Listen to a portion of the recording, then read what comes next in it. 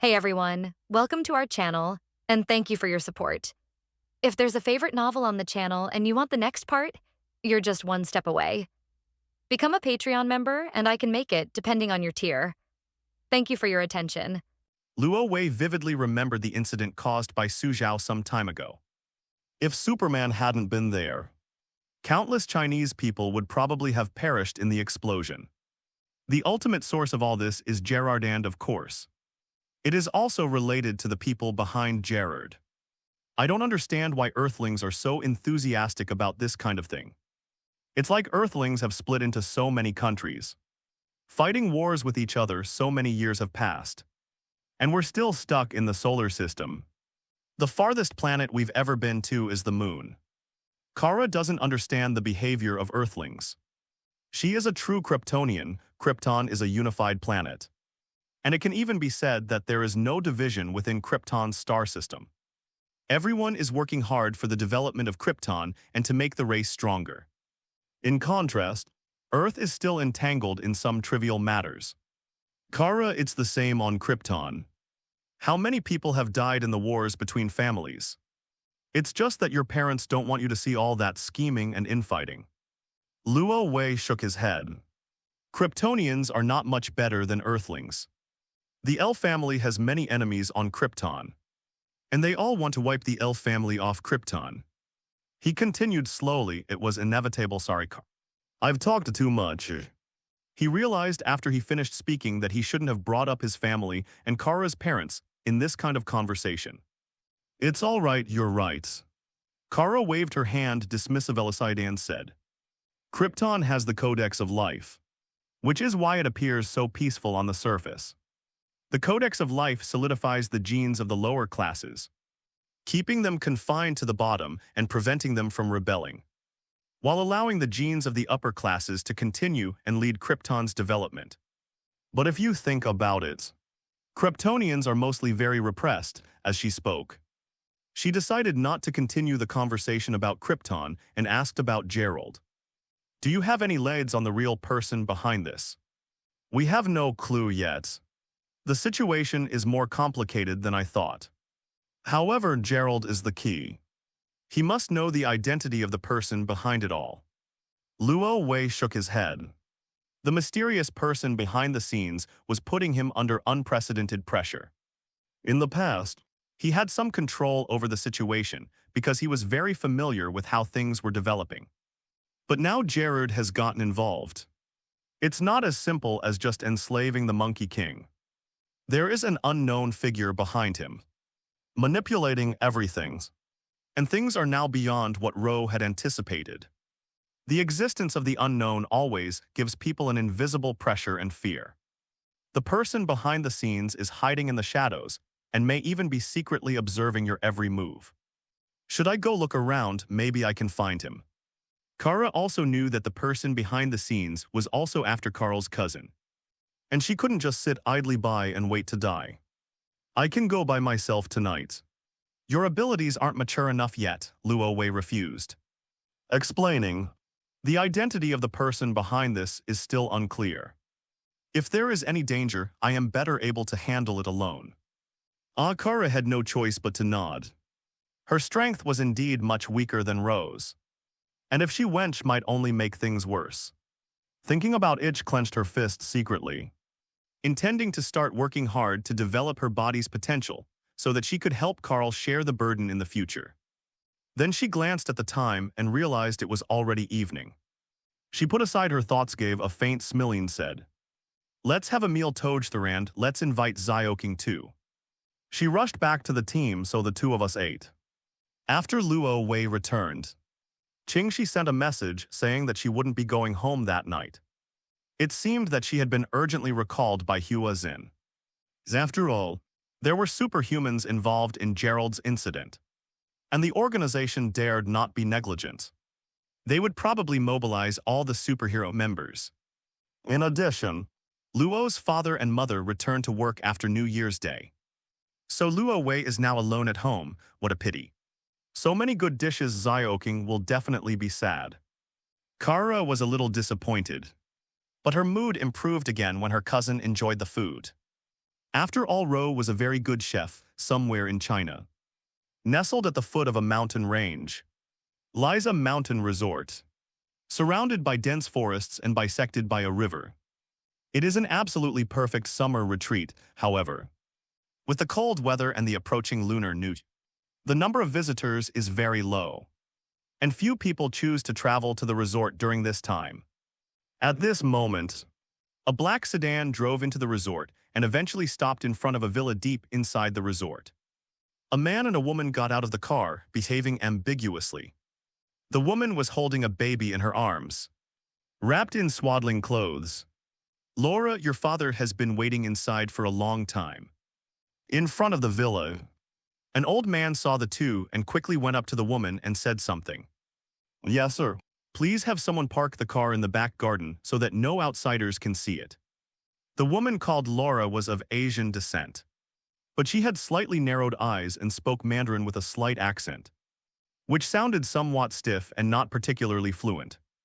Laura urged the man behind her, "Winston, hurry up." Winston was also of Asian descent, but his accent was as harsh as a woman's, and his mannerisms were more like those of a European or American. The two entered the villa, went to the office on the second floor, and pushed open the door to see a middle-aged man sitting on the sofa. "Gerard, it's been a long time." Winston stepped forward to greet him and extended his hand. But the middle-aged man sitting on the sofa ignored him and looked at him coldly. "What's wrong, father?" Winston didn't do anything wrong. Laura sat down next to Gerald holding the baby and spoke softly. "You have the nerve to say that.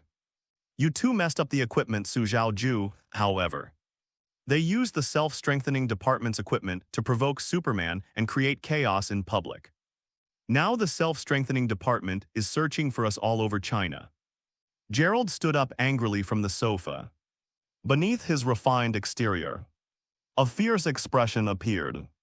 He glared at Winston and roared, "Winston, this is the person you found.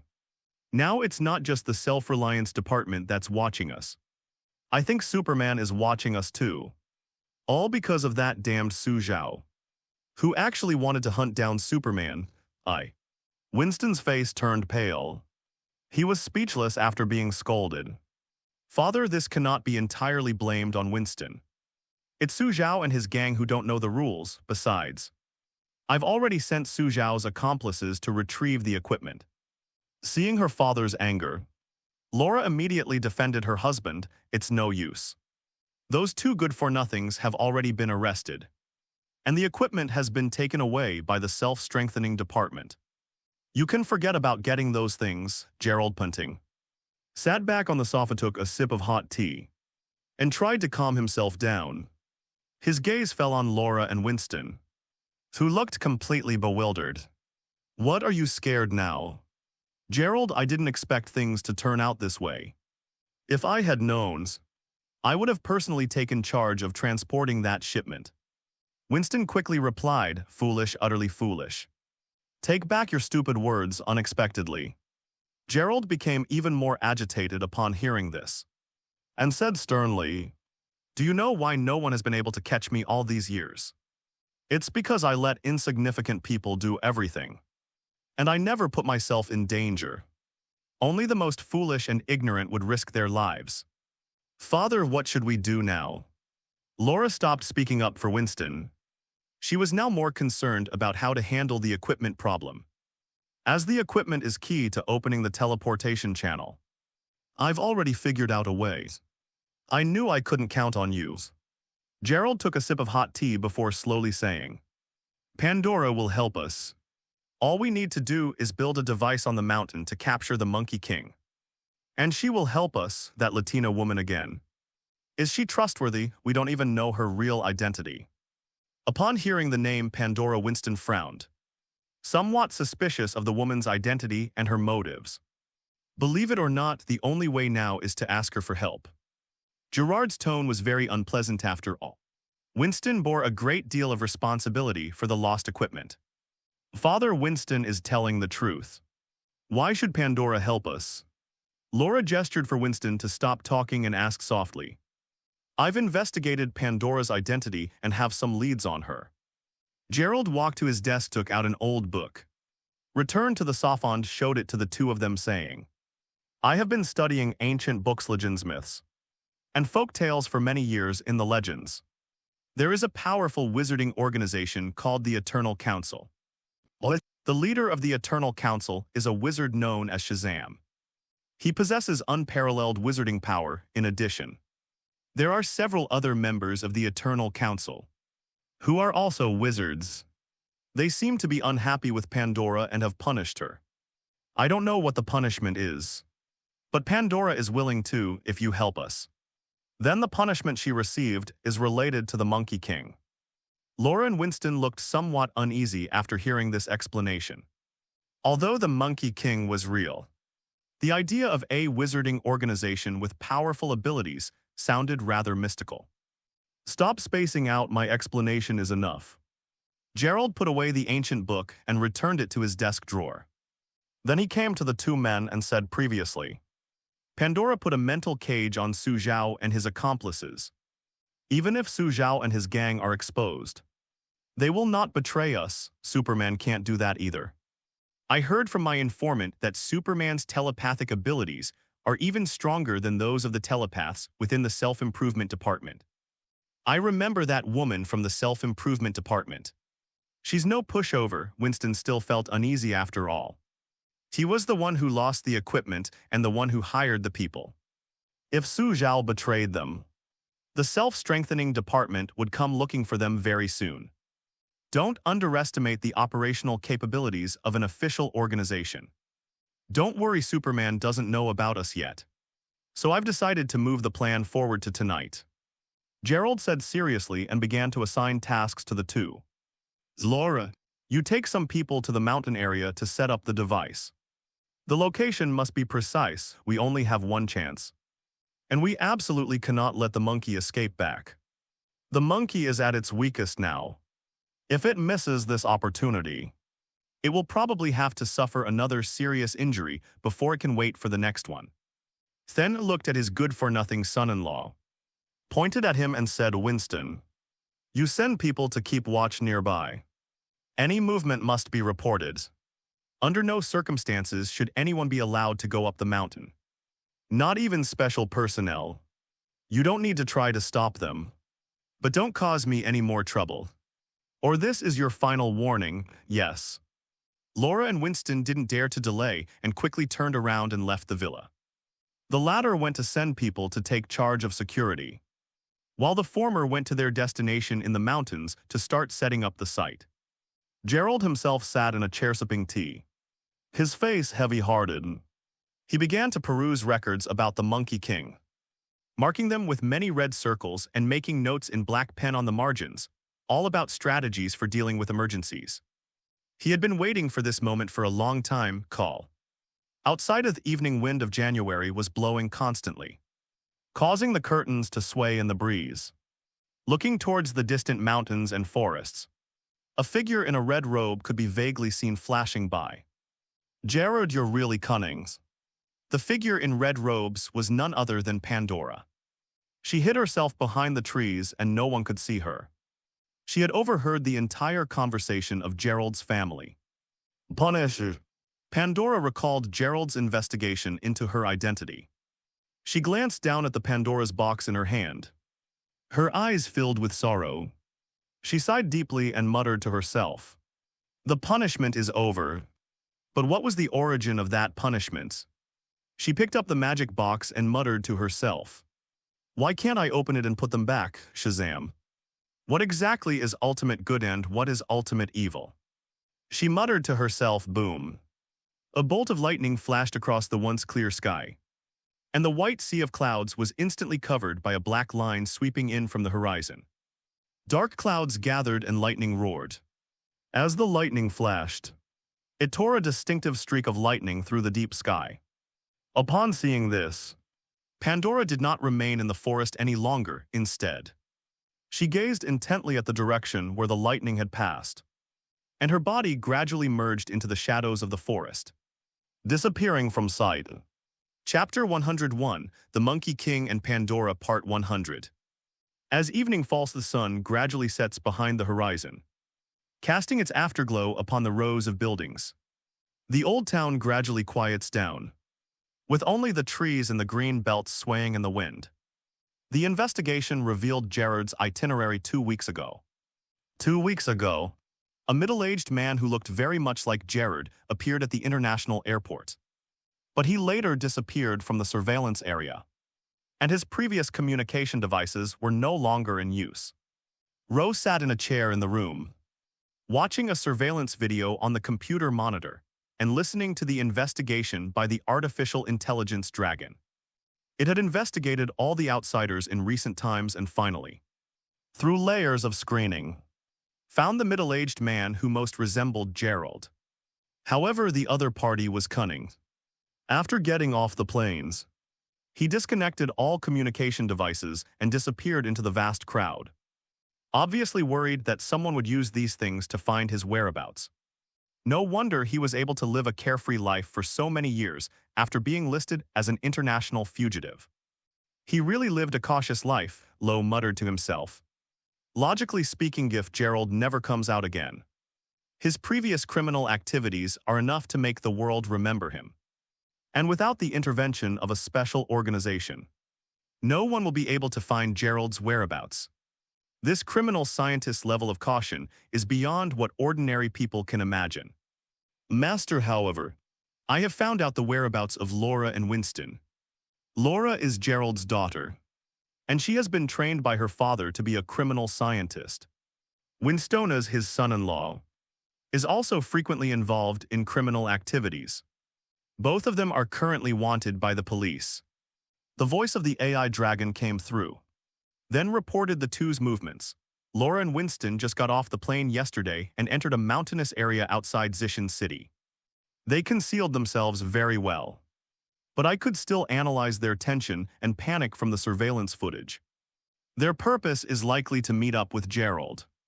Unfortunately, after entering the mountains, like Gerald discarded all communication devices, and we cannot accurately locate their position at the moment.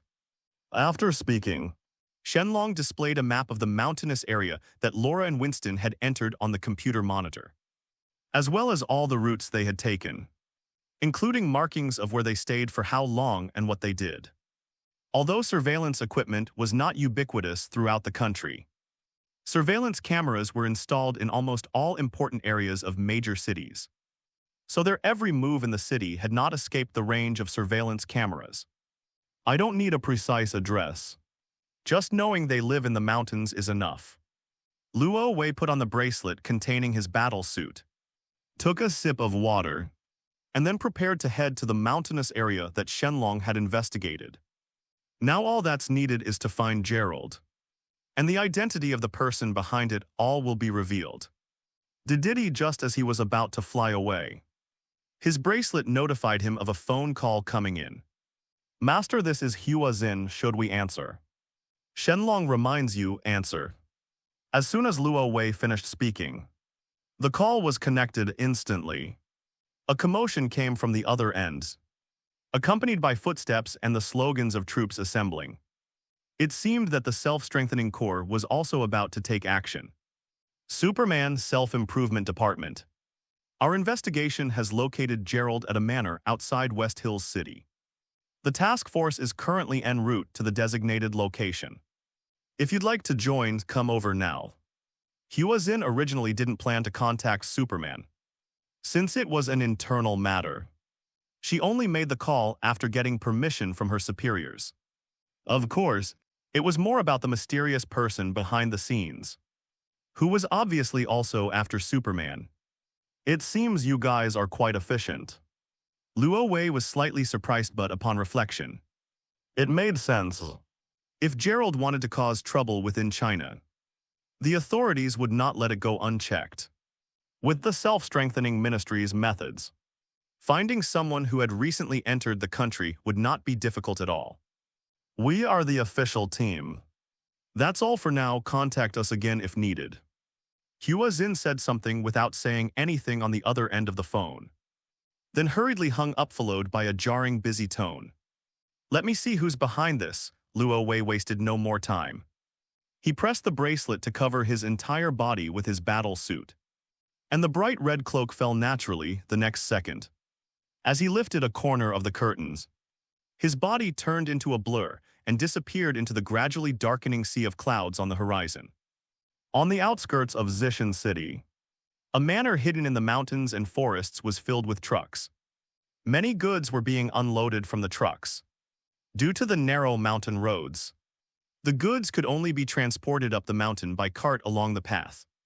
The workers wiped their sweat in the cold wind, grumbling and complaining, clearly dissatisfied with the job. Fortunately, the resort staff brought them tea from time to time, which made them willing to continue working. However, every time they pushed the cart halfway up the mount, the workers would stop to rest for a while, and they would inevitably start chatting. One worker asked in confusion, "Why can't we bring cell phones in here? Is there some kind of problem? I heard that the big boss thinks cell phones emit radiation, which is why he doesn't allow them to be brought in, fearing it might affect the environment of the manor." One of the workers took a breath and said, "I really can't understand the thinking of rich people. I've been using a cell phone for years and nothing has ever happened to me." Several burly men continued to push the cart, carrying goods up the mountains, talking amongst themselves. When they reached a platform at the top of the mountain, the cargo containers were placed outside. Further down the mountain, a curtain obscured the view, preventing outsiders from seeing what was inside. The group had originally planned to go inside to take a look, but they were turned away by several men in black suits. Then, several men in white coats came out from behind the curtain to unpack the crates and take out the metal plates and parts inside. How much longer until completion? At this moment, Laura also came out from behind the curtain and asked one of the staff members a question. "The installation will be completed according to Mr. Gerald's drawings. Only one last box of parts is missing, and then the device will be able to operate normally." The man glanced at the blueprints and answered truthfully. "Speed up," Laura nodded, rolled up her sleeve to check the time on her watch, and was about to go back to discuss the exact start time with her father when her cell phone rang in her pocket. Seeing her husband's name, she asked in confusion, "Winston, what's wrong?" "There are suspicious individuals entering the mountains.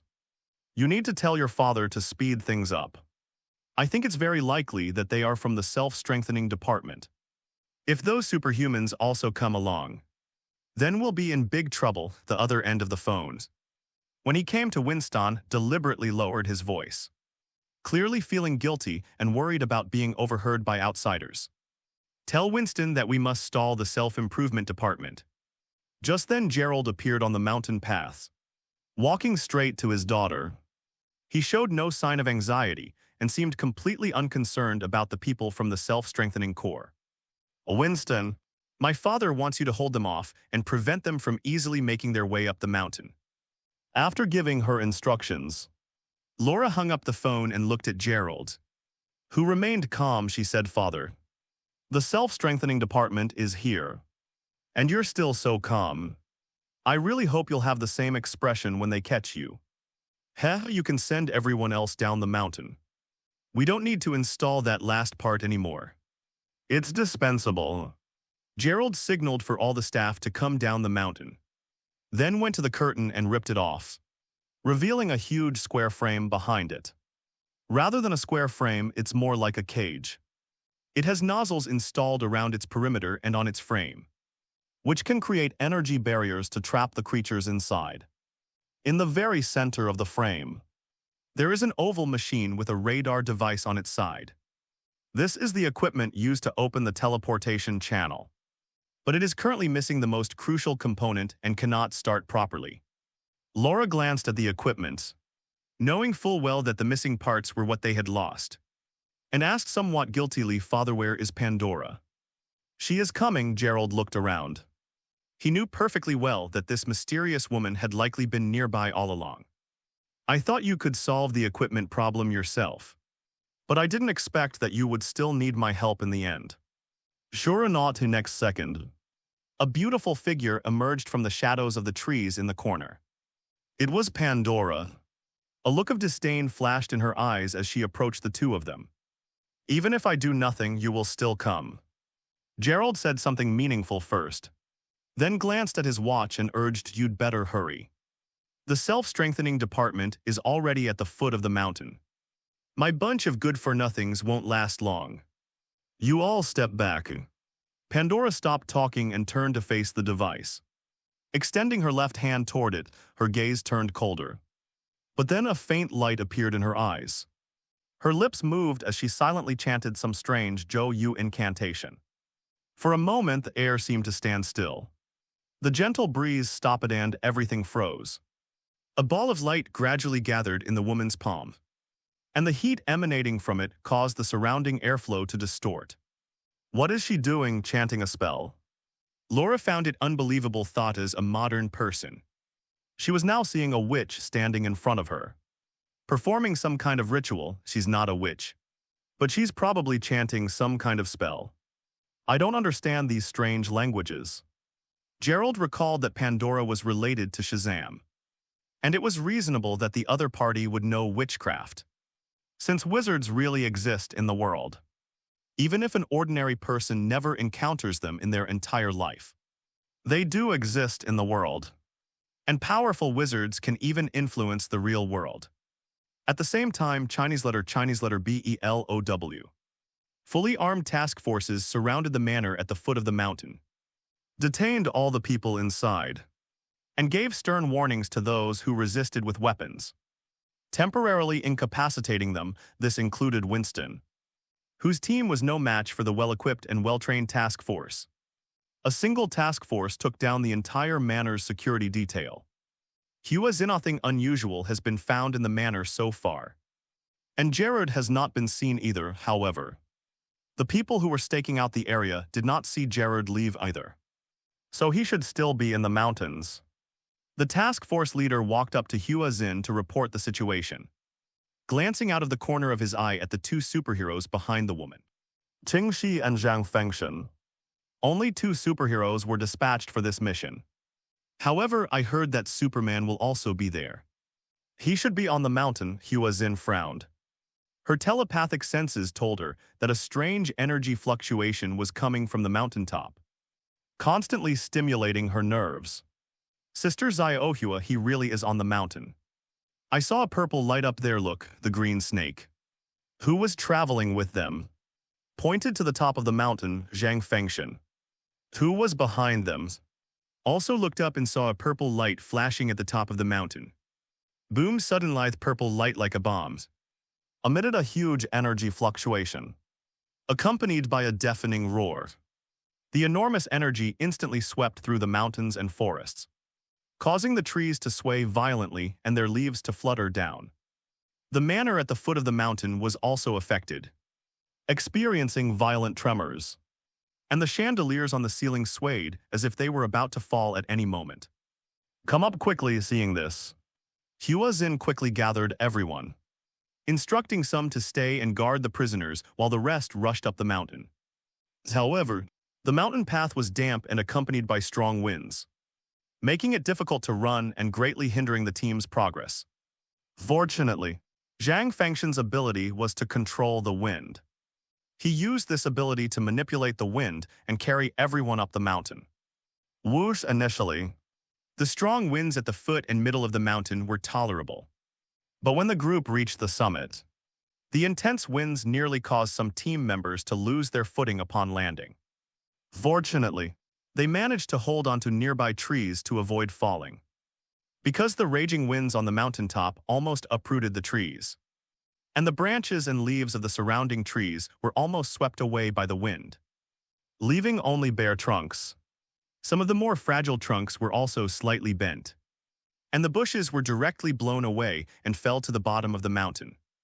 The entire mountaintop was engulfed in a sandstorm. Everyone be careful. Zhang Fengshen stood at the front, using his abilities to barely offset some of the wind force so that his comrades behind him would not be harmed. He looked up and saw the culprit that was creating the gale. That was a deep, dark gap torn open right in the center of the mountaintop. It wasn't a cave but a vortex-like black hole.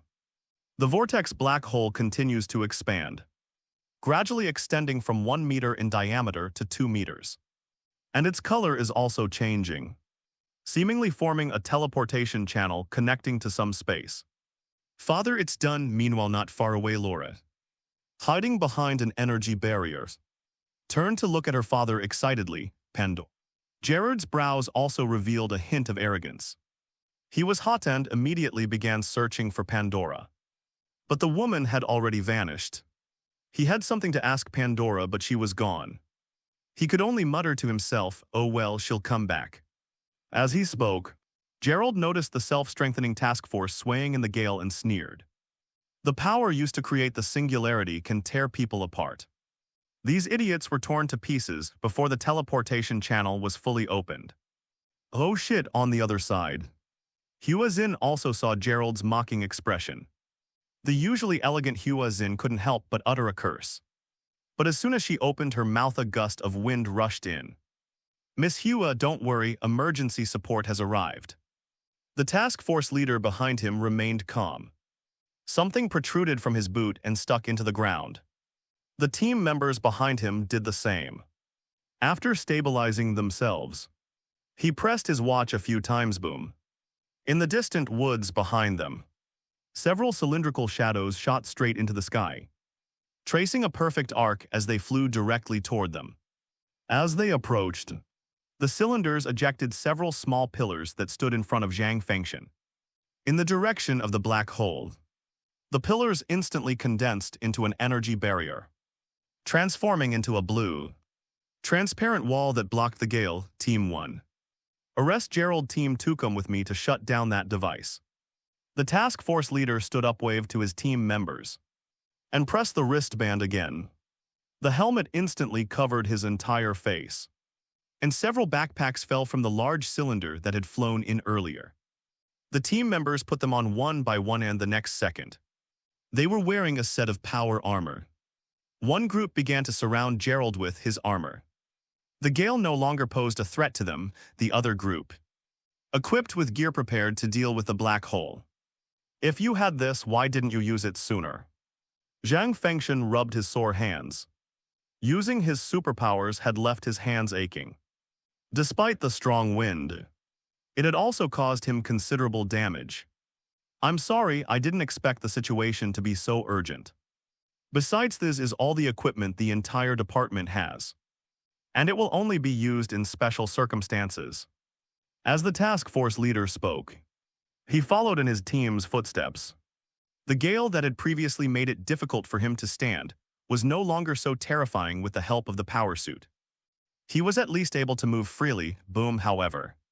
Just as one group of team members approached the black hole, the black hole emitted another strange sound, seemingly the sound of huge footsteps. Upon seeing this, the captain immediately waved for everyone to stop and took the lead, walking to the front of the group and cautiously raising his rifle.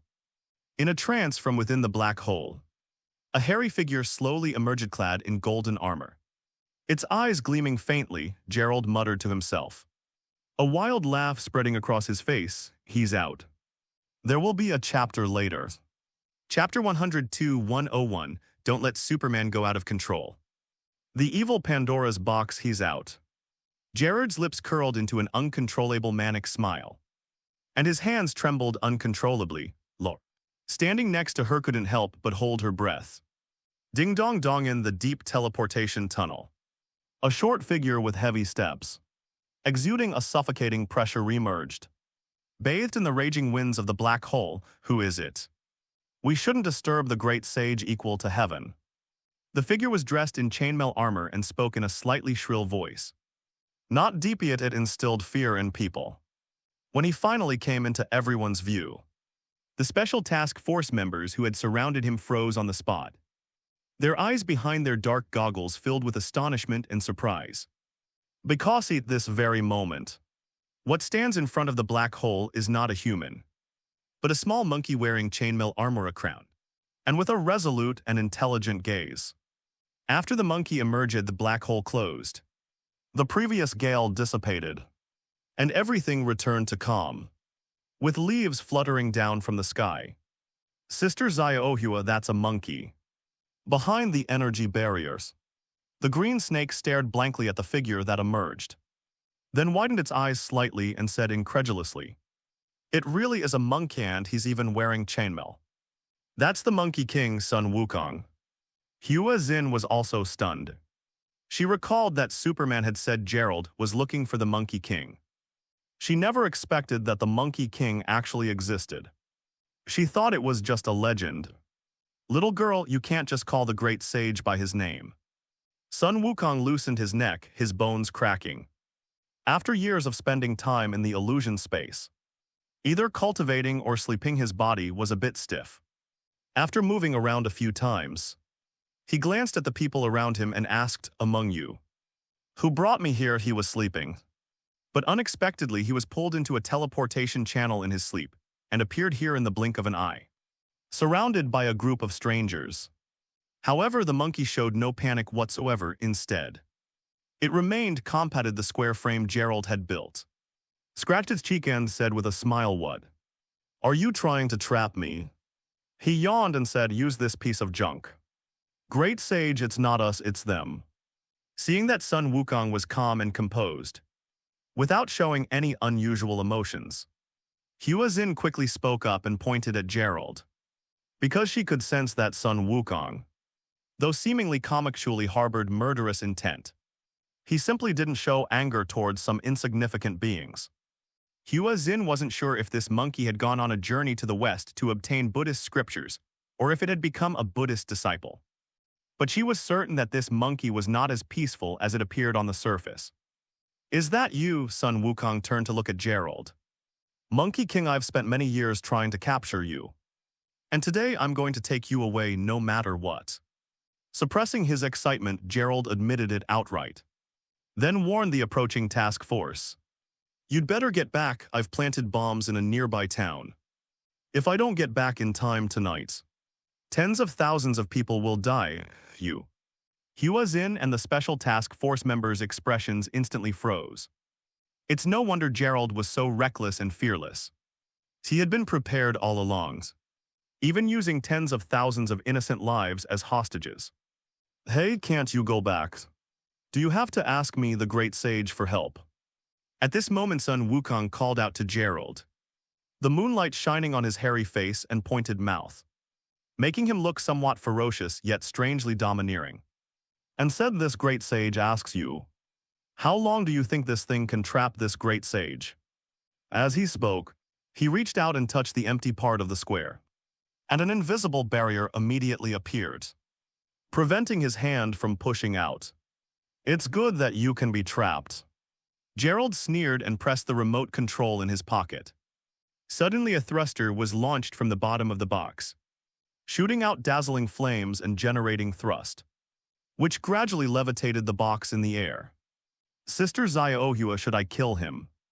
Green Snake narrowed her peach blossom eyes, her pretty face turning colder as she locked onto Gerald, her small hand gripping the long staff, continuously channeling energy into it. "No, Gerald can't take Sun Wukong with him. He's the great sage, equal to heaven." Hua Xin looked up at the square frame that was slowly rising into the sky, and watched the monkey jump around inside the frame a few times with a grin on her face. "Haha, it's flying." The monkey showed no fear whatsoever, laughing loudly as it asked, "Interesting, the great sage. We'll ask you one last question. What kind of magical artifact is this?" "Monkeys, you'll find out when we get back." Gerald took a breath. His mind was now filled with thoughts of enslaving the Monkey King and seizing his power for his own use. And he had no interest in answering these pointless questions. "Since you won't say it, then I'll just have to speak up for you," Sun Wukong chuckled. And with a bang, white smoke billowed from his body, instantly engulfing him and filling the entire square, turning it into a vast expanse of white. "Damn it, what trick is he up to?" Gerald was maneuvering to disperse the thick smoke. As he looked down to find the remote control, Laura tapped him on the shoulder in alarm. "Father, the monkey is gone." "What?" Gerald looked up abruptly and found that the white smoke in the square in the air had dissipated, but the monkey had vanished without a trace. He quickly retrieved the data and found that no vital signs were detected in the square. The monkey has really disappeared, he realized this. And a cold sweat broke out on his back, his scalp tingled. And his mouth went dry. Why don't you answer my question? Suddenly, the monkey's sharp and menacing voice came from Gerald and Laura's ears. Full of mockery and disdain, bang, the next second. White smoke burst forth, filling Gerald's vision with white smoke. He suddenly felt his neck being grabbed and lifted high, and a feeling of suffocation surged into his heart. As the white smoke dissipated, Sun Wukong stood before him, now as tall as Gerald, grabbing him like a chick. I was perfectly fine in the illusion space, and you, taking advantage of my deep sleep, actually dragged me out of there. Sun Wukong's tone instantly turned icy as he said, "Speak. Are you guilty?" Cough, coughs. Gerald was choked and unable to speak, his left hand reaching for the gun at his waist. He also has ulterior motives. Seeing this, Sun Wukong snatched the pistol away and crushed it into a piece of metal right in front of him, saying, "You mortal seven, your weapons are so light. Yet you dare to act so presumptuously. Sister Xiaohua, should we?" Green Snake wanted to help, but Hua Xin stopped him and gestured for the special task force to retreat, indicating with her eyes that everyone should look towards a corner. Suddenly, a woman in a red robe emerged from the corner. Seeing Gerald about to suffocate, calmly said, "Sun Wukong, let him go first." "Oh, it's you, Pandora." When Sun Wukong heard the voice, he felt it was quite familiar. He let go of her hand and looked at the woman's, seeing that she was an acquaintance from 1,000 years ago. He smiled and said, "This great sage still recognizes you. I met you once when I was traveling around the world." "Monkey, I need your help." Pandora slowly walked over, holding the magic box in her hands. "What do you want with this great sage?" As Sun Wukong spoke, he noticed the magic box in the woman's hand. The magic box looked like a skull, with its eyes flashing a blood-red light from time to time, exuding a strange and evil aura inside and out. He looked for a while, then suddenly realized, his eyes turning cold, and he said with a sarcastic laugh, "It's you, you old woman, disturbing this great sage for this magic box. Watch out." Sun Wukong suddenly sprang up, and a golden staff suddenly emerged from his palm. The staff shone with golden light, and when he swung it, it seemed as if a tsunami or giant wave was roaring. "Calm down," Pandora reacted quickly, dodging backward and slamming her long staff into the spot where she had been standing. Instantly, the entire mountaintop shook along. Narrow crack tore opens, and the whole mountain range teetered on the brink of collapse. But Sun Wukong on the other side didn't care about any of that. Even though the mountain beneath his feet was about to collapse, he still stomped his foot and slammed his staff down hard on Pandora. The second time, Pandora wasn't so lucky. She was blasted away like a cannonball, plummeting towards a distant mountain peak. And the Pandora's box fell to the ground. It flew so far it must have taken a pretty big fall. Sun Wukong put away his golden cudgel, placed it in his ear, stood on tiptoe, looked at the distant mountain peak, which exploded into a mushroom cloud of dust, shook his head and muttered to himself. After doing all that, he looked down at the magic box that had fallen to the ground. He was about to bend down to pick it up, but the black aura emanating from it made him hesitate. The black aura of the magic box was both evil and tempting, making one want to touch it, yet also resisting it. "Sun Wukong, don't move around, don't touch the magic box." Just as the monkey was hesitating, a figure in a red cloak descended from the sky, landing a few meters away from the monkey, and shouted, "Don't touch it, there's something wrong with this box." "And who are you?" Sun Wukong straightened up and looked up at the tall, unfamiliar face. "Your appearance does have a certain righteous air about you. If my master were here, he would probably take you as his disciple." "I am Superman." "A superhero? What you would call a knight errant in your times." The person who arrived was none other than Ro. In fact, he had arrived long ago, but he had been watching from a distance, waiting for Gerald's mastermind to appear at first. Seeing that the monkey was about to strangle Gerald, and the mastermind hadn't appeared yet, Ro thought the mastermind wouldn't come back. But just as he was about to make his move, the person behind the scenes appeared, a woman in a red robe, and it was this woman who sent chills down his spine. Because she is Pandora, one of the key figures in the three-body war. And she had to fight the opened magic box is the core. Pandora opened the box to seal away the evil that had escaped. In reality, opening the Pandora's box now will not only fail to contain the escaped evil, but will also open a passage. That passage doesn't simply connect to a certain spatial dimension, but rather to another parallel universe in author Earth. Earth 3 Eternal Evil. Furthermore, anyone who touches Pandora's box will have their hidden evil awakened and continuously fueled, causing them to become completely corrupted, turning them into a believer in evil and placing them on the opposite side of justice. Why should I believe you? Maybe you're after the magic box. There are plenty of people in the world who want it.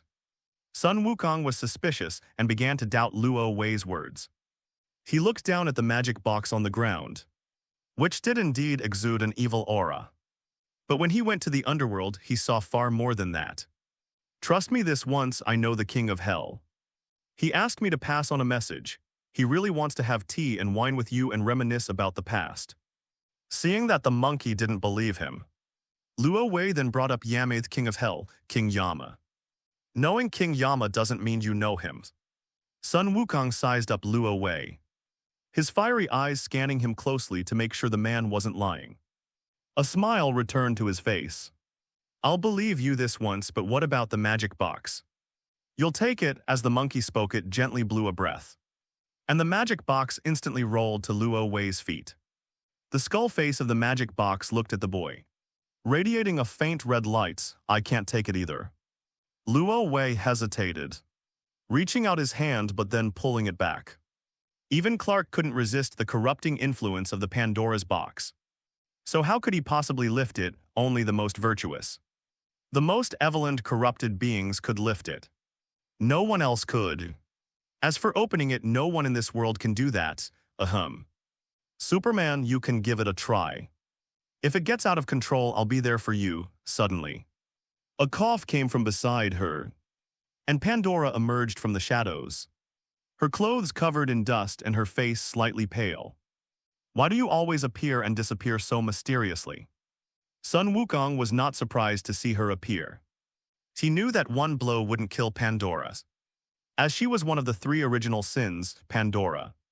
When Lo saw the woman, took a deep breath, looked at the Pandora's box on the ground and slowly said, Pandora, I know you want to open the Pandora's box, but that's the wrong choice and no one can open it. You want me to give up? Pandora's eyes dimmed slightly.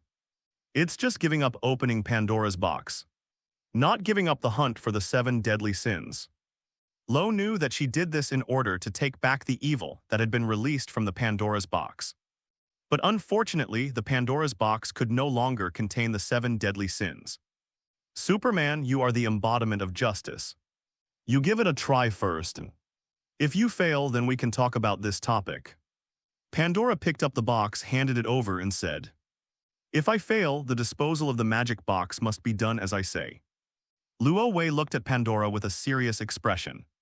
Then at Hua Xin and the other Sans said, Hua Xin, you have to leave first and take Gerald with you. He didn't hide any bombs. Upon seeing this, Hua Xin and the others immediately sent men to capture Gerard and Laura, who were trying to escape. They then escorted the two down the mountain, and the rest of the group left one after another. No one asked any questions about what was about to happen on the mountaintop, as things had already exceeded everyone's expectations.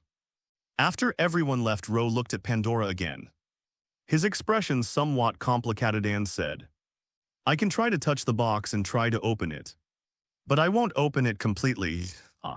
Pandora showed little expression, silently nodding and saying, if we fail, the box is yours to deal with. It doesn't belong to this world, no one can open it. Ro didn't finish his sentence. He wanted to try it out first, then explain to Pandora and try to persuade her about her obsession with the magic box. The magic box should never have existed in the first place. Remember, don't let me completely lose control. Luo Wei took a deep breath and gave a word of instruction. He then gripped the magic box with both hands, straightened up and exerted force with both arms. With a whoosh, a terrifying power surged out, and the terrifying black energy like an evil spirit drilled into his brain. What? Luo Wei also felt an unprecedented tearing sensation, constantly ripping at his brains, and he let out a roar from the abyss. Evil black energy began to invade, gradually taking over reason and destroying the sense of justice in one's heart. Chapter 103-102, Pandora's Box of Broken Promises. The secret of the magic box is what? Luo Wei also felt an unprecedented tearing sensation, constantly ripping at his brains, and he let out a roar from the abyss. Evil black energy began to invade, gradually taking over reason and destroying the sense of justice in one's heart. The black aura emanating from the skull box clung to Ro's entire body like an evil spirit, as if it were a demon dragging him down to hell and whispering in his ear. Under immense pressure, Luo Wei's straight legs went weak, and he collapsed to his knees. His eyes gradually lost focus, and his black sham-like eyes became lifeless and white. Pandora, take the box away beside him. Sun Wukong felt the onrushing air currents and the terrifying evil aura, seeing the black lines gradually spreading across Luo Wei's neck. He quickly looked at Pandora and said, "Hurry up." What happened to Superman at this moment? Hua Xin, who had originally descended the mountain, returned with Qing Shi and Zhang Fengshan. After all, what happened on the mountaintop concerned the safety of China, and they could not ignore it. Sigh, he can't do it either. Pandora didn't explain to the three of them, she just sighed, stepped forward, and pulled the magic box from between Ro's hands. The black energy that had been bursting out was instantly suppressed, and all of it was pulled back into the magic box. Cough, cough. Luo Wei coughed violently, supporting himself with his hands on the ground. His vision gradually returned to normal, but his breathing was still somewhat rapid. Do you need emergency medical assistance? Hua Xin and the others came to his side and looked at Superman coughing. Their eyes were full of shock. This was the first time they had seen Superman in such a weak state. This was the first time I saw him cough. Green Snake's tone was full of disbelief in her memory. Superman had never been injured and had never even coughed. He's fine. The Pandora's box just made his mental state a bit worse. But Superman recovers very quickly. Pandora glanced at Ro on the ground, then looked away, giving the magic box a complicated look before ignoring everyone else and turning to leave. Pandora, did you promise Superman that you would leave the box for him to handle? Whoosh. Sun Wukong flashed to Pandora's side, pulled the golden cudgel out of his ear with his right hand, and the heavy cudgel fell to the ground, causing the ground to tremble. Monkey, I've spent so many years, so can I give up so easily? Either you step aside or you try to open this Pandora's box. As Pandora spoke, her right hand reached into the red robe at her waist, and a short gun was drawn aimed at the monkey's head. Which one do you choose? He doesn't need to choose either one. Pandora, leave the box behind. Behind him, Luo Wei had already stood up. In just half a minute, his previously weak appearance had completely recovered, and there was no sign that he had been attacked by the magic box. He took a deep breath and explained, the Pandora's box is not a container for evil, but a door to open evil. It is both a key and a passage, just like the mother box which can connect two worlds. Superman, you can't convince me with just that. Pandora turned to look at him. Her face was covered in patterns, which looked particularly eerie in the moonlight.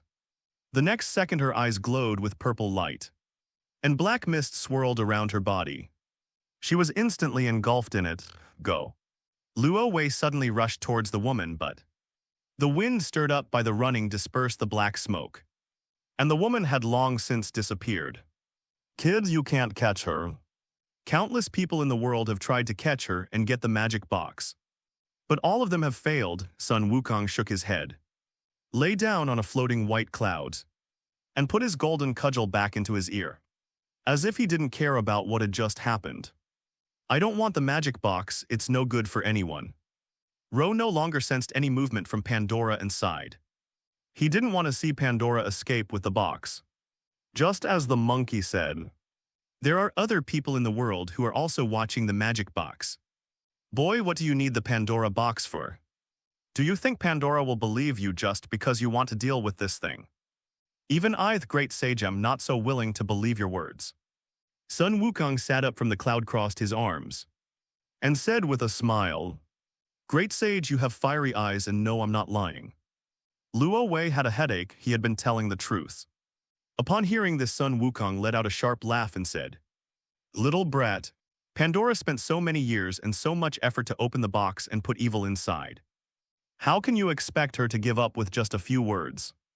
The monkey then gestured with its hands, its left hand representing a cage and its right hand representing a monster.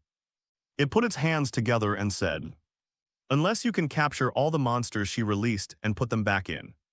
What exactly is the Pandora's box? Hua Xin was puzzled. Ever since the mysterious woman entered the venue tonight, everything had revolved around the magic box in the woman's hand. And the power of the magic box had even affected Pandora. A time bomb that could open a portal, allowing threats from other universes to enter our world. Luo Wei didn't hide much from Hua Xin either. The two were now on equal footings, however. He is now troubled about how to persuade Pandora to hand over the box, since the box is a ticking time bomb that could explode at any moment. Kid, didn't you say that the people of this world can't open the Pandora's box? Then what are you worried about? The Pandora's box is just a useless stone here, at most. It will just make that old woman Pandora run around for a few more years. Sun Wukong sat on a white cloud, floated to Luo Wei's side. His tail wrapped around the cloud, and he hung upside down in the air looking at the boy. Brother Monkey, that's a great idea. Luo Wei patted Sun Wukong's hand, and a smile involuntarily appeared on his face. The monkey is right. As long as no one in this world can open the Pandora's box, it will remain just a stone, according to Lo's memory. He remembered that only one person could open Pandora's box, and that person came from Earth 3 and was not a being from this universe. That person claimed to be an outsider, Monkey King. I haven't heard that title in a long time. The monkey scratched its face and couldn't help but recall the past. A pig that always complained about breaking up the group. Hua Xin, can you do me a favor? Luo Wei looked at Hua Xin and asked, Yes, I will do my best. Hua Xin was somewhat flattered. Superman would actually ask her for help one day. There's someone else looking for the magic box. As far as I know, he's the only person in the world who can open it. Spread the word about this place tonight, but modify it slightly to make it more believable. This reminds me of the fact that the Pandora's box is in the hands of the self-strengthening ministry. Lo explained his plan, then added, Don't make it seem too deliberate, or that person won't believe it. He has intelligence that rivals Batman's. Are you planning to go fishing? Hua Xin understood his meaning. He wanted to use the information from the magic box to lure out the enemy. She thought for a moment and nodded in agreement. I can help you, but I need to ask my superiors first. Thank you. Luo Wei knew that Hua Xin, as a member of the self-improvement department, certainly couldn't make decisions on her own. Play the long game to catch the big fish. Sun Wukong lay on the white cloud gazing at the moonlight. Yonadan glanced at Luo Weisting. Kidant you know Yama. The king of hell, take me to see him, or this great sage will have nowhere to sleep. Aren't you going back to the phantom space? Luo Wei was puzzled. I don't want to go back. Sun Wukong touched his hairy face. In fact, that was injured and, with his current strength, he was not able to open the teleportation channel at all. Okay, I'll take you to the underworld. Luo Wei didn't refuse and took the monkey with him, which was a good way to repay the favor to Yama. The topics you're discussing are very forward-thinking. Hua Xin couldn't get a word in edgewise, while Zhang Fengshan remained silent the whole time. He didn't like to talk, and he was usually silent unless it was a meeting. Green Snake was no longer very interested in the underworld. She had wanted to go there in the first place because of some unresolved issue. But that issue had long since been resolved. Tonight, Luo Wei was about to say a few words, and then make an excuse to leave when he heard a faint sound of footsteps. The other person was being very cautious, rustling. Luo Wei looked in the direction from which the sound came. A petty thief has arrived. Sun Wukong sat up straight and looked in that direction as well. Who? Hua Xin and her two companions assumed battle stances. Whoosh bang! Suddenly, a yellow figure burst out of the bushes. He wore a red cape like Superman, and his clothes were similar to Superman's.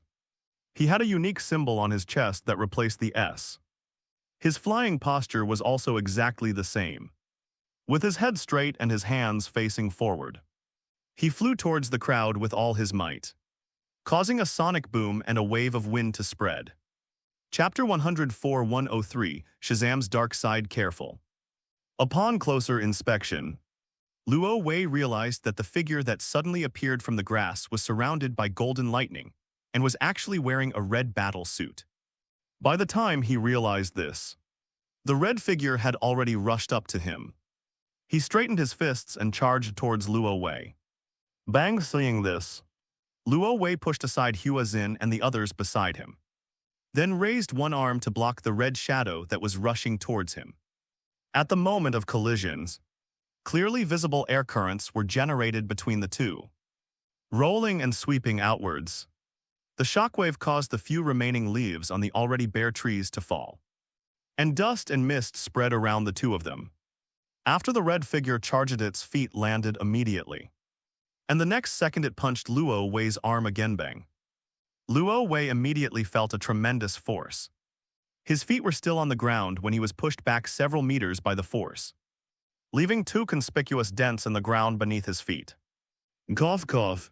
Hua Xin and the others coughed violently and looked towards the direction of the thick smoke. In the thick fog, they could vaguely see several white electric currents flashing. Aha, I actually defeated Superman, a deep, yet somewhat childish voice rang out from the dust and mist, sounding like that of a young boy. Shazam! Lo blew away the thick dust and saw the tall man standing in front of him. Apart from the red cape behind him, the man's battle suit was exactly the same as Shazam in his memory. He looked more closely and realized that the other person was indeed Shazam, with a huge thunder symbol on his chest that shone brightly against the dark mountaintop. Oh my God, Superman knows Shazam. I met Green Lantern before and he mentioned you to me. So that's what happened before. When Shazam heard that the famous Superman knew him, a smile immediately appeared on his face, and in his excitement blurted out everything. Wait a minute, if Green Lantern told you this, then he must have told you that these things are confidential. What? Lo was still a bit stunned and quickly told Shazam to stop talking. Shazam! Green Snake warily scanned Shazam, noticing a peculiar energy within him, and couldn't help but look at Ro and asked, "Is he an enemy or a friend?" Shazam, Sun Wukong, lying on the white clouds behind, muttered to himself but didn't say anything, seemingly unwilling to get involved in these matters. He poses no threat for the time being. Based on his impression of Shazam, Lo did not think the guy was a threat for the time being. However, wondered why Shazam had suddenly come to China, which was quite a distance from the United States. Thinking about it, he looked at Shazam's red cloak and asked in confusion, "Isn't your cloak white?" "It's white. I did it on purpose, so that when people see me they'll mistake me for Superman, which will save me a lot of trouble." Shazam scratched his head and tugged at his cloak. The red cloak instantly turned white, to be precise. It was a cape with a hood at the end. That's not a nice thing to say. Hua Xin's face darkened. Someone had actually dared to swagger into China and even impersonate Superman. Ro gestured for her to be quiet as he had questions to ask. "Shazam, what are you doing here?" "I'm looking for the magic box. I felt it, but it seemed to have disappeared recently and gone somewhere else. But since I'm already here, of course I have to see Superman." Shazam ignored Hua Xin's expression and smiled brightly. "Green Lantern told me that you are one of the most powerful people on Earth." "Superman, is he really middle-aged?" "Why? He seems to be chasing after a celebrity." Hua Xin bent down to ask mainly because of her telepathy. She sensed that the tall and mature-looking Shazam in front of her did not seem to be as mature as he appeared on the surface. He was in the prime of his youth, his hair still wet. Ro nodded affirmatively. He had also found it somewhat strange when he first learned about Shazam as a teenager. Then he looked at Shazam and said, "Can you sense the location of the Pandora's box? Can you take me to the Pandora's box? Pandora took it away just now. And that thing is very dangerous, then." Lo briefly recounted what had just happened to Shazam. Although it was his first time meeting Shazam, he could sense that Shazam was still innocent and full of a sense of justice, making him a good ally. "Perhaps the other party can lead me to Pandora and the box. Although I am already prepared to find the outsider, the one who can open the box, I can only truly feel at ease when the box is in my own hands. I'd love to work with Superman, but I have a small request that I hope you'll grant." Shazam's eyes flashed with anticipation as he said, "I hope that one day I can fight you. I don't fight with my own peoples." Luo Wei decisively shook his head and refused. Hua Xin and the others around him were all taken aback. Someone actually wanted to fight Superman. "You consider me one of your own." Shazam was clearly not on the same wavelength as them. Upon hearing Superman's words, he immediately jumped out of his original thought and said happily, "I agree, let's set off to find the Pandora's box now. Brother Monkey, are you going or not?" Luo Wei stopped calling him Great Sage and started calling him Monkey Brother instead.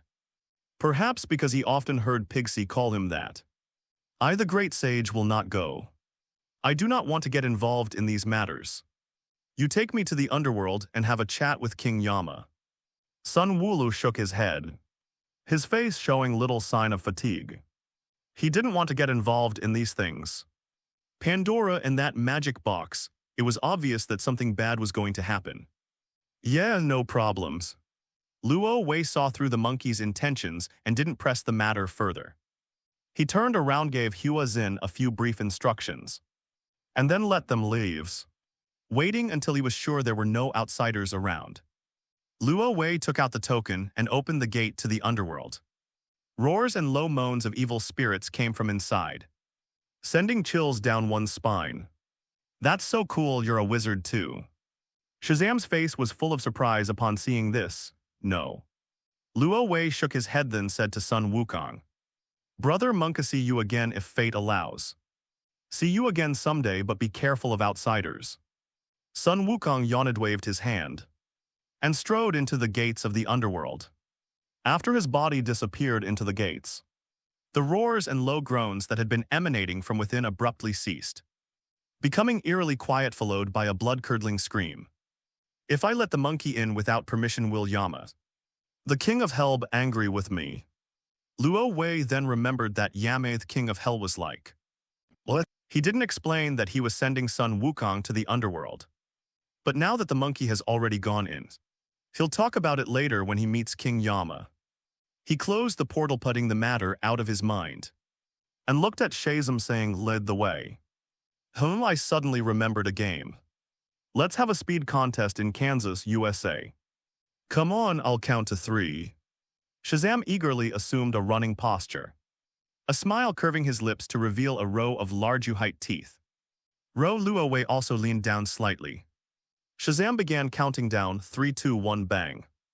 As soon as they finished speaking, the two people standing in place instantly transformed into cannonballs, soaring straight into the sky.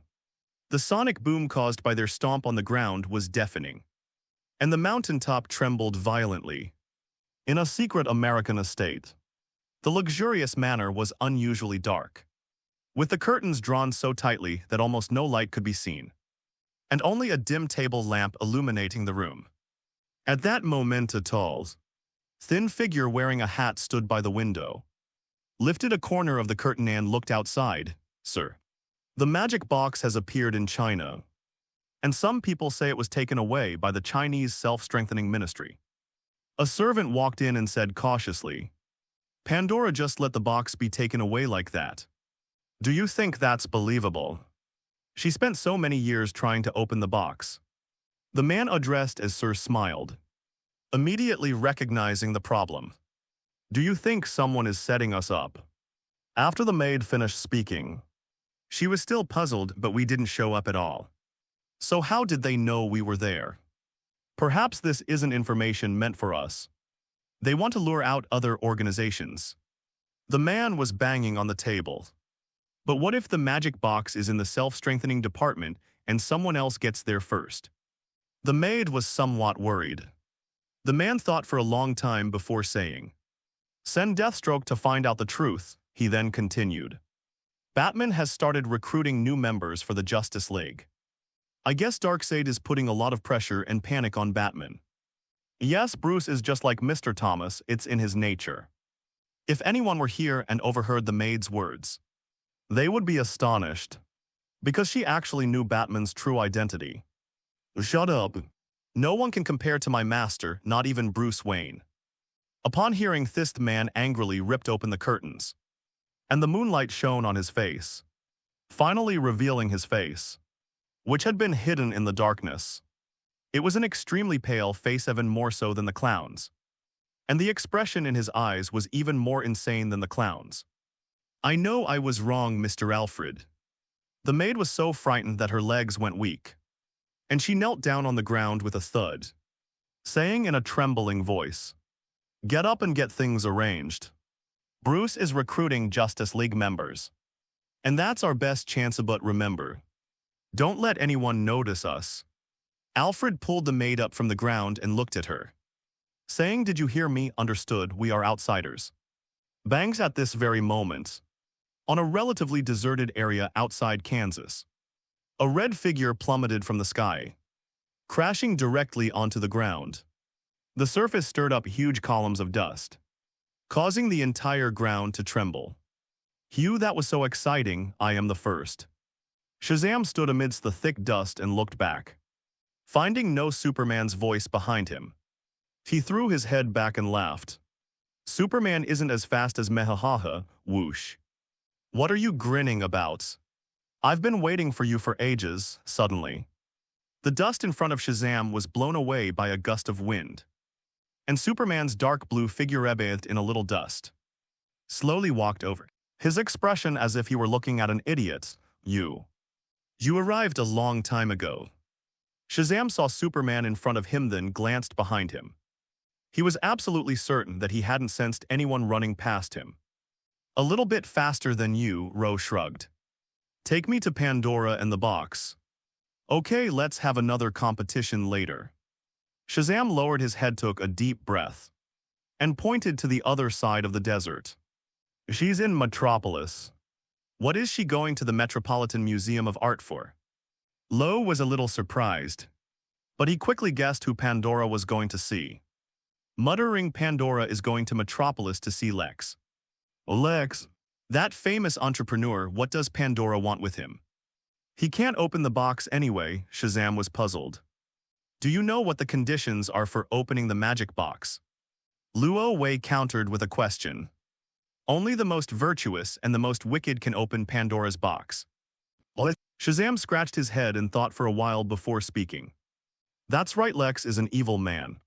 And Pandora thinks Lex is a good candidate. Follow me."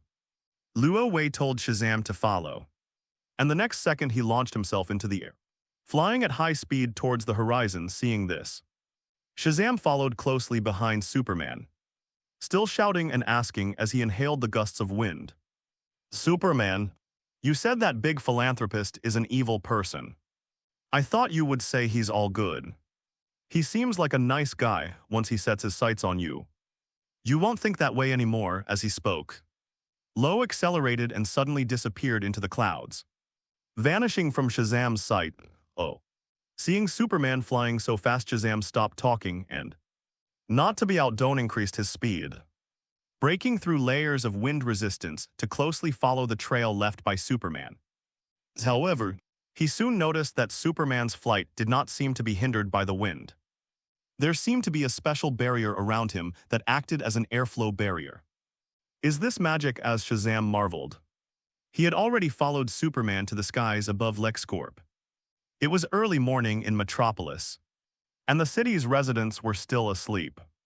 LexCorp was located in the business district, And apart from some white-collar workers working overtime, the streets and roads were deserted, with only traffic lights flashing and the wind blowing. At this time of day, the business district was like a ghost town. As if it were the end of the world, I saw Pandora. After looking down at the Lex building for a moment, Lo immediately spotted two figures entangled in a top-floor office. He immediately swooped down and flew towards the office, followed by a heart-wrenching scream, as if he were being tortured and suffering extreme pain. Upon entering the office, Lex Luthor was found kneeling on the floor, trembling and screaming, holding the Pandora's box. The beautiful figure standing to the side was none other than Pandora. What? Lex Luthor's mental fortitude was clearly not as good as Superman's. He had only held the Pandora's box for a few seconds when the screams gradually subsided. He knelt on the ground, motionless. His entire demeanor changed, becoming gloomy, with an evil coldness emanating from his face and brows, and his eyes filled with indifference towards life. Superman, what are you doing here? Pandora noticed the two of them and was surprised. He was completely corrupted by the Pandora's box. Shazam stared at Lex Luthor, the bald man looking dazed. The box had overwhelmed his sanity, and he immediately yelled at Pandora. Bring the box over here, he'll fall, ugh. Pandora remained unmoved, standing there with a deep sigh. Her eyes filled with disappointment and dejection. If you won't take it, I will. Without a word, Shazam flashed in front of Lex. Shazam, don't touch that thing. Lo followed closely behind and grabbed Shazam. Don't worry, I'm a wizard. Shazam didn't take it seriously. He was a wizard, and the box shouldn't have any effect on him. Besides, the box has always had some kind of call to me. And I can sense it, that's trying to bewitch you. When Lo tried to persuade him, Lex Luthor, now regaining his senses, saw someone trying to steal the Pandora's box, and his expression turned vicious. Get out of my way, it's mine, Lex Luthor roared. Then notice Superman's power is mine too. Crazy. Shazam flung Superman's hand away and snatched the Pandora's box. Lex Luthor instantly lost his power and collapsed to the ground. Limp and powerless, oh shit. Seeing this, Ro looked serious. He took Lex and Pandora and hid more than 10 meters away. After he moved aside, boom, Shazam, who had just taken the Pandora's box, was instantly engulfed in bursts of lightning. An endless black energy surged from the Pandora's box, almost instantly corroding Shazam's entire body. Shazam knelt on the ground, his eyes bursting with endless lightning, which almost filled the entire office the next second. Amidst screams, Shazam's red suit turned black under the influence of the Pandora's box. Luo Wei muttered to himself, he's turned evil. At this moment, Shazam, with his dark style, slowly turned his head to look at Ro. His once sunny smile had become eerie, and the arc of his grin resembled that of the devil Satan. P.S. There will be another chapter later. Chapter 105-104, An Evaluation of Superman. Potential threat. In the top-floor office of the LexCorp building, lightning crackled amidst the dazzling white lightning. Shazam slowly stood up. His previously bright red battle suit had turned black, just like his current appearance, exuding an aura of evil from the inside out. The curve of his lips in particular looked so eerie. He's been corrupted by the Pandora's box. Looking at Shazam's appearance, Pandora couldn't help but shake her head. I didn't expect Shazam to be corrupted so easily. Not everyone has such a strong will, Luo Wei sighed. He was also somewhat surprised after all. He had held out for quite a long time, but he did not expect Shazam to fall so easily. Thinking it over, he put down the unconscious Lex Luthor, looked at Pandora and said coldly, "Is this the result you wanted? I just wanted Shazam to try too. What if he can open the box? If we don't try, who knows?" Pandora deliberately didn't take the box from Lex Luthor, her purpose being to make Shazam touch it. Shazam, with his conscience, absolutely couldn't bear to see a living being corrupted and corrupted by the box. You're crazy, Luo Wei shook his head. This woman was truly insane. She was willing to do anything to open the Pandora's box. He sighed and said, "I'll get rid of Shazam. You find the right opportunity and take the box back." Pandora nodded and drew her twin pistols, whoosh, Liu away. Standing beside him instantly activated his attack, transforming into a blur as he charged towards Shazam. His gaze fixed on the Pandora's box clutched tightly in the latter's hand. "Do not come." When Shazam saw Superman rushing over to steal the Pandora's box, his eyes were filled with rage. He no longer had any of the awe he had shown Superman before. All he felt was endless killing intent. The magic box is an evil object by itself, its aura, even without being touched, will continue to bewitch people and tempt living beings to touch it. Once the magic box is touched by a living being, it will instantly unleash evil energy, corrupting the being and causing it to become corrupted and hate everything. The magic box will manipulate and bewitch the being to protect itself from being taken away by outsiders. It is like a living entity that knows how to use the living beings around it to fight against enemies that threaten it. Shazam is currently being manipulated and bewitched by the Pandora's box. He sees his former idol Superman as an enemy and vents all his hatred and anger on Superman. His once sunny and gentle personality has turned into a violent and irritable one. Bang at this moment, enraged Shazam facing Superman did not hesitate to choose to confront him head-on. He held the magic box in one hand with his free hand. He formed a fist crackling with white lightning and struck Superman with all his might, rumbling. During the collision, Luo Wei also raised his fist upon seeing this. The moment the two collided, the top-floor office of the Lex Group was instantly enveloped in white light. From the outside, the top floor of the building shines like a lighthouse, illuminating the nearby streets. Boom. With a tremendous tremor, Lex building shook violently for a moment, and the building's glass windows shattered one after another, with shards of glass flying everywhere. White smoke filled the top-floor office and heads. The overhead light was shattered by the powerful impact, and the light flickered on and off. Lo blew away the white smoke and looked at a broken wall in the office. Through the tear, Shazam's figure staggered to his feet. The two of them were separated by 2 scratch marks left by the friction of their feet on the ground, which was enough to show that the huge inertia after the collision had left Shazam in a very sorry state. Cough, cough. Shazam coughed violently, still clutching the Pandora's box in his left hand. Shazam released the box. "Let's have another proper duel. With it in hand, you won't be able to move easily." Ro was somewhat surprised to see that Shazam was still holding the magic box. His punch hadn't managed to get Shazam out of his grasp. "Stop dreaming. The magic box can give me unparalleled power." Shazam's expression was icy, his personality completely opposite to before, and his mind was filled with endless killing intent. "Hey, take this." Suddenly, just as he was confronting Superman, the red-robed figure of Pandora appeared on his right, holding a short gun in both hands. He drew a perfect arc in midair and then pulled the trigger. Bang, bang, bang, bullets swept towards Shazam, and the specially made bullets hit Shazam, causing thick smoke to erupt and cough, cough. Shazam coughed violently. His strong body suddenly went limp, as if he had lost all his strength, and the Pandora's box fell from his hands.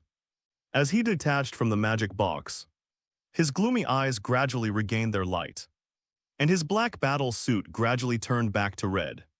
Finally, Shazam returned to normal. His body began to shrink, and he turned into a boy who then fainted. Da-da-da. Pandora landed on her feet, and the spent cartridges fell to the ground with them, making a crisp sound as she stomped her high heels. "Why didn't you use it sooner?" Ro shrugged speechlessly. No wonder this woman dared to make Shazam lose control. It turned out she had a backup plan.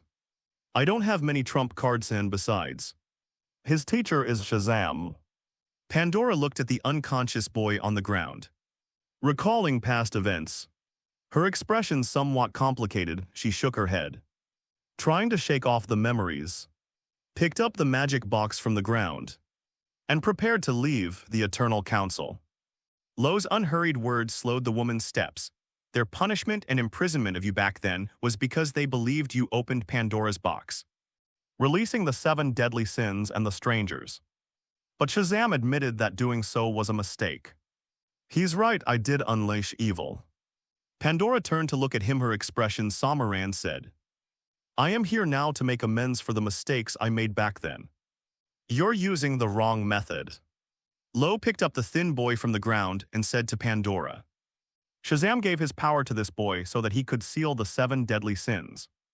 Because Shazam believed that the Pandora's box could no longer contain evil, as it was itself a part of evil. The idea that only the most virtuous and the most evil, or that only the most morally corrupt, can touch upon this is utterly absurd. All that talk was just to get me to hand over the magic box to you. Pandora said this, but she felt a mix of emotions. She had tried for so many years, but still couldn't open the box. Furthermore, as Superman said, the Pandora's box is full of evil and can corrupt living beings. Moreover, there's something Pandora never mentioned. Anyone who touches the box and is corrupted will be possessed by the demon. The box was a seductive tool. You've been searching for answers for so many years. Why not give me some time to prove something to you? Luo Wei was too lazy to beat around the bush anymore. Just as Sun Wukong said, Pandora spent many years just to open the box, and she wouldn't give up because of a few words. If he wants to dissuade Pandora, he must prove that the box is a device that opens channels to other universes and poses a danger to the universe. Because everything Pandora did was for the safety of Earth and the universe. If the box posed a threat, she would no longer be so determined to open it. Pandora remained silent for a long time before finally speaking. 3 days. You have 3 days to convince me with your actions. Wise choice, Luo Wei breathed a sigh of relief.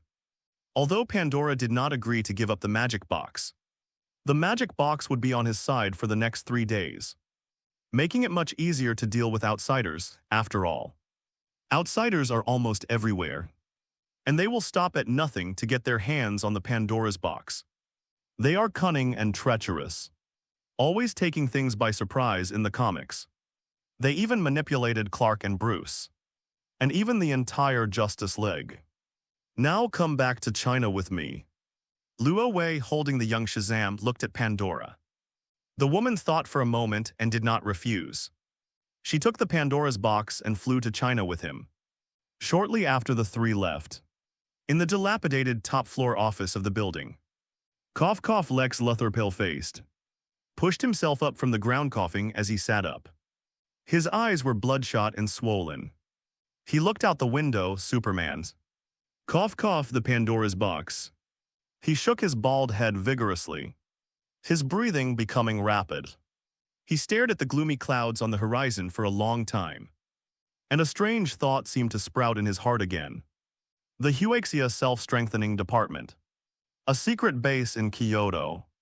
Does the Pandora's box affect the human body by influencing mental state and causing hallucinations? Or by hypnotizing living beings? Inside the research institution, Dr. Yuman looked at the magic box stored in the laboratory, sealed inside bulletproof glass not long ago. Superman brought Pandora to visit the self-strengthening department and brought the magic box with him. Omen had heard Hua Xin mention Superman's plan before, so he received the two of them and began to send people to study the magic box. Unfortunately, due to the special nature of the magic box, they could only operate it remotely and could not get close to it. The magic box cannot be explained by human science. It is a product of magic, and those who have been corrupted by the Pandora's box. Although things will return to normal after leaving the magic box, some people will experience changes as a result. That's subconscious. You probably wouldn't even be aware of it yourself. Many years ago, the Eternal Council accidentally discovered the existence of the Pandora's box and brought it to the wizards. They found immense power within it, and it was because of this that the wizards used the Pandora's box to seal away evil entities, such as the 7 deadly sins and the strangers. Pandora recalled the story of the box and patiently explained to everyone. Later, in my ignorance, I opened the box.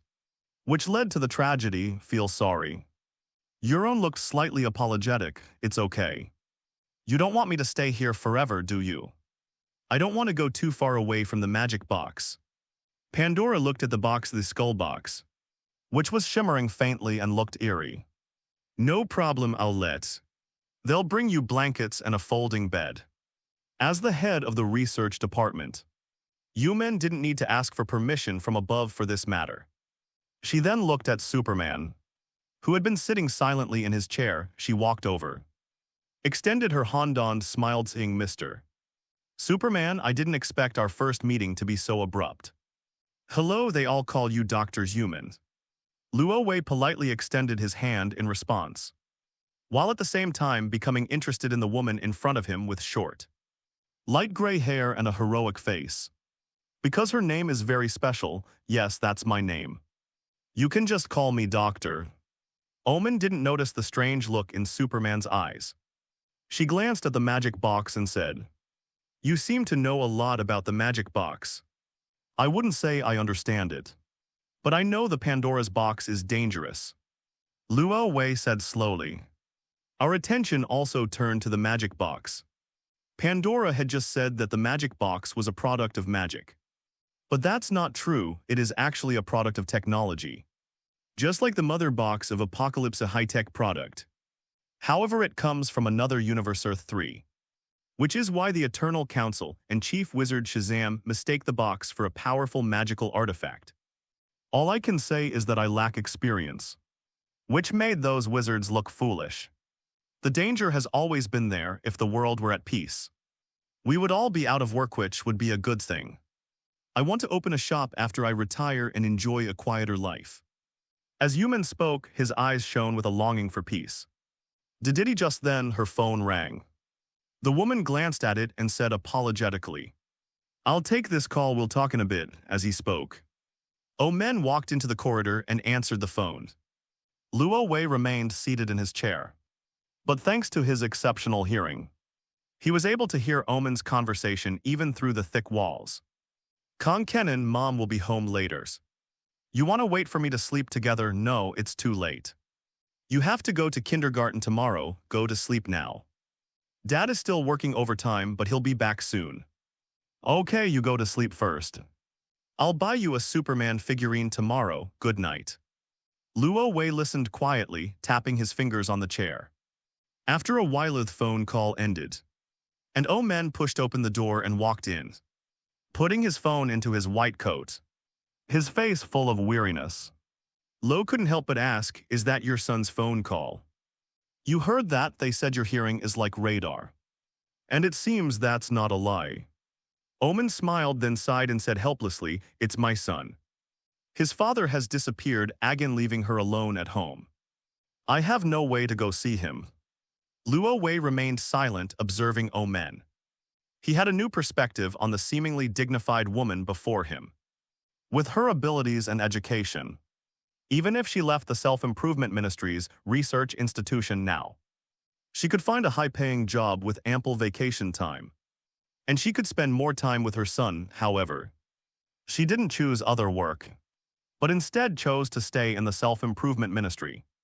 He paused for a moment, then slowly said, You are a hero. No, you are the superhero. You saved many people. Euron shook his head. No, I'm just lucky to be in the spotlight. Luo Wei's lips curled up slightly, if you don't mind. I can go and check on Kong Kenan for you later. Anyway, I don't have anything else to do later, really. Eugene was somewhat surprised. He hadn't expected Superman to say that, of course. And I also think he has the potential to become a superhero. Tell me the address, and I can go there now and coax him to sleep. Luo Wei smiled. He was telling the truth. Because of Kong Kenan, who was originally destined to be China's future Superman. But right now Kong Kenan is still in kindergarten. Thank you.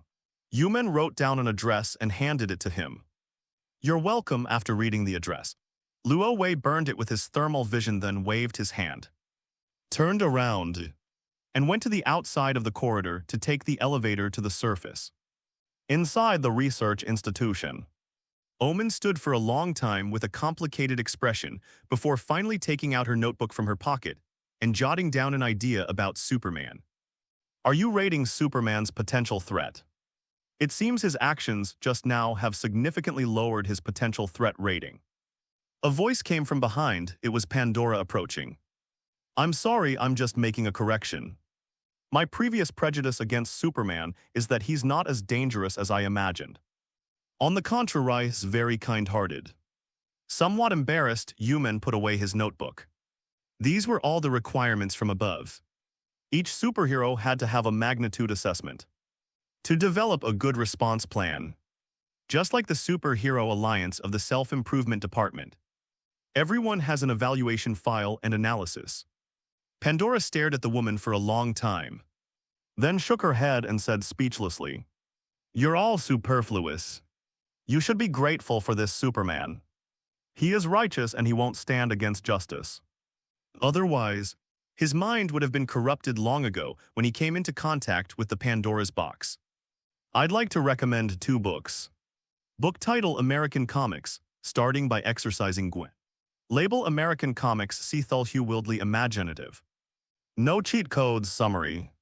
He travels through the Marvel Universe, becoming a Harvard graduate, but ends up running a detective agency in a corner of a street in Queens. However, behind this agency, beneath the city gradually shrouded in gloomy smog, an evil aura lingers, seductive whispers surround, and terror roams the world. This Marvel Universe is set against the backdrop of secret invasions, dark dynasties and the origins of terror, unfolding a unique storyline. The book is also titled American Comics, starting with an exorcism for Gwen. Book title Even After Rebirths. Still treating my bro like a jerk. Label Rebirth Urban. Summary. Suchi, a successful social elite, is unexpectedly reborn. He wakes up as a high school graduate and finds himself at a crossroads once again. Study hard in high school and get into your dream university. I think I should wait until after college to start dating. I don't have any plans for now. If you can get into my university after retaking the exam, I'll consider you first if I confess my feelings. Faced with the school beauty's Payue tactics, Suchi directly severed ties with his past self. He's been reborn and you still think of me as a jerk. Chapter 106-105, Zod Arrives, Krypton's Hope, Part 1. Sir, the Pandora's box is indeed in China. Superman seems to have persuaded Pandora, but we don't know what conditions Superman offered her at the moment. In the dimly lit office, a servant entered with the latest news and spoke to Alfred, an outsider sitting in a chair. To actually convince Pandora, the Superman of this world really surprises me. But Pandora has spent so many years trying to open the box, so it's only natural that she would do anything to open it now that someone brings her even a glimmer of hope. Alfred smiled, his pale face looking so eerie, especially under the lamplight. That smile seemed to echo the Joker of Gotham. Sir, what should we do? The magic box is well protected right now, and Superman is there. If we force our way in, it will only make things worse. The maid was somewhat worried. Let's wait and see. The reason Superman hid the Pandora's box must be because he sensed something. He might be waiting for the fish to take the bait. Alfred spoke calmly without the slightest hint of urgency, as if he had anticipated what was about to happen. He was still holding his coffee and had taken a sip. Superman is our biggest threat. If we can get rid of him, our future plans will be much easier. But so far no one has discovered Superman's weakness. Nor has he shown any weakness. The maid recalled the news reports about Superman, who was described as having a body of steel, super strength and speed. But no one ever mentioned his defeats. Have I told you about my world and my Earths? Alfred put down his coffee cup and looked at the servant's face. You say that in your world. Everything is the opposite of what this world says. Evil is justice. Justice is evil, bad is good, and good is bad. The maid recalled what her master had said to her after she was taken in. Even the Earth's tectonic plates are opposite to this world. It's unbelievable, the world is so ever-changing. with countless parallel universes and countless Earths. And some strange phenomena will always appear. Alfred stood up from his chair and said, "It took me a long time to adapt to this world. Everything is the opposite in my world. There also exists a Superman, whom we should call Super Overlord on Krypton. There's a stone called kryptonite that can make Super Overlord even stronger." The servant, who had been listening attentively, raised her head slightly upon hearing this and eagerly asked, "Sir, do you mean that in the contrary in this world? Kryptonite can weaken Superman, you're very smart. According to the rules of the world, kryptonite will become Superman's weakness." Alfred revealed a sinister smile, the wide grin making his pale face appear even more sinister. "But we don't know where kryptonite is." The servant lowered his head again. "Superman is not a creature of Earth, and neither is kryptonite. Finding kryptonite on this planet would be like finding a needle in a haystack." Alfred remained calm and composed, sat back in his chair, and picked up his cup again. He sipped his coffee and said slowly, "Wait a little longer. I've waited so many years already, what's a little longer? Bring Deathstroke back, yes." The maid nodded and was about to leave when she suddenly remembered something. "Sir, Adam is applying to join the Justice League. Batman is testing her. I think it's only a matter of time before Adam joins the Justice League. Yes, tell her not to contact us first. Bruce is naturally suspicious, and he can easily spot problems. Perhaps it's a good thing that Superman didn't join the Justice League. The Superman in this world is obviously much more cunning than I imagined. You go first." Alfred waved his hand, and the servant left the office without saying another word, leaving him alone to gaze at the deep sky. Outside the window, in the deep sky, it was already daytime. Dense dark clouds obscured the blazing sun, shrouding the entire city of Gotham in gloom. The clouds that rolled with the wind from time to time, flashing with lightning, were like the calm before a storm. Huaxia Kyoto Self-Strengthening Department. Scientific Research Department. "Carl, tomorrow is the last day. If you can't convince me by tomorrow, then our agreement will end here, in the lounge." Pandora appeared beside the chair amidst the black mist. Her gaze falling on Ryuho was sitting on the chair. "Hold on," Luo Wei frowned, his expression returning to normal, and simply replied with one sentence. But beneath his calm exterior lay a heavy heart, because the fact that no one outside the situation had made any move for 2 days proved that the other side had realized the trap and intended to remain inactive. Or perhaps the outsider is waiting for an opportunity. A perfect opportunity, where the other party will only act when they are 100% certain. Outsiders are like night owls lurking in the shadows. Lo couldn't find them. They were too cunning to reveal a single clue. The outsiders you mentioned, their goal is to open Pandora's box, to open a portal to another world. Pandora sensed his heavy mood and recalled what he had said earlier. The magic box doesn't belong to this world. I've explained it to you many times, but you still cling to the Pandora's box and refuse to let go. I don't want to explain anymore. Luo Wei's expression was indifferent. You need to understand how much I paid to open Pandora's box. Never mind, you wouldn't understand even if I told you. But I even changed the world, starting everything from scratch. If you want me to give up, then convince me with your actions. Pandora's eyes dim-edged sighed, and her figure disappeared into the shadows of the corner. Dispersing into mist, then she vanished from the room. Leaving only a faint black mist in the air, she left. Eugene pushed open the door to the lounge and saw that only Superman was sitting in a chair. I'm leaving now, contact me if there's an emergency. Ro glanced through the thick walls at the room where the magic box was kept not far away. After confirming that there was nothing unusual, he turned and left. He knew that the outsiders probably wouldn't take any further action unless something extraordinary happened that would be in their favor. That's what makes the owls hiding in the shadows fly out from the dark corners. I just saw Superman leave, he didn't say goodbye to me. It seems the situation is not good. A moment later, Hua Xin pushed open the door to the lounge. The situation is a bit complicated. Just as Yumen was about to say something, the communication device hanging on his waist flashed red and emitted a beep beep beep sound. She answered the communicator, and the words on the other end made her expression immediately turn serious. "Is there an emergency?" Seeing her serious expression, Hua Xin immediately asked what was wrong. "It's more serious than an emergency. The space agency has detected an unfamiliar entity entering the solar system, and it's constantly getting closer to Earth." Omen took a deep breath, not bothering to explain further to Hua Xin, put down the communicator and strode out of the lounge. "What?" Hua Xin was puzzled and immediately followed Omen.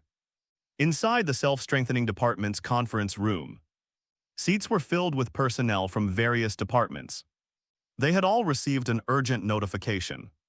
Although the entry of an unfamiliar unit into the solar system might seem unrelated to them, they should not forget that the purpose of establishing the self-strengthening department was to combat extraterrestrial life forms. This emergency is also the first time since the establishment of the power department that it has encountered a threat from outside Earth. A space fleet, are they mistaken? What if it's a meteorite? One of the department heads still couldn't quite believe it. This is no child's play. The space agency actually discovered the unfamiliar unit several hours ago, and they confirmed it was a fleet after multiple verifications. The person on the other end immediately retorted. His face tensing said gravely, "According to the data reports, we can roughly determine their flight trajectory, and their goal is Earth, a space fleet. Like our mothership." Someone took a deep breath and looked at the virtual image displayed on the big screen. The image showed a huge sky carrier followed by several spaceships. In the conference room, the other people who hadn't spoken were also staring at the virtual image. From receiving the emergency notification to sitting in the conference room, their scalps were still a little numb. Anyone would be shocked after all. Alien fleets had only existed in novels and movies before. But now the fleet was truly appearing in the solar system and was flying towards Earth at an extremely fast speed. Other countries should have also discovered the mothership. After remaining silent, Yumen finally spoke, staring at the virtual image for a long time before saying, "However, the fleet didn't hide itself but let us discover it easily. So perhaps they don't intend to start a war." Omen, elephants never care about the feelings of ants. When you walk, do you carefully avoid the sight of ants? One of the department head's words left Omen speechless. "Dr. Humans, don't you think the mothership in the virtual image looks a bit familiar?" As Hua Xin looked at the virtual image, she felt as if she had seen similar craftsmanship and design somewhere before. It's the same spaceship that flew away earlier. Omen suddenly came to her senses. She hadn't forgotten the spaceship that had mysteriously flown away earlier. The self-strengthening corps had later dispatched troops to search various regions within China, but still couldn't find any clues about the spaceship. At the time, some people judged that the spacecraft might no longer be on Earth. Otherwise, how could it have escaped satellite detection? Originally, Europemen was skeptical of this view, but now, looking at the spaceships in the virtual images, she had to believe that this space fleet was connected to the spaceships that had flown away earlier. Hua Xin stared at the constantly flashing mothership in the virtual image, indicating that it was steadily approaching Earth. She muttered to herself, "Perhaps they've been eyeing Earth for 18 years. Green Vine City, Old Town residential buildings. When Luo Wei returned, he went to find Kara. His cousin was lying on the balcony, sunbathing and sleeping. Her fair skin looked slightly flushed and alluring in the sunlight, and her pretty face was full of blissful enjoyment. Sure enough, every Kryptonian falls in love with sunbathing. Why don't you go out for a walk?" Rose sat down on the stool next to him and patted Kara on the shoulder. "It's too boring to go alone. No matter how beautiful the scenery is. It's only fun if you have someone with you besides. You've been busy these past 2 days and you won't take me with you." Kara was a little annoyed and said, "I'd rather stay here and sunbathe and improve my strength quickly so you won't look down on me." "How could I dislike you? It's just that it's not the time when I need you yet." Luo Wei smiled and patted Kara's head. Hey, don't touch your elders' heads. Kara slapped his hand away and combed her messy hair with her fingers. You don't look that much older than me, as he spoke. Ro squinted at the deep sky, sunlight streaming onto his face. The sunlight looked so comforting. And occasionally a few birds flew by, Kara look. When those birds fly by don't they look like you? Get out of here like yesterday when I was shopping. The sign selling Superman posters said that's a bird. No, that's Superman, as Kara spoke. She pulled out a small Superman figurine, patted its head, and smiled, saying, look so well behaved. He won't touch my head without permission. Kara, what am I thinking? Luo Wei flicked the figurine that resembled himself and then said, I was thinking if my identity is exposed in the future, how much could I earn in a year just from the royalties on the figurine? Sure, Supergirl will definitely be more popular than Superman. They prefer beautiful things, Kara pursed her lips, twisted the figure into a takeoff pose, then placed it on the table, not forgetting to pat the figure's head. She asked, why are you back so early today? You usually don't come back until dark. Because I'm done with my work, as Luo Wei was speaking.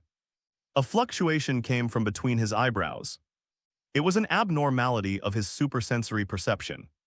He immediately looked up into deep space. His brows furrowed. What happened? Kara was puzzled. It's nothing. I just have a feeling that something bad is going to happen. Luo Wei rubbed his temples. Perhaps I'm tired. I need to rest for a while.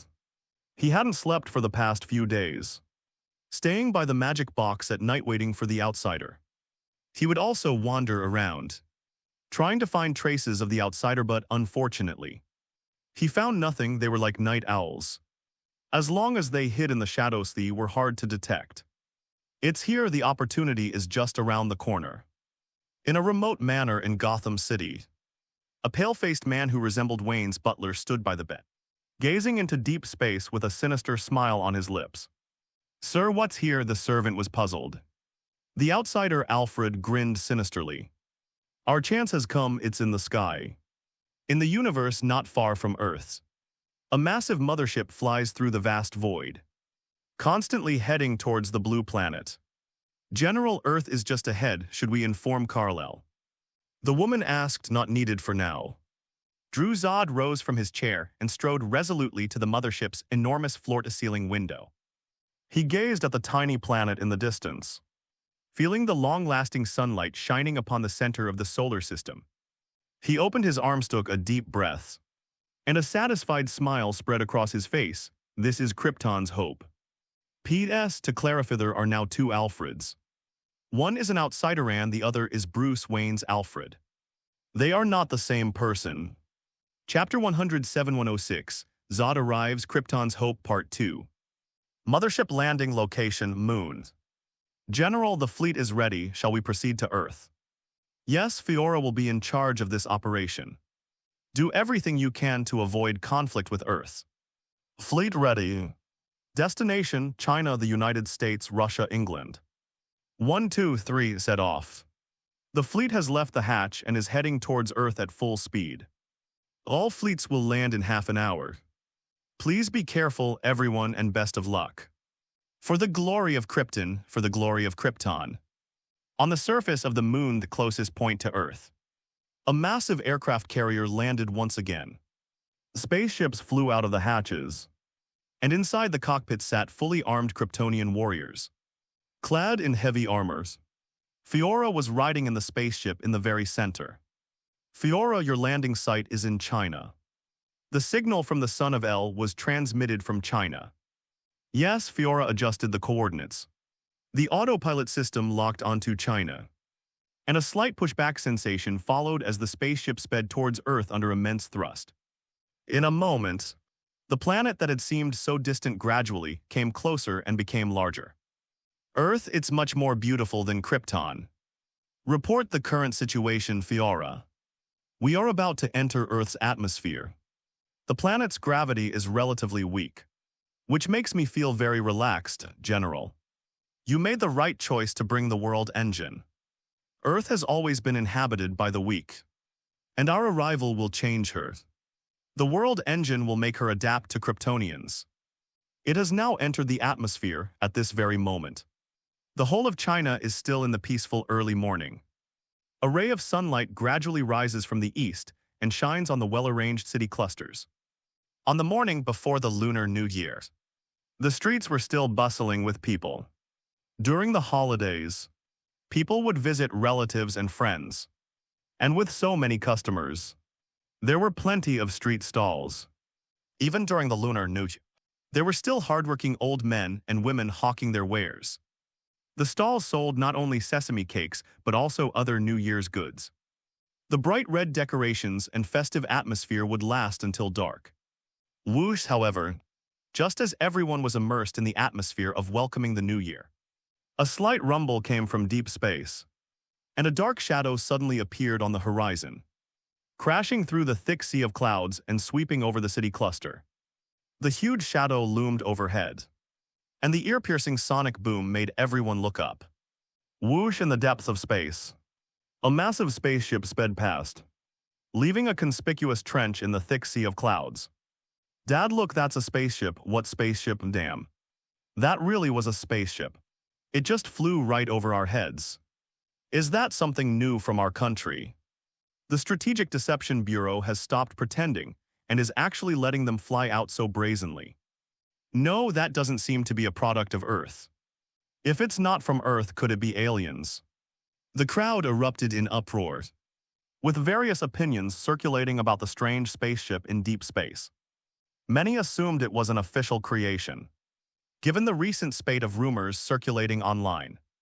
China has made good progress in certain technologies.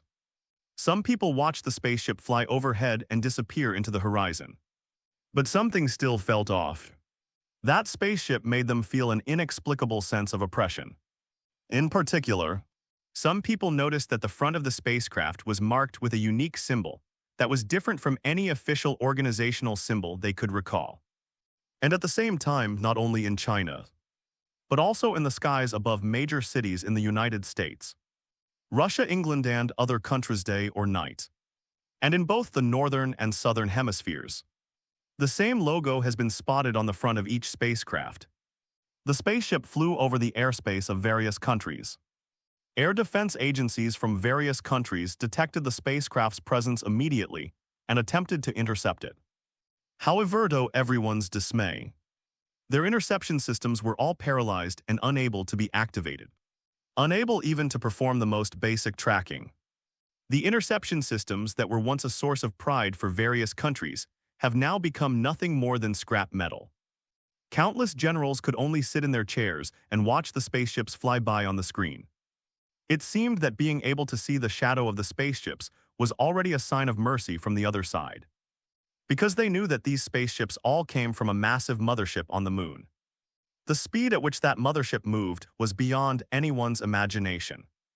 It's important to understand that since the beginning of humanity's exploration of the universe, we have been constantly observing the movements outside the solar system. If so, not even a single meteor shower can escape detection and exploration. The mysterious mothership appeared suddenly in the solar system like a ghost. Without their noticing, some experts have realized just how powerful the civilization Earth is about to face is. It possesses space jump technology that is beyond human reach. The fact that the mothership has such technology is enough to make their scalps tingle. Immediately, all the top leaders of various countries held emergency meetings. And the troops that had been recently mobilized were also on high alert. Be prepared to face this catastrophe at any time. This unprecedented war, Dr. Human, they've arrived. In Kyoto, China, there was a knock on the door of Dr. Human's office. I already know. Omen sighed, not surprised after all. Since the establishment of the self-strengthening department, it had been mentally prepared to fight against alien civilizations. The spaceship landed in Green Vine City. They didn't directly launch a war. Could they have another purpose? The subordinates were puzzled. Wait a minute and wait for instructions from above. Yumen took a sip of water and stared at the screen with a serious expression. The screen showed the spaceship, which was hovering above Green Vine City completely still. if it weren't for the heat waves rolling from the jets below the spaceship. It would seem as if everything had stopped. What exactly does the spaceship's owner want to do? General Zod, when he was gathering information about China, he found the keyword Superman. His characteristics are similar to those of Kryptonians. However, the son of El has lived on Earth since childhood, so it is impossible for him to have the physical abilities of a Kryptonian. Jor-El once told me that Earth could change Kryptonians and allow them to evolve. General Zod, what should we do next? Calling Kal-El. Spaceship Fiora was not surprised to hear Zod's words. She knew that Zod's high-profile call to Kal-El was actually a test of Earthlings' perception of outsiders. They were also testing Carol's reputation on Earth. It is not an easy thing for two races from different planets, or even different star systems, to survive on the same planet on Earth alone. Wars have been ongoing for thousands of years, including countless battles between races. The sheer number of ethnic groups on Earth has already divided the planet so much. Moreover, the Kryptonians have joined the fray, of course. What he was doing was also testing Carol's bottom line so that he could make a better judgment and response in the future. Since Zod had agreed to talk to the son of El, yes. Link my channel, let me do it. On the mothership, Druzod thought for a moment, then spoke. Oh yes. As Fiora spoke, she switched the channel to the mothership. In the bustling city center of Green Vine City, China.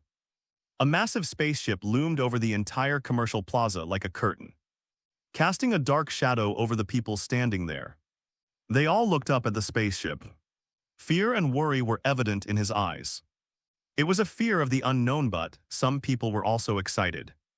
The spaceship's design matched the fantasies of many science fiction fans. Is there a play today?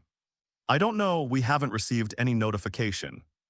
Stop watching, quickly evacuate the people. We just received a notification that this wasn't a staged event at all. The spaceship belongs to an unidentified entity. Without further hesitation, the patrol officers began to evacuate the crowd, moving everyone to a safe area and cordoning off the surrounding streets. The commercial district, which had just managed to regain some foot traffic, has now returned to its deathly silence in the blink of an eye. Only the faint sound of thrusters can be heard in the air. The staff of the surrounding shops have also been evacuated at lightning speed. For a moment, the entire commercial district was like a ghost town, with not a single person in sight. Hello, Earthlings. Just after the personnel were evacuated suddenly, all the public channels in the commercial plaza were hacked, and a figure appeared on the large screen in the plaza. He was wearing heavy armor, and his brows revealed determination yet also ferocity. I am Druzod, a Kryptonian. You may not know enough about Krypton, or even know about this great planet, and wonder why strange spaceships and races would come to Earth. You don't need to know. Now tell me, Carl, where is he? Druzod's voice echoed throughout the commercial plaza. The mothership's channel even infiltrated the city's public channels, broadcasting Druzod's voice throughout the entire city. It echoes continuously between cities. It reached everyone's ears furthermore at the same time. The channel broadcast to the United States, Russia, and England in different languages, ensuring that everyone heard their native language, Chinese, Russian or English. Carl, that name sounds familiar. I feel like I've heard this name somewhere before. It sounds familiar. Hearing this familiar name in various countries and cities immediately brings to mind. A tall figure appeared. Carl, that's Superman's name. Hooligan Crab, am I hallucinating? China's Superman is actually an alien. Are you kidding me? Superman may not be very famous in other countries, but most people have heard of him. For a time, Superman was also very popular on the internet. After all, his superhuman physical attributes made countless people regard him as a superhuman.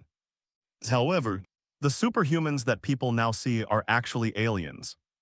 This news was like a boulder dropped into a pond, causing a huge uproar in people's hearts. Eve, tell me, am I dreaming? Is Superman an alien? The Metropolitan Lex Group building. Top floor office. After what happened a few days ago, The dilapidated state of the top-floor office remains, although the glass windows have been repaired. But the cracked walls have not yet been repaired. Luthor, you heard me right. If this isn't a prank, then Superman might not be the superhuman we imagine. He's a super outsider. Eve took a deep breath, shook her head, and felt a little dizzy. The fact that aliens really existed was unbelievable to her. Then she noticed her boss, whose face instantly darkened. Lex Luthor angrily got up, walked to the drawer, took out a pile of documents, threw them on the ground, and set them on fire with a lighter. The project title on the document reads, Project Superman, and it discusses the future evolution and perspectives on superhumans. Now these words are being burned by the flames, turning into ashes and disappearing with the wind. It's all a damn lie. No wonder the research project hasn't made any progress. It's all Superman's damn lies, liar. Lex Luthor's eyes were dark as he gripped the file folder with his fingers, tightening them until he crushed and tore it to shreds. At that moment, Druid's voice came through again, this time from the public channel in the main square outside. Many years ago, a spaceship visited Earth before us. On board was a baby named Kal-El. Now he has grown up on Earth and we feel his call. Please tell me where he is, Zod's voice echoed. Meanwhile, a research institute in Beijing, China couple. Like Lex Luthor had changed their expressions, however. Unlike Lex's gloomy look, their faces were filled with heavy sorrow. Lucan, it's starting, they're here. In the office, seeing that no one was around, Mr. Luo pulled his wife Huang Lucan along to his office and sighed heavily. Huang Lucan also looked somber. They had some hope when they first heard Zod's words. But when they heard about the spaceship and the baby inside more than 10 years ago, they knew they could no longer keep it a secret. Huang Lucan's expression was complicated, and she said heavily, after hiding it for more than 10 years, there will always be a day when it comes out. Is this a good thing or a bad thing for Zio Wei? And for Earth, are they only doing this for Zio Wei? I have no idea, Mr. Luo shook his head, his face full of worry. Boom. At that moment, the office door was pushed open, and several members of the task force walked in. The leader handed over an investigation warrant saying, Gentlemen, please come with us. Why? Just as Luo's father was about to get up and ask, members of the special task force came to his side, pulled the two of them and walked out. 17 years ago, you handed over a spaceship. Whether there was an infant inside was not mentioned in your report. I'm sorry, gentlemen. You have to come with us to the self-strengthening department. The task force leader asked, and seeing that the two remained silent, knew the answer.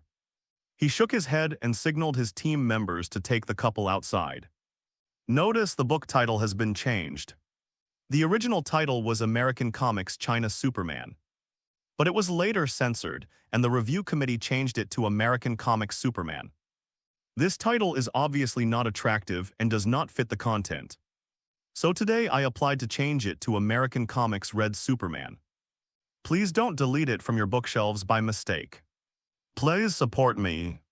Chapter 108-107, Zod Arrives, Krypton's Hope, Part 3. Carl, are you home?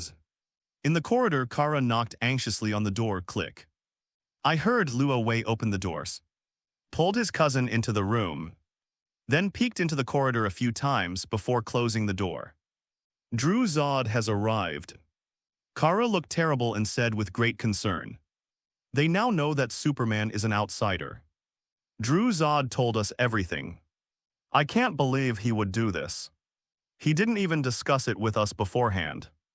That's just how he does things. Zod doesn't want Kryptonians to live a timid life on Earth. Luo Wei remained calm, his face showing no emotional fluctuation as always. As if he had anticipated this situation. What do we do now? Do you still want to talk to Zod? He's still more inclined to rule Earth. He doesn't want other races to coexist with Krypton. Kara's expression was grave. I will talk to him, but you have to leave here for now. The self-strengthening department has sent people over. I can hear them talking a few blocks away. They should have guessed that Superman is Ro.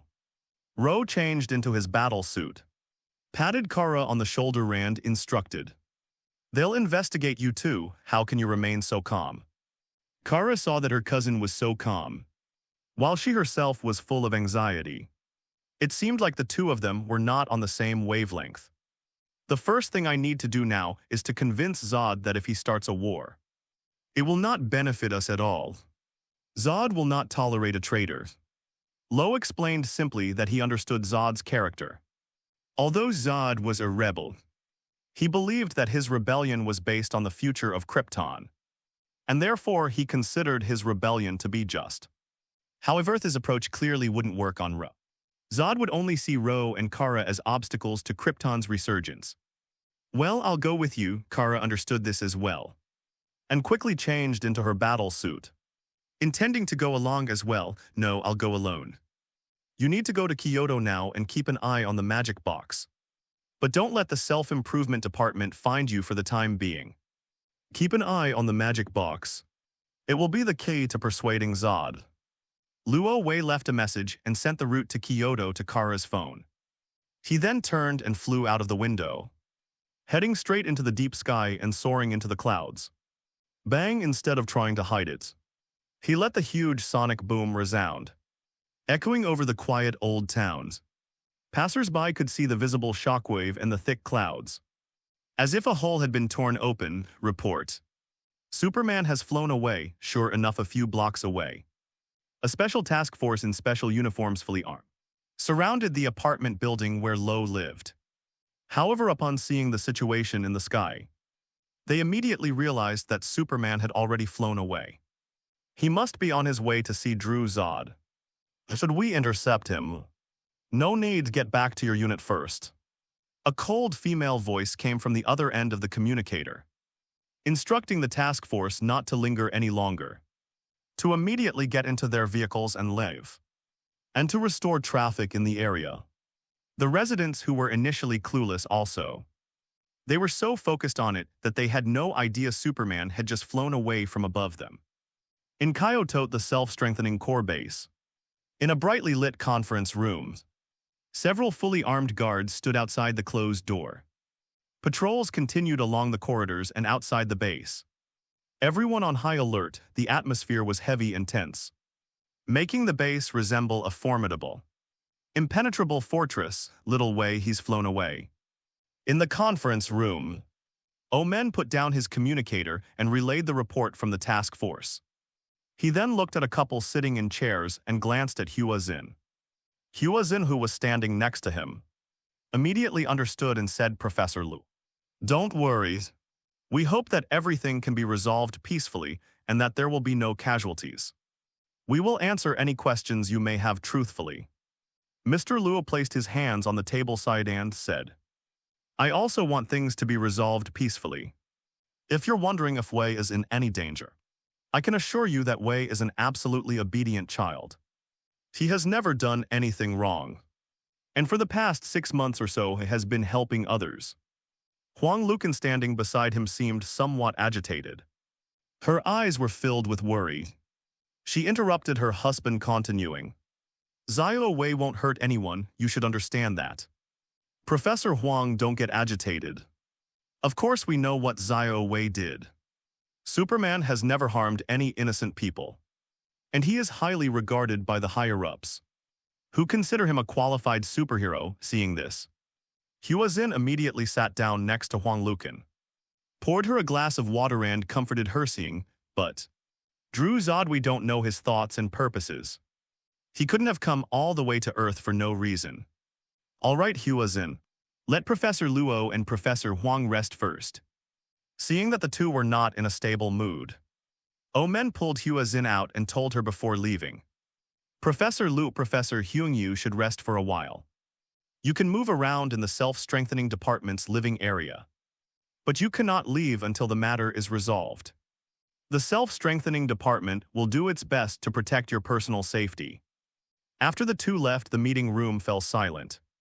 Little Wei Huang Lucan was worried, because from listening to the conversation between Omen and Hua Xin, she knew that Luo Wei did not go to the Ministry of Self-Reliance or other organizations, to communicate with the authorities immediately. This has caused considerable anxiety among many, who are unsure of Lo's stance. Don't worry, Wei is a man of principle. I don't believe he would do such a thing. Perhaps he went to his own people first to persuade them. Mr. Luo patted his wife on the back to comfort her, but his brows were furrowed with worry. The sudden turn of events had caught them both off guard. I was completely unprepared. This is too fantastical. Luo Wei is truly a Superman, and he's an outsider at that. In the office, Hua Xin sat opposite Omen, her pretty face filled with disbelief. The outsider, she was referring to was of course an alien.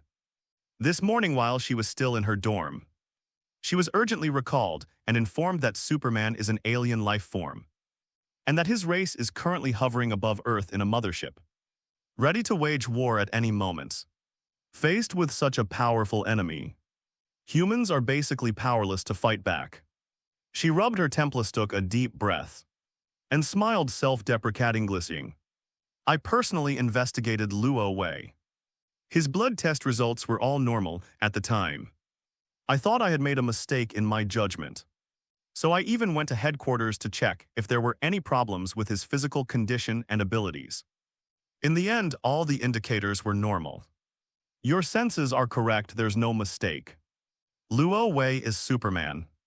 Professor Luo has already admitted that the baby in the spaceship back then was Luo Wei. Moreover, after investigation, it was found that Professor Luo did go to great lengths to register Luo Wei's household registration. Furthermore, the file mentions that the orphanage where the baby previously lived did not have Luo Wei listed. Omen sat in her chair frowning and, after a moment, continued. Some people were saying that if the alien life forms were too strong, Superman might be able to subdue them. But now Superman is an outsider, and we are not sure if there is a life form as powerful as Superman inside that mothership and those spaceships. What are the arrangements from above? Hua Xin also thought of this matter. After all, Superman is not from Earth, which means that his superpowers are not due to genetic mutation, but rather that he was born with them. We're unsure of Superman's stance, and he didn't come to us immediately. Instead, he went to Drew Zod. Let's wait and see, perhaps things will take a new turn. Yumen tapped the table. She naturally wanted to resolve everything peacefully and did not want to be at odds with Superman. Otherwise, she would have used Professor Luo and Professor Huang to threaten Superman from the beginning, forcing him to comply, because she knew that Superman still cared about his adoptive parents. Omen thought for a moment, then looked at Hua Xin and said, "Go and gather the Superhero Alliance and the task force, and tell them to be ready and wait for orders." Hua Xin didn't linger and went to the preparation area. Because next, humanity may face the most powerful enemy in history. One that is not even a species on Earth, but comes from the vast and boundless starry sky. My past fantasies have now become reality. In the living room of Wayne Manor in Gotham City, California, curtains were drawn blocking out the sunlight. Only a few rays of light penetrated, making the space flicker between light and shadow. The television set in the center emitted the sound of news reports.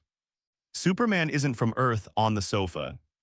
Bruce Wayne sipped red wine with a first aid kit beside him. He had been injured again when he went out tonight, but he was still in good spirits. The Justice League was making great progress recently, and he had recruited many powerful superheroes, who were all happy to serve the Justice League. Even if outsiders invade now, Earth has the power to fight back. It won't be as pathetic as when it dealt with Steppenwolf before, when an entire district of Gotham was almost wiped out. There were heavy casualties, however.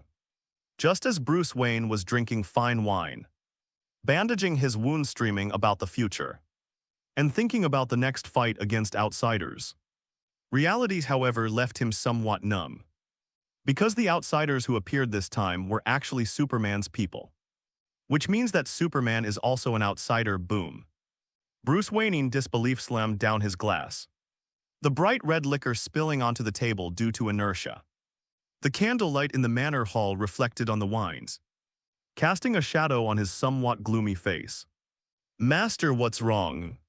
Alfred hurried over and saw that his master was in a bad mood. The bad news is that reality is never what we want. Bruce Wayne sighed and told Alfred to read the news report himself.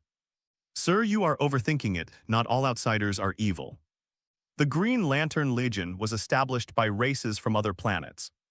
They all stand on the side of justice. And that is why they came together after reading the news. Alfred didn't smile like Bruce Wayne, he explained. I talked to Hal Jordan, and he said that there are many people in the universe who yearn for peace and don't want to start a war. Superman helps us and helps the Earth resolve the crisis. Obviously, he is also on the side of peace, is it? Bruce Wayne stared at the television. The screen's glow reflecting on his face and for a long time. His tightly furrowed brows remained furrowed. Afu knew in his heart that the master wouldn't easily agree with these words. So he slowly said, Master, let the dust settle. A golden opportunity, similarly. In an old manor on the other side of Gotham City. An old man who looked remarkably like Alfred, but with an eerily pale face stood up, leaning on his cane and laughing loudly. Sir, what is an excellent opportunity? The servant was puzzled. Everyone's eyes are on the Kryptonians right now. Which is the perfect opportunity for us to reclaim the Mother Box. You had Adam incite the Justice League to go after Superman. Outsider Alfred grinned and muttered to himself. Let her make a big scene. That way no one will pay attention to us invisible people. Don't worry. Batman won't let the Justice League get involved easily. But there are always some disobedient people in the Justice League who will act on their own. The more he laughed, the more exaggerated and ferocious his facial muscles became. Evil will surely descend. Let eternal evil dominate this world, yes. The maid's eyes lit up. Her eyes filled with barely suppressed excitement. He had long heard his master say that the planet his master lived on was ruled by evil, and that everything was similar to the planet he was on now, except that the history of civilization races, and even the smallest species and parts of the planet were the opposite. An opposite Earth makes one look forward to it, moreover. The eternal evil on the planet is also fascinating. Meanwhile, the moon, a massive mothership, was on the moon. A spaceship emerged from Earth's atmosphere and sped toward the mothership. Son of El, you're coming to us on your own initiative, pleases General Zod. I thought you would hide inside the spaceship. Fiora looked at Ryuho was standing between two soldiers. He was handcuffed, but his face showed no sign of tension. Instead, it appeared as calm as if he were back home. I thought we were going to negotiate. Lo laughed and shook the handcuffs on his hand, saying, After all, you don't need to wear these things when negotiating.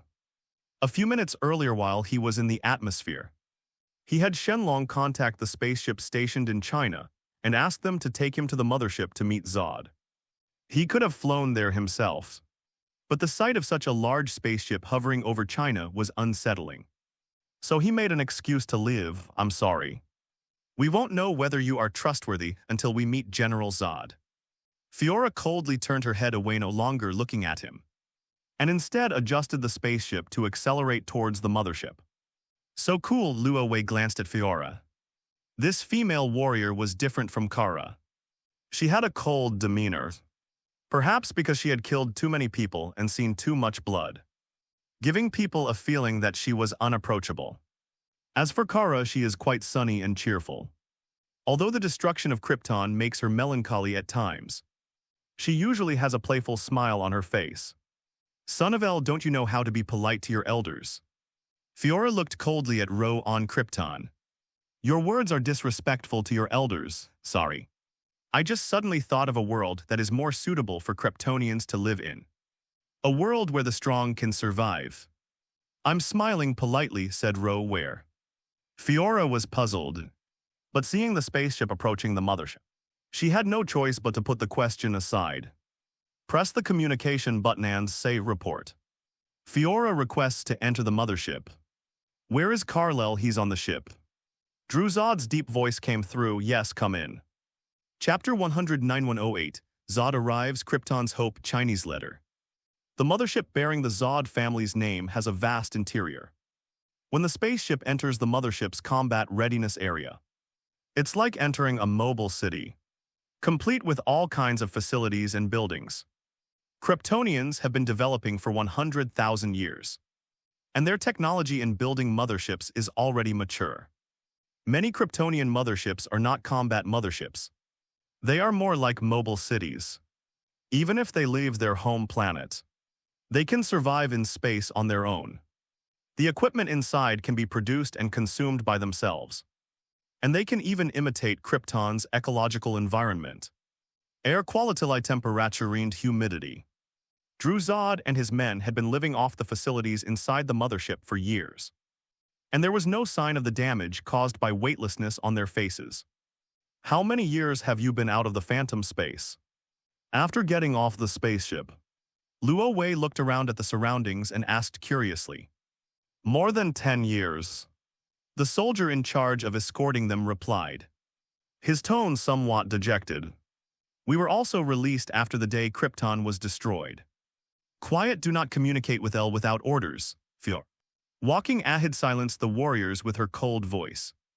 I thought El usually referred to my father. Luo Wei looked at Fiora and said something, but the woman ignored him and instead summoned a hovercar through the system. She then personally pulled him into the car with her.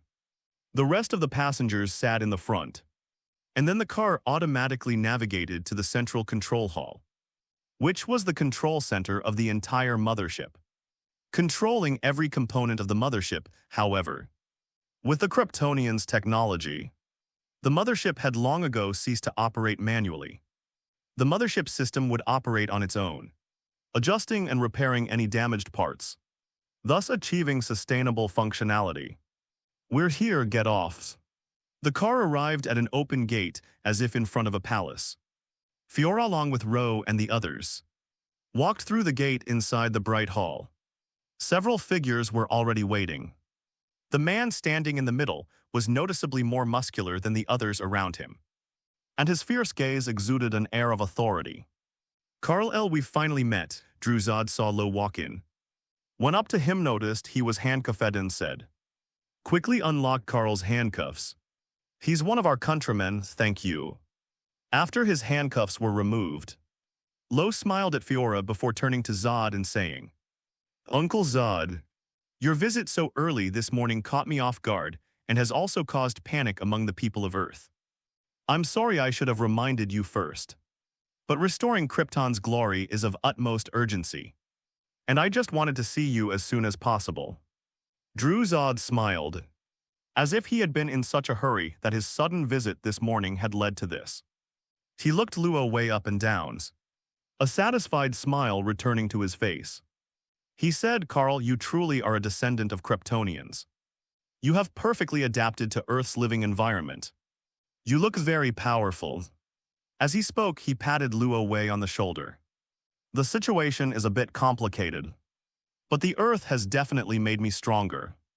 Seeing that Zod was deliberately avoiding the topic of Krypton's construction, Ro immediately realized that the old man in front of him. Just like Joel said, the guy wasn't convinced. He had no choice but to bring it up himself, saying, how about we talk about Krypton's future? Where's Kara? Zod glanced behind him, but Kara was nowhere to be seen. She is guarding something, a gift I gave to Krypton, which can perfectly solve Uncle Zod's biggest worry. Lo stopped hiding his intentions. He knew Zod's inner thoughts. If he wanted to truly persuade him, there were only two ways: either beat him into submission or even kill him to make him stop. The second option is to establish a Kryptonian civilization in a place that can perfectly replace Earth and this solar system. You know what I'm thinking? Zod wasn't in a hurry. Instead, he was curious whether the son of El could convince him, since even Jor-El hadn't been able to do so. You don't want to share Earth with anyone, nor do you want to share the solar system. You want to use the world engine to turn Earth into Krypton and use the immense pressure of Krypton to kill everyone. Luo Wei spoke slowly and deliberately. You.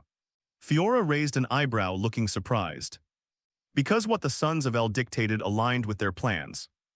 They brought in the world engine precisely to simulate the Kryptonian environment and kill all life on Earth.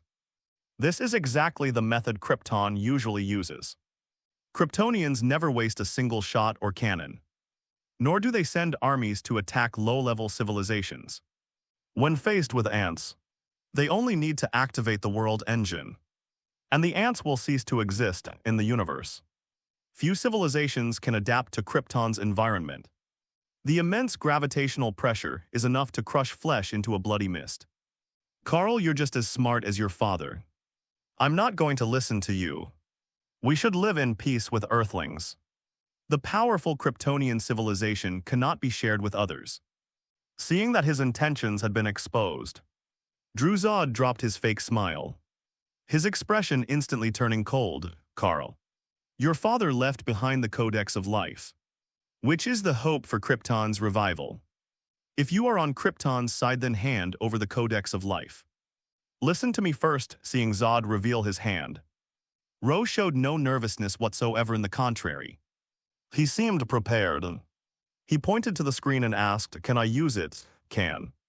Druzod nodded. He wanted to see what else the Sons of El had in store. "As I said before, Kara is guarding a gift I gave you, which is a teleportation portal to Earth 3, as he spoke. Luo Wei drew a model of the magic box on the screen and connected it to a transmission channel, linking the two Earths together. The flickering lights represent people traveling between two worlds. Druzod and the others all turned their attention to the screen. "You want Krypton to be established on Earth 3. Druzod looked at him with a puzzled expression. "Yeah, that's right." Luo Wei nodded. He hadn't originally thought of this idea. When the Pandora's box first appeared, it reminded him of Earth 3. But he didn't connect it to Krypton or Zod. However, the arrival of Druzod this morning gave him that idea. Both Druzod and the Kryptonians need an Earth. So why can it be this Earth? There's also one on Earth 3. Moreover, the treacherous outsider has been lurking in the shadows all along. Ro was struggling to find the outsider. And now that Zod has appeared, it's the perfect opportunity for the outsider to experience the fear of being dominated by the Kryptonian general.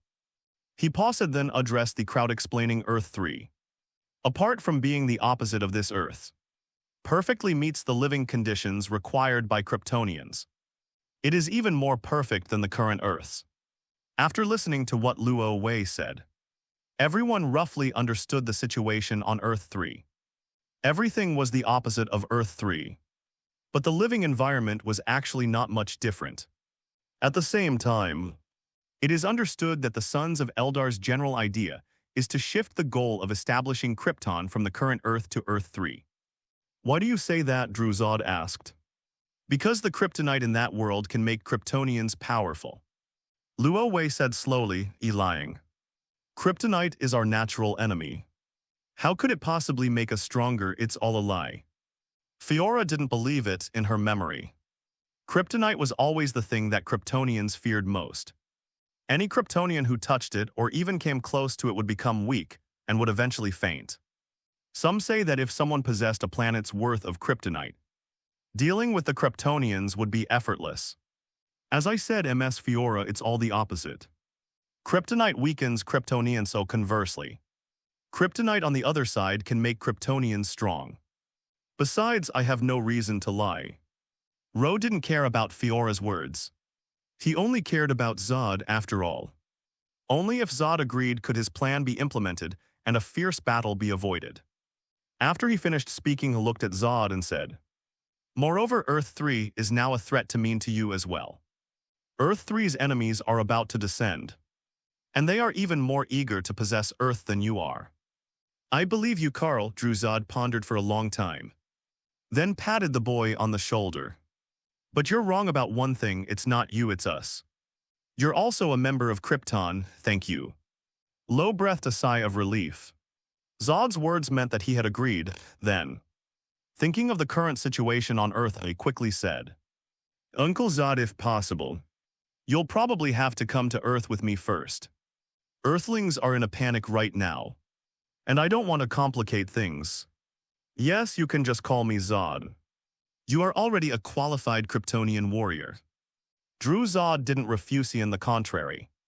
He was somewhat looking forward to Earth 3 and the first war that is about to begin.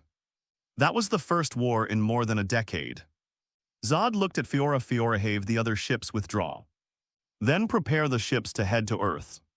It's heading to China. Luo Wei added that he was worried about his parents' safety and whether the self-improvement department's knowledge of his superhuman identity would threaten the couple. At this very moment, the world is in complete chaos, especially with a spaceship hovering over major cities in the United States, England, and Russia, like a time bomb that could explode at any moment, causing widespread panic among the people. Inside a conference room of a building in the U.S. Capitol, seated high-ranking officials at various levels. The colors were somber, and a heavy atmosphere permeated the air. Superman has put us all in a passive position.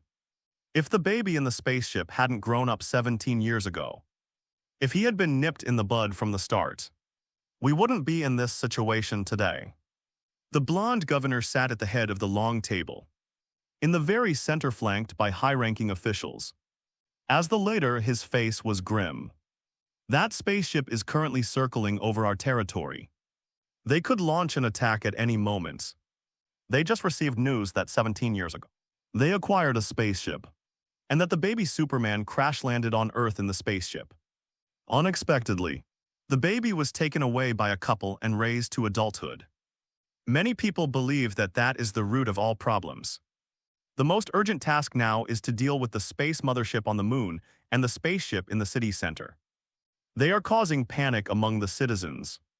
And there are rumors that the end of the world is coming. A senior official looked at the president and said gravely, "What we need are more powerful weapons to guard against any unforeseen events that may occur next. What can we do? Our mothership can only swim in water, while their mothership is currently flying on the moon. Such a huge gap cannot be bridged." One of the senior executives looked unwell.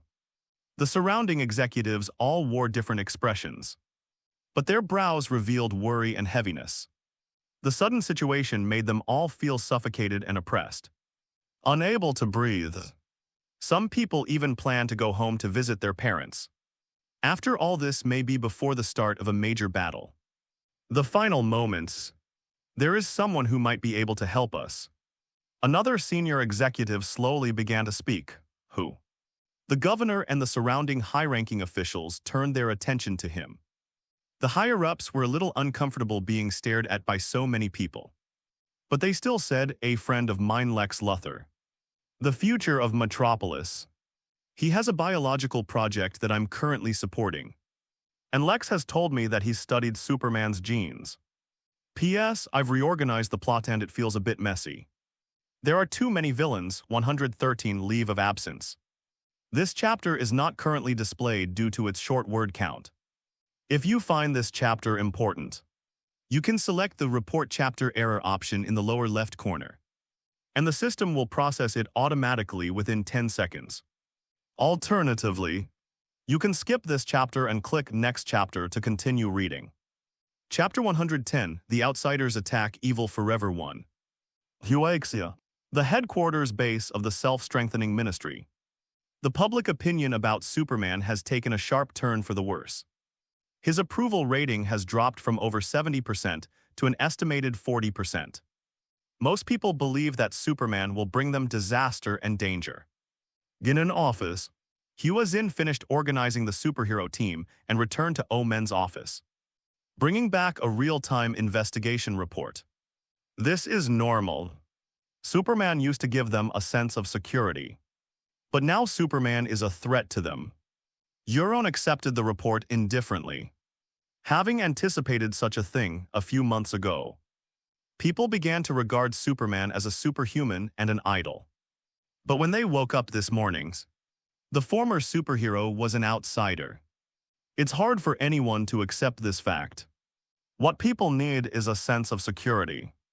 Although Superman has helped people a lot, who can guarantee that Superman did not come for Earth? Floating in outer space are Superman's people, his compatriots of the same bloodline, or even his relatives for Superman. Humans are merely life forms in the vast universe. without any sense of belonging or identification. Omen took a breath and said, however, "It's too early to draw conclusions now, however. Now most people in the other 3 countries that have also encountered this incident believe that's Superman, and we should bear the responsibility for this. If the Luo family had not taken the baby home and raised him to adulthood, the current situation would not have occurred." Hua Xin frowned, clearly disagreeing with this statement. "It's not Superman's fault. Everything that's meant to happen will happen. Since the Kryptonians were able to send Superman to Earth, it means that they have already discovered Earth's coordinates. Given Krypton's technological level, reaching Earth is only a matter of time. Superman, as a key figure in this incident, merely accelerated its escalation. But what was bound to happen would happen sooner or later. In the process of developing civilization, intelligent life has a tendency to expand outwards. Civilization needs resources to expand continuously so that it can obtain what it needs. No advanced civilization can escape this point when one civilization finds a new civilization, and the two are vastly different in strength. Then the other civilization is destined to be in danger. No civilization would let go of the opportunity to seek new resources and expand, because that is also an opportunity to develop itself.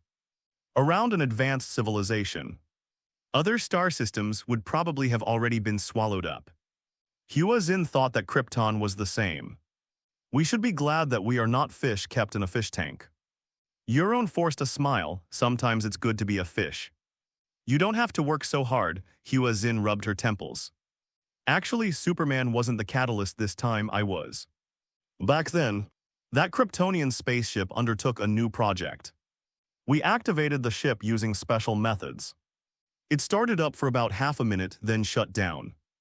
After inspection and confirmation that there were no problems, it was sealed in a warehouse. Later, Omen sighed. Looking remorseful and said, "It started up automatically and flew away. Perhaps it had already sent a signal to the Kryptonian fleet when it started up." Hua Xin was stunned for a moment, due to the confidentiality of that matter. The fact that the spaceship flew away automatically. Few people know that if others knew that the Ministry of Self-Reliance was the catalyst for this incident, the media and forum opinions would likely change drastically. She comforted him, saying, "It's not entirely your fault. The self-strengthening department has been researching spacecraft for over a decade, and no one could have predicted something like this would happen." Boom! Suddenly, just as he finished speaking, a rumbling sound came from below the base building, followed by a violent tremor.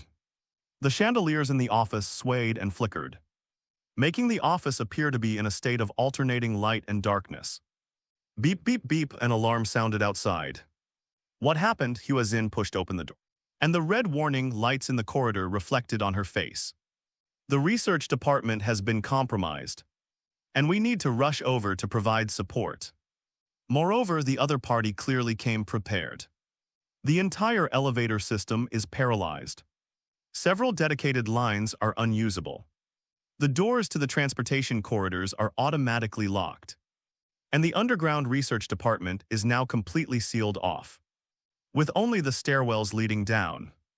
As the guards passed by in the corridor, he pulled off his mask and responded with heavy breathing. Then he followed his teammates and ran down the stairwell. Damn it, they're after the Pandora's box. After hearing this, Hua Xin suddenly realized that few organizations in the world would dare to risk attacking the self-strengthening core, especially since the self-strengthening core base was in Kyoto. Even entering the city requires multiple layers of security checks, and support troops will surround the entire headquarters base as soon as they receive the notification. With China's formidable military strength alone, no one dared to challenge it apart from the outsiders that Ro mentioned. Those fearless night owls are lurking in the shadows, waiting for their chance to strike. Ro also said that the outsiders are not from this world. They are after Pandora's box. With Superman gone, this is an opportunity for them. Yumen also guessed the target of the intrusion. Superman isn't here, so we'll have to rely on ourselves. While calling for the special task force to go to the research department for support, Hua Xin led men downstairs saying, King Shi, go protect Luo Wei's parents. She didn't forget to arrange for Green Snake and some special agents to protect the Luo family couple. If outsiders are wary of Superman, they will definitely use his parents as a shield, which should be Superman's only weakness, no problem. The light, melodious voice of the Green Snake came from the other end of the communicator. Then, the deafening sirens of the entire headquarters base filled everyone's ears. And all the building's passageways and exits were immediately shut down. If anyone had gotten ins, they certainly wouldn't be able to get out now. In the underground research department, sirens blared, and red lights filled the corridors and every office, reflecting on everyone's faces, an intruder. In the lounge, Pandoraho had been sleeping. Suddenly opened her eyes. Her powerful hearing allowed her to hear soldiers running past outside the thick walls, reporting on the current situation. The higher-up said those people are after the magic box. So everyone go and seal off the magic box's warehouse now. The soldier kept repeating the same phrase, damn it. Superman's words came true, someone really did come. Pandora's face darkened. She had assumed the third person would also be unharmed, and that she could take the box herself, Superman. She believed would keep his promise and not interfere again.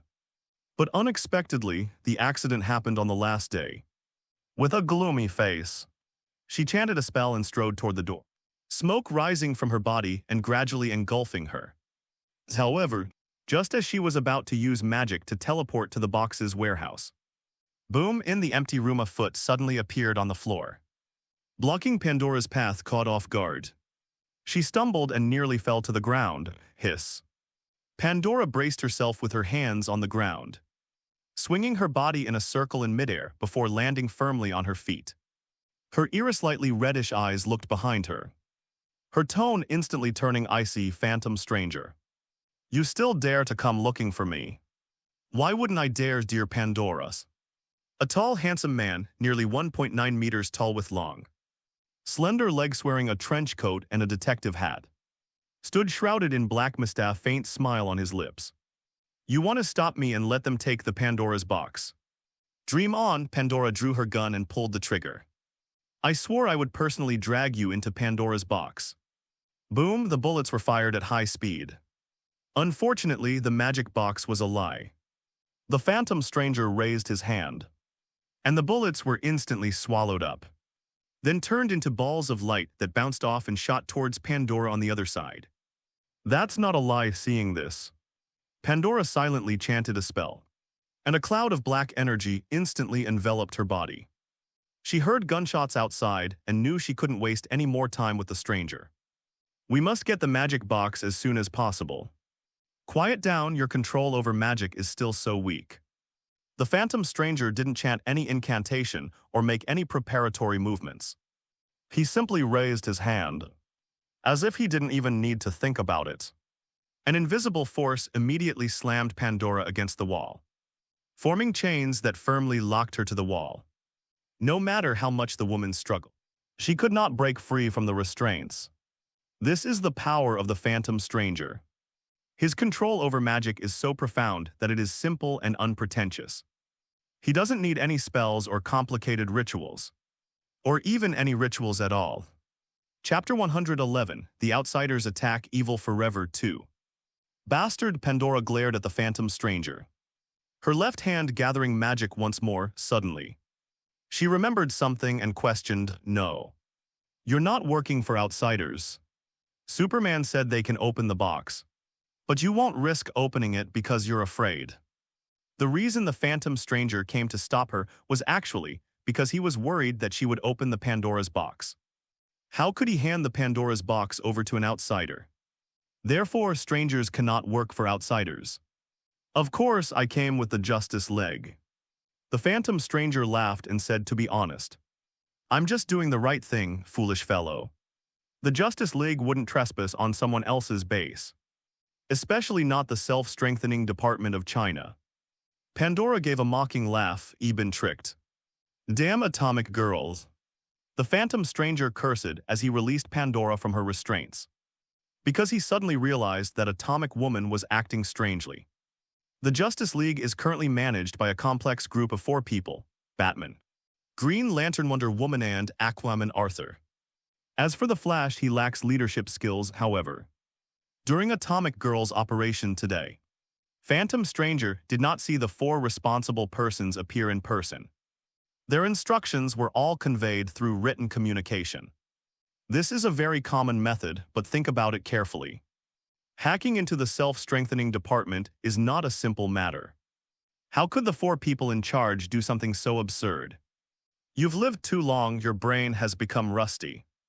Taking advantage of the moment when the Phantom Stranger was stunned, Pandora planned to use magic to escape again. But the Phantom Stranger opposite her reached out and transformed into a chain, binding Pandora once more. Sorry. Even if I give it to an outsider, I can't give it to you, fake. Pandora's eyes glowed red, and her anger caused a surge of power to gather within her. Boom! At this moment, the research department's vast warehouse area is in chaos. Hundreds of warehouses are located here, and now explosions and gunfire are erupting everywhere. The task force immediately surrounds and destroys the area. Boom! Outside a warehouse amidst a hail of bullets, a dozen strangely dressed people lay in pools of blood, all wearing blank masks. How did they get in? We didn't find any opening after eliminating the enemy. The task force continued searching for the hidden enemy. However, upon seeing the suddenly appearing enemy, someone couldn't help but ask a question: I don't know. And we didn't find any trace of them in the monitoring room. As the captain spoke, he squatted down in front of a corpse, lifted its clothes to look at its skin and said, "Look. These people's skin has tear marks." As if it expanded instantly, causing the body to be unable to withstand it, resulting in this situation. However, they still have the ability to fight. Captain, you mean they shrunk down and then sneaked in? One person couldn't help but ask, possible. As the captain was speaking, he felt an itch on his neck. He reached up and touched his neck, and suddenly a sharp pain shot through him. Next second, the previously intact skin on his neck was instantly ripped open, and blood spurted out. The captain instinctively covered his neck. Hold his neck.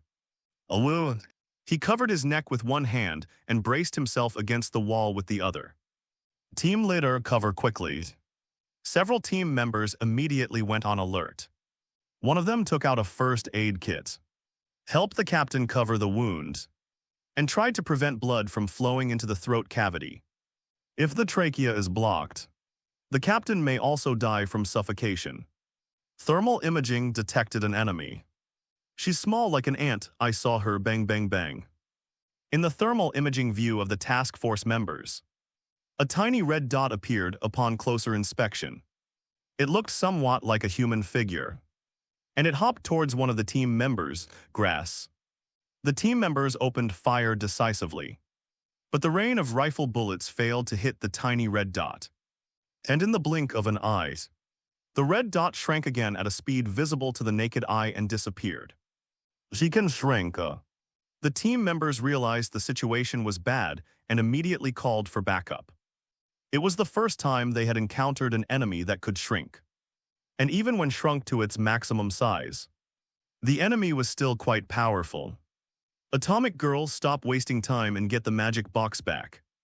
In a corner unseen by the Special Forces soldiers, a beautiful figure stood on the wall. She was so small that she almost blended into the wall.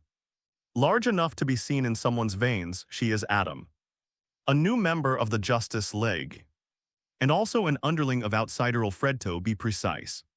She is an undercover agent planted in the Justice League. No problem, I already know its location. They can't see me. So taking the magic box back will be a piece of cake. Atomic Girl nodded, looking at the Special Forces soldier whose neck bleeding had stopped, and muttered to herself, sorry, it was all for Pandora's box. With that, she launched herself and jumped toward the warehouse in the central area. Not a moment later, she arrived at the warehouse where the magic box was stored. By then, all the other intruders in the warehouse had been dealt with, and the warehouse area fell into a brief silence. Dark-skinned and solemn Special Forces soldiers were all crouching outside the warehouse where the magic box was stored. They originally planned to move the magic box, but were told that normal people cannot touch it, and even getting close to it will affect them and make them bewitched by the magic box. Helpless, the Special Forces soldiers could only stand guard outside the warehouse.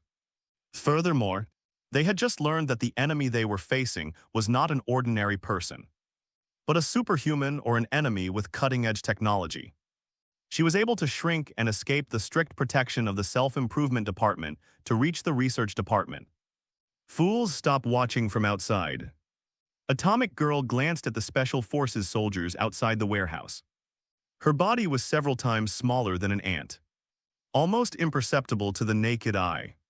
She slipped into the warehouse right under everyone's noses. Although the warehouse was equipped with protective devices and an energy barrier that made the surface have a layer of electricity, this attack power had no effect on Atomic Girl's battle suit. Atomic Girl easily entered the warehouse, which was unguarded. The magic box was placed right in the middle of the warehouse. Nobody's here, Atomic Girl was puzzled. But after glancing at the time, she decisively turned off the surveillance camera in the warehouse and installed an additional lock on the warehouse door to lock it completely. She then returned to her normal size and came to the magic box. Master, I think everything went smoothly. They were too arrogant, bang, but the next second, the warehouse door was suddenly slammed shut, leaving a fist-sized dent. A blazing laser beam swept across the heavy door, and then another punch landed on the figure outside.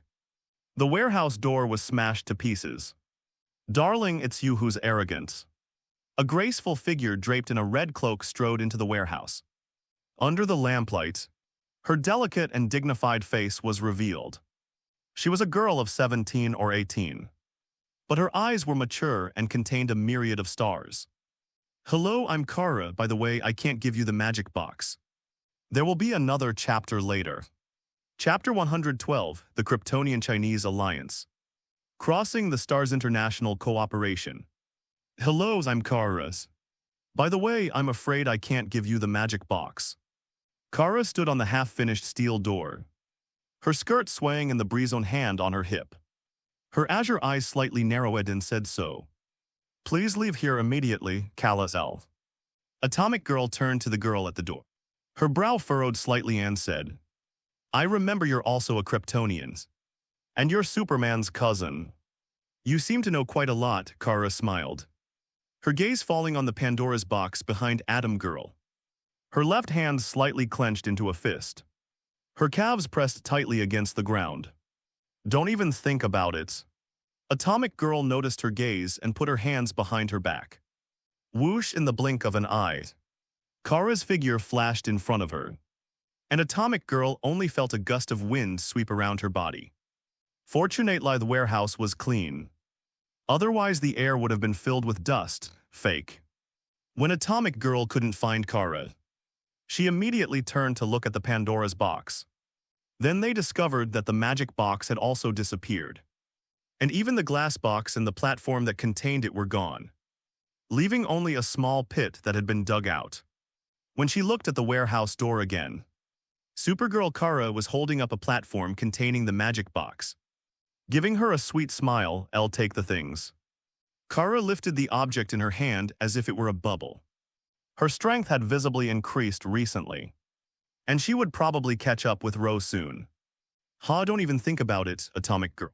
With her hand behind her back said she was pressing a button. Snapped suddenly, the object that Kara had been holding high shrank to an extreme size, almost imperceptible to the naked eye. Caught off guard by the sudden turn of events, Kara dropped the object to the ground. Because it was so small, Kara had to look up to see the ant-like magic box. Moreover, due to its height, the magic box had fallen outside and could not be touched directly. Bang, then, the Atomic Girl opposite them suddenly shrank to the size of a blood vessel. From a microscopic perspective, Atomic Girl is rushing toward Kara at an astonishing speed. Even with her mass reduced, her strength remains the same. Therefore, a faint explosion was heard in the air when she was ejected. When it hit Kara's abdomen, The girl felt a powerful force immediately, clutching her stomach and staggering back several steps. She gritted her teeth and said, "Atomic Girl. Your name suits your abilities perfectly." Boom. As they were talking, the shrunken Atomic Girl launched another attack, charging at Kara's jaw again. Kara also saw Atom Girl in midair through her supervision, so she decisively waved her hand and slapped Atom Girl. Whoosh! From a microscopic perspective, Kara is like a giant. Her waving hand created a huge wave that slapped Atomic Girl's face, making her hair ripple like waves. However, because Atomic Girl's body shrank, Kara and her eyes also had to move faster, so she barely managed to dodge the slap that was coming at her. Furthermore, be stepping on the palm for leverage, he was launched into the air again, transforming into a tiny bullet with a bang. It triggered a stream of air as thin as a wisp of green silk, hurtling towards Kara's jaw. Boom. Due to blind spots, Kara relied on her hearing. She dodged but was still hit on the side of her face. The subtle sensation of the atomic woman felt like a sharp blade piercing her. Yet it was also filled with immense power. With one blow, Kara was thrown to the ground, landing on her side. Hiss. Snapped upon seeing this, Atomic Girl landed, ran towards the Pandora's box, took out a pre-prepared box, and put the Pandora's box inside. Damn. Kara, who had fallen to the ground, touched her face. When she sat up, she saw the tiny Atomic Girl on the ground. She frowned and slapped her hard. Boom. The slap covered Atom Girl's area perfectly, and the super strength made the seemingly casual slap leave a clearly visible dent in the tempered floor. Okay. Kara frowned. She didn't sense Atomic Girl's presence. He then turned his hand over and found the floor empty. There was no trace of the magic box, nor any bloodstains. It was completely bare. It shrunk again. Kara immediately realized this, her eyes scanning the surroundings, and soon she saw the Atomic Girl even smaller than before. Under her fingernails, the other party is small enough to fit into a pore. Before Kara could react, Atomic Girl drew a line from under her fingernail and disappeared again in midair. Even for a fleeting moment, Kara could still clearly see that Atomic Girl's body was shrinking rapidly before she disappeared. This time, however, she was unable to find him again. Based on the previous battle reports from the task force, Atomic Girl's size could even shrink to the size of a blood vessel, which is only a few micrometers in volume. "Attention everyone, the intruder has vanished," a member of the Karachong task force shouted, saying that she had met Hua Xin before coming and told her that she came from the Qiang tribe to guard the magic box. Kara then took flight and at super speed searched the entire warehouse area. She stared at every corner, not even missing the smallest crack in the facade. But even with her eyes reddening and sore, she couldn't find a single clue about Atomic Girl. Damn it, where did they go? Kara angrily slammed her fist on the wall, leaving a dent. Where is Atomic Woman? Omen and Huixin rushed to the warehouse with a group of people, only to find Kara standing there alone. The warehouse was in a state of disrepair, and the magic box was nowhere to be found. She ran away. Kara leaned against the door, dejected, and sat on the floor, burying her face in her niche, her voice full of sadness. I'm still too weak. I've let Carl down. My supervision should have allowed me to see her, but I couldn't. If Carl were here, he definitely wouldn't have let Atom Girl get away. She was downcast and looked up at Omen and Huixin. Her blonde hair fell on her delicate face, obscuring her slightly reddened eyes. This was our oversight. We didn't expect anyone to break in. Yumen was also extremely remorseful. He thought he had taken precautions so thoroughly that not even a mosquito could get in. But he never expected that Atomic Girl would take advantage of the situation. Hua Xin arranged for a special task force to conduct a thorough search of every floor of the headquarters base. After completing all the arrangements, she turned to the two of them and said helplessly, Atomic Girl is a member of the Justice League. She has the ability to shrink to the micrometer level. It's impossible to defend against her. There are practically no people in the world who can defend against her. She can disappear without a trace. Sound enters a person's bloodstream and even the brain. Ultimately, it comes down to our technology lagging behind others. Euroman has listed Atom Girl as a research subject in his mind. In order to prevent a recurrence of today's situation. What do we do now? The magic box has been stolen. Carl said it's a gateway to another world, which will put the world in danger. Kara quickly composed herself, glanced around and asked, "By the way, isn't there a woman named Pandora?" Carl said she would guard the box. She's gone. I didn't see Pandora when I passed by the lounge earlier. But there were signs of a fight inside. Omen said with a frown. Someone must have bought Atomic Girl time before making their move. Huazin analyzed with Superman gone. Pandora is the most powerful being. Given her undeniable strength if she were to take the box, Atomic Girl and the others would likely miss their chance once again. Pandora's magical abilities aren't particularly strong in combat, but they allow her to travel long distances quickly. As long as she takes the Pandora's box, everything will be fine. However, she didn't show up. Clearly an outsider and someone restricted Pandora. Huazin cursed. These damned owls only know how to use despicable means. Kara Ro is Carl. What is he thinking? Yumen looked at the girl Kara's. He said he would guarantee that Krypton would not go to war with Earth. That he would allow both sides to develop peacefully. And that Krypton would get what they wanted. Kara knew she was worried about the Kryptonians' actions.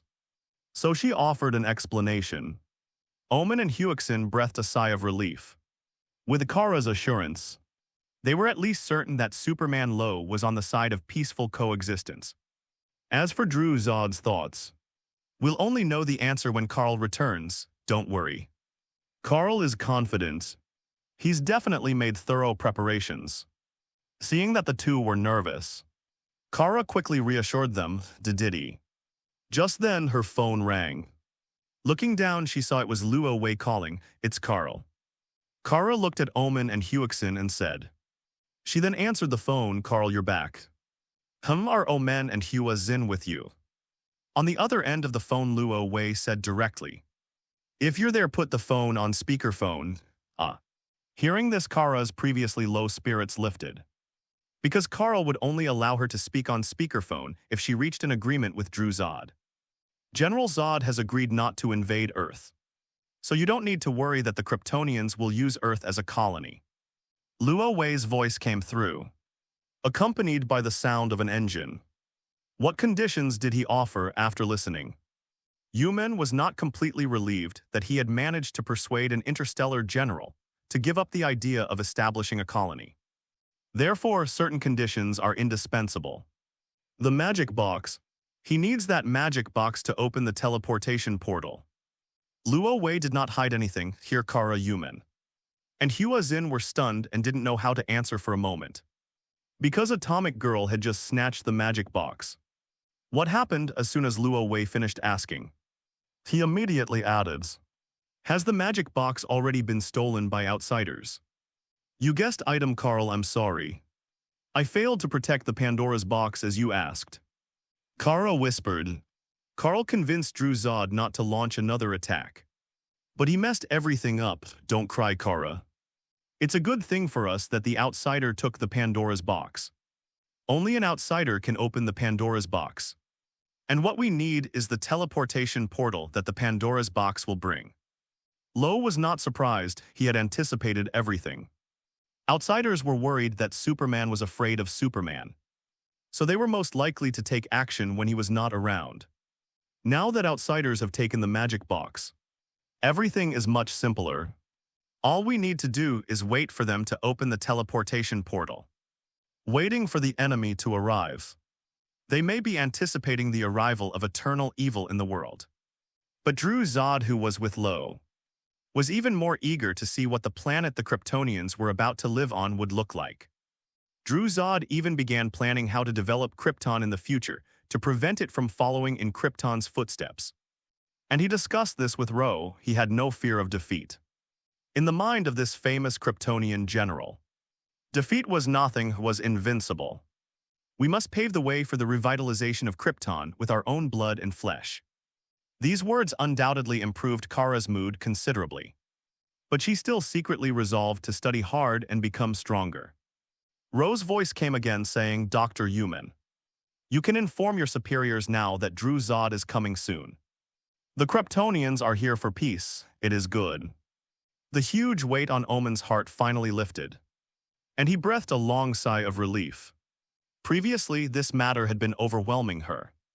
If Krypton were to launch an attack on Earth, she knew she would be one of the culprits in this war, as she was the one in charge of the project that launched the spaceship in the first place. Just as Luo Wei had said not long after, a spaceship bearing the Zod family crest broke through the thick clouds in deep space and landed in Beijing, China. This spaceship was larger than any before, like a small mountain, casting a gloomy shadow over the street, causing pedestrians to look up and gaze at it before quickening their pace to leave. What's going on? Another spaceship has arrived in China. Could it be that war is really about to begin? Why haven't the missiles been launched yet? They're already charging right at us. Are missiles really effective against them? Unaware of the truths, the passers-by were filled with fear and unease at the sight of the spaceship appearing in deep space. And soon the streets were deserted. Only a small number of people hid under the eaves, gazing up at the massive, mountain-like spaceship in deep space, their eyes filled with fear. Media reporters also began to report on this sudden situation in real time. At the same time, spaceships from other countries' airspace all left the sky and flew towards China, seemingly preparing to converge in Beijing, the capital of China. Before long, 3 more small spaceships appeared in the deep space, where there was originally only one huge spaceship, standing side by side overlooking the bustling city of Kyoto. The enormous family crest and the pitch-black energy cannon muzzle gave off an inexplicable sense of oppression. Media reporters reported the situation in real time to all parts of the country, and it was also quickly spread to the internet. Many people who had just experienced the fear of spaceships couldn't help but feel scared when they saw this scene. China is doomed, and the people of the East must pay the price. They paid the price for their mistakes. The U.S. high-ranking officials looked at the footage on the screen and sneered. They should have paid for their actions long ago. They raised an ungrateful wretch who made China the first country to suffer. Other senior officials spoke up, some sighing, others gloating. If aliens invade, facing such a powerful enemy, the entire world could suffer a devastating blow, and the United States might not be able to escape it either. But at least they still have time to prepare, and they can live longer. Some people will feel better if they see other countries perish first. However, some cried silently, because it wouldn't be long before they were the ones surrounded by numerous spaceships. Strange, why is there still no movement? And the Easterner hasn't cut off the live stream. A senior executive was puzzled. Given the current situation in China, shouldn't they have cut off the internet and the live broadcast to prevent the whole country from panicking? But they didn't do that. Furthermore, on the screen, the spaceship was hovering motionless in midair, without any movements, which did not resemble a posture facing an enemy. More like an allied visit, the thought popped into my head. But I immediately dismissed it. How is this possible? The Kryptonians could easily conquer Earth on their own. So why share it with others? Could China offer better terms? Just as I was wondering, on the screen, a floating platform flew out of the spaceship's hatch, carrying several figures. The camera zoomed, and this shot was deliberate, clearly showing those familiar yet unfamiliar faces. Drew Zod. In the close-up, Shad had a smile on his face, and there was no trace of gloomy hostility in his eyes. Is this behavior indicative of an ally or an enemy? Chapter 113, Technological Assistance from Krypton. At this very moment, on the top floor of an office building in Beijing, China, outside a brightly lit conference room, a Kryptonian spaceship hovered overhead. The task force guards stood on the large balcony and in the corridor of the conference hall, their faces grim. No one wanted anything to happen to the conference room. In addition, Krypton had also sent several soldiers to patrol the corridor and the large balcony, making the atmosphere tense. Inside the conference room was Drew Zod's first meeting with the Chinese. Although it was brief, Zod didn't care. He just wanted to get to Earth 3 as soon as possible. The meeting then concluded briefly after Drew Zod expressed his views and attitudes toward Earth and stated his commitment to maintaining a peaceful coexistence. After the meeting, key personnel left one after another. Luo Wei, on behalf of China, I thank you for what you have done. Hua Xin extended her hand to Luo Weisting awkwardly. I also want to take back my suspicions about you. I'm sorry about the investigation. It's okay, Sister Zaya Ohua, you didn't do anything wrong. If I were in your shoes, I probably wouldn't have done as well as you. Luo Wei smiled inside the meeting room. Most of the others had left, leaving only the Kryptonians and a few members of the Self-Reliance Department. As they had other matters to attend to, Drew Zod stood up from his chair and said, Carl, the meeting is over, I think we should discuss Earth 3. That's what I'm concerned about. Uncle Zod, there's no need to rush. Let the bullets fly for a while. Those guys from Earth 3 will come to us on their own. What we need to do is be fully prepared to deal with the threat from Earth 3. Ro understood Zod's feelings at this moment.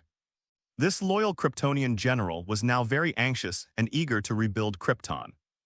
However, while the Kryptonians are indeed very strong, the threat from Earth 3 is not weak either.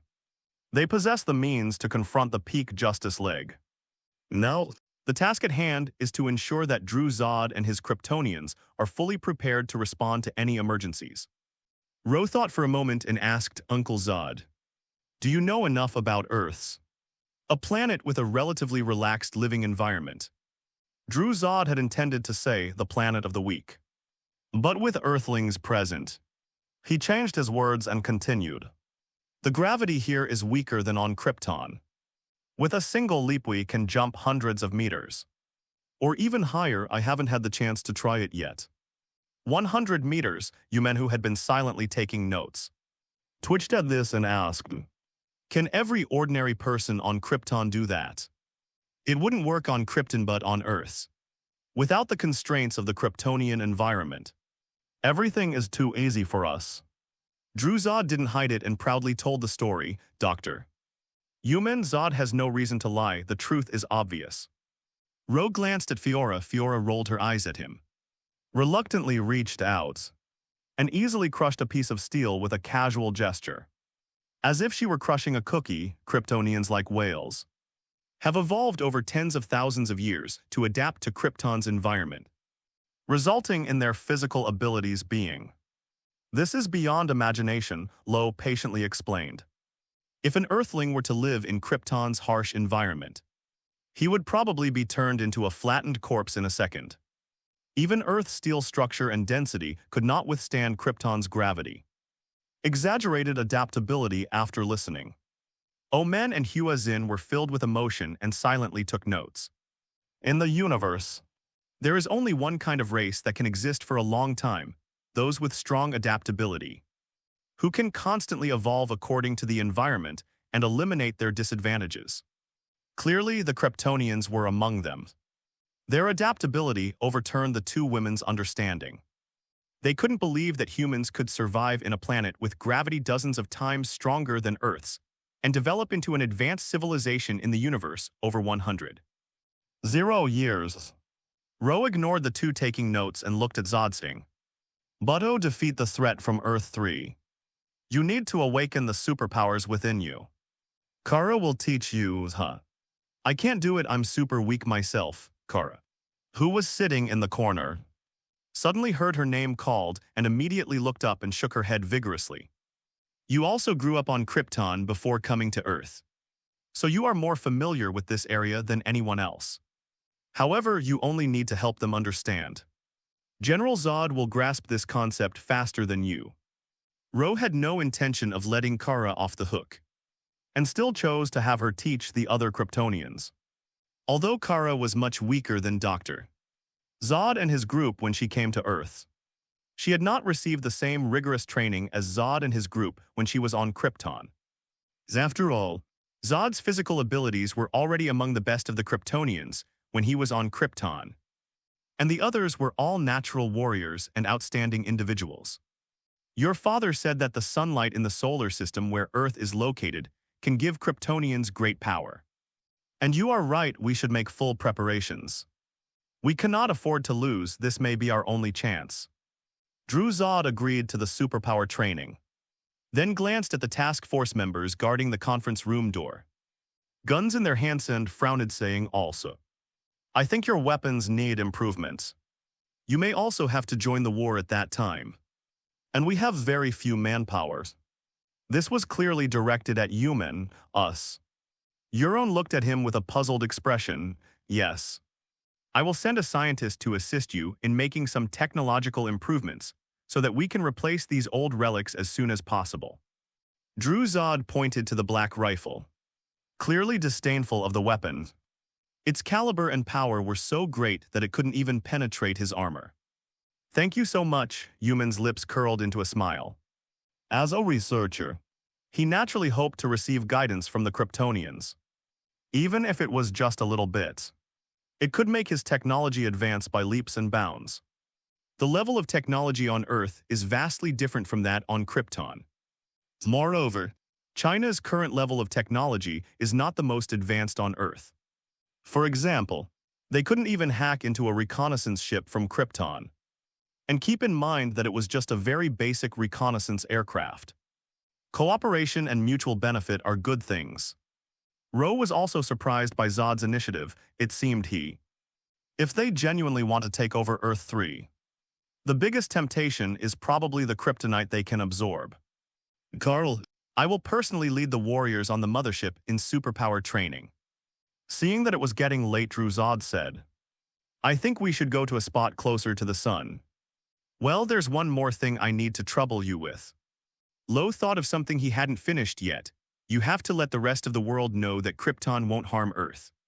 Otherwise, some people on Earth won't just stand by and do nothing. Zod initially wanted to refuse, but deciding it was better to avoid trouble. He agreed anyway because when he came to Earth before, Luo Wei said that Earth was not as simple as it seemed on the surface. This primitive planet had many magicians and some superheroes who became stronger with the help of alien civilizations. Although they are usually nowhere to be seen, they will still stand up against outsiders when it matters. They won't just stand by and watch the Earth suffer. While the conversation was taking place in the conference room, the scene of Kryptonian spaceships landing in Beijing, China, and their Kryptonian commander Zod visiting the Chinese people went viral around the world. Many people who previously believed that the end of the world was coming had done many crazy things. But when they saw this, they realized that what they had done was insignificant. The Kryptonians did arrive, but they did not bring war. Nor did they bring the end of the world. Nor did they make any threatening moves. The only thing that posed a threat was the few spaceships in China's airspace. However, if an advanced civilization that has mastered space jump technology really wanted to take action against Earth, they wouldn't even need to come to Earth in person. They could simply move their fingers, and the mothership on the moon would annihilate Earth with its cannons. It is clear that the Kryptonians' attitude is not that they came for war. They came for peace. Furthermore, Superman was seen in the scene. He was standing right in the middle when the Kryptonians met the Chinese. He acted as a peace envoy for both sides, bringing them together to make peace. Superman persuaded Zod to avert war. This conjecture was quickly confirmed. Zod, the current commander of Krypton, declared that Earth is safe and that the Kryptonians bring not danger or the end of the world, but peaceful coexistence. The news was released by China's official media. In an instant, the news caused a huge stir around the world. The crisis was over, and China became the biggest winner in this crisis. Sir, I told you, give them some time. In the universe, there is not only evil but also justice. I was right. In the main hall of Wayne Manor in Gotham City, Alfred smiled kindly at Bruce Wayne, who was sitting on the sofa. This is good news, Afu. Bruce visibly breathed a sigh of relief, but a hint of wariness remained in his eyes. He hadn't completely let his guard down. Superman hasn't let us down. I suppose you're eager to speak with Superman in person. Afu saw through his thoughts. I'd like to, but I'll think about it later. He's probably very busy right now. Bruce Wayne put down his glass looking exhausted and stood up from the sofa. Moonlight streamed through the window. It stretched his shadow long, diddy. Bruce was about to go to sleep when his communication device rang. Whose call is that? It's a call from Ms. Diana. Alfred handed the communicator to Bruce. Upon seeing that it was Wonder Woman, Bruce immediately adjusted his casual tone. A slight smile playing on his lips and said in a deep voice, "Hey dear Diana, what good news do you have for me?" However, when he heard Diana's words, the corners of his mouth that had been raised instantly fell back, and his eyes turned cold after hanging up the phone. Bruce Wayne said, "Alfred, have Robin prepare the car.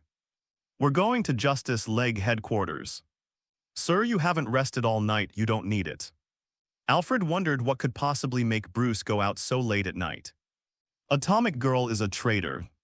She also stole the files of every member of the Justice League.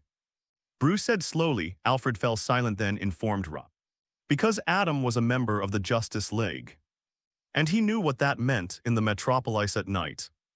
In Lex's luxurious villa, the master bedroom is bathed in warm light, and the television is broadcasting news about Kryptonians. Lex Luthor gripped his chair tightly, his face darkening further as he heard Drew Zod's words. "Kryptonian lies, Lex, what's wrong with you? Isn't this good news for us? Those people came to you today, wanting you to take charge of the project against the Kryptonians." Eve was puzzled, thinking Lex was under too much pressure. So she patted him on the back to comfort him and said, "I think that's too dangerous.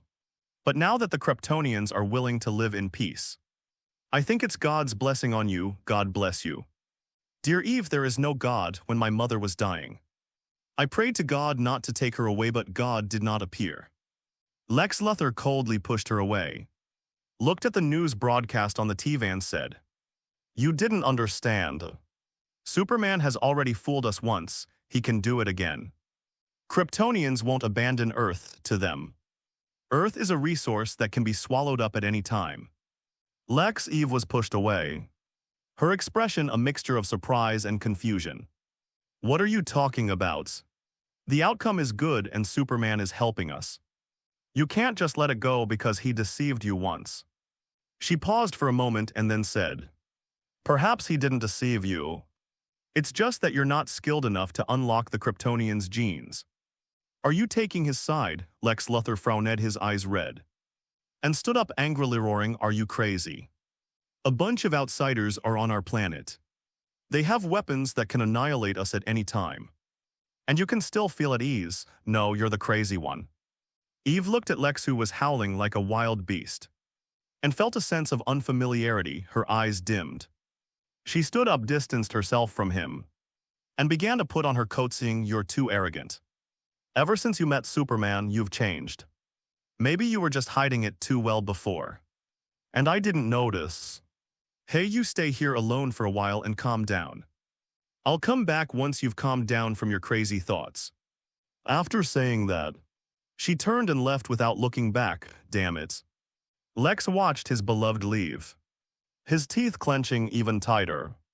He glanced at a file on the table, opened it to the first page, which read Superman DNA Project, and said coldly, "I will prove all of this. P.S. The opening paragraph is written very awkwardly, and the details are missing because they can't be included. You know, at that level, it can only be mentioned in passing. So the meeting content wasn't described in detail. I initially wrote about the U.S. in detail, but it was blocked several times, and in the end, even some titles were changed.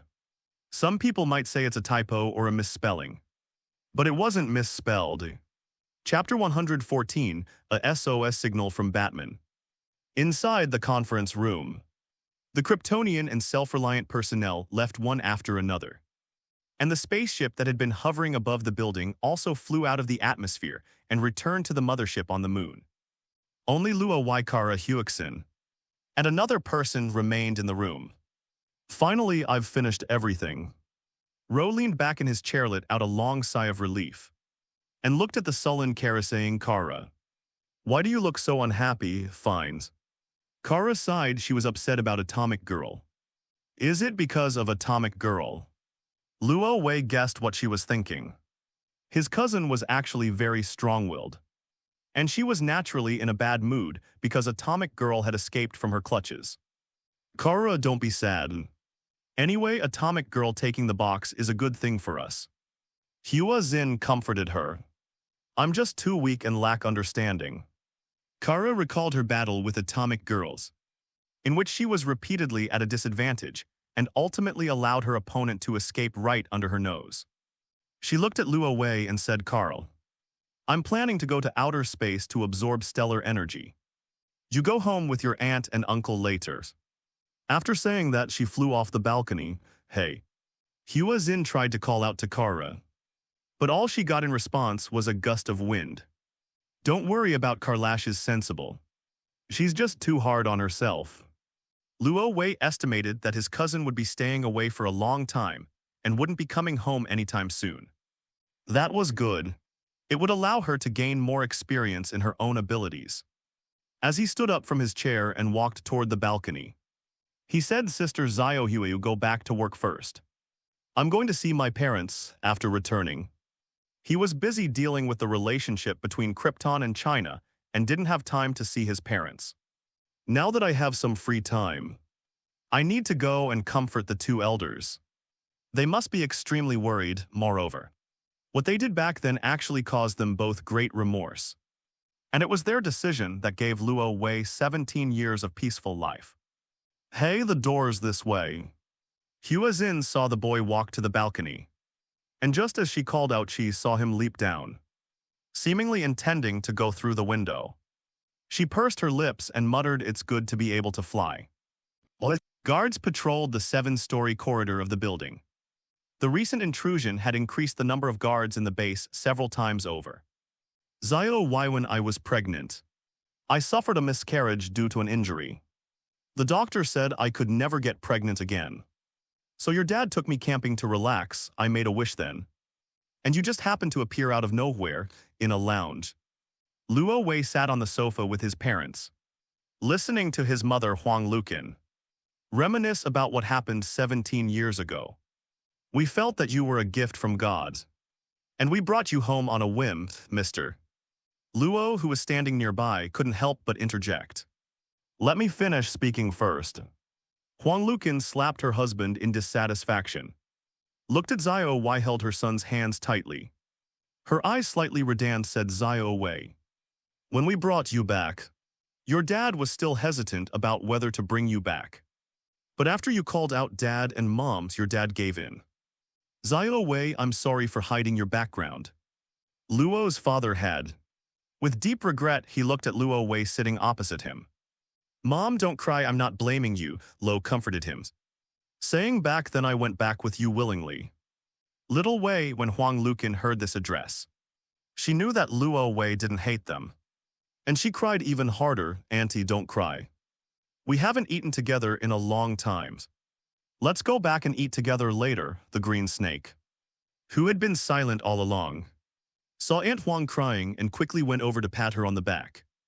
Comforting her, I want to eat your braised rabbit head. Mom, I want to eat braised eggplant, Lo added. And I can take you to experience Superman's flying vision. All the way back to Green Vine City, that's a great idea. After reading so many newspaper articles about you, I've been wanting to experience Superman's flying speed for a long time. Upon hearing this, Mr. Luo's eyes lit up, and a satisfied smile appeared on his lips. Then let's go and report to our superiors first. Huang Lukin agreed, but given their special status, they needed to consult with their superiors, as they were now under close surveillance due to previous events. Fortunately, the higher-ups didn't make things difficult and even offered to provide a private car escort.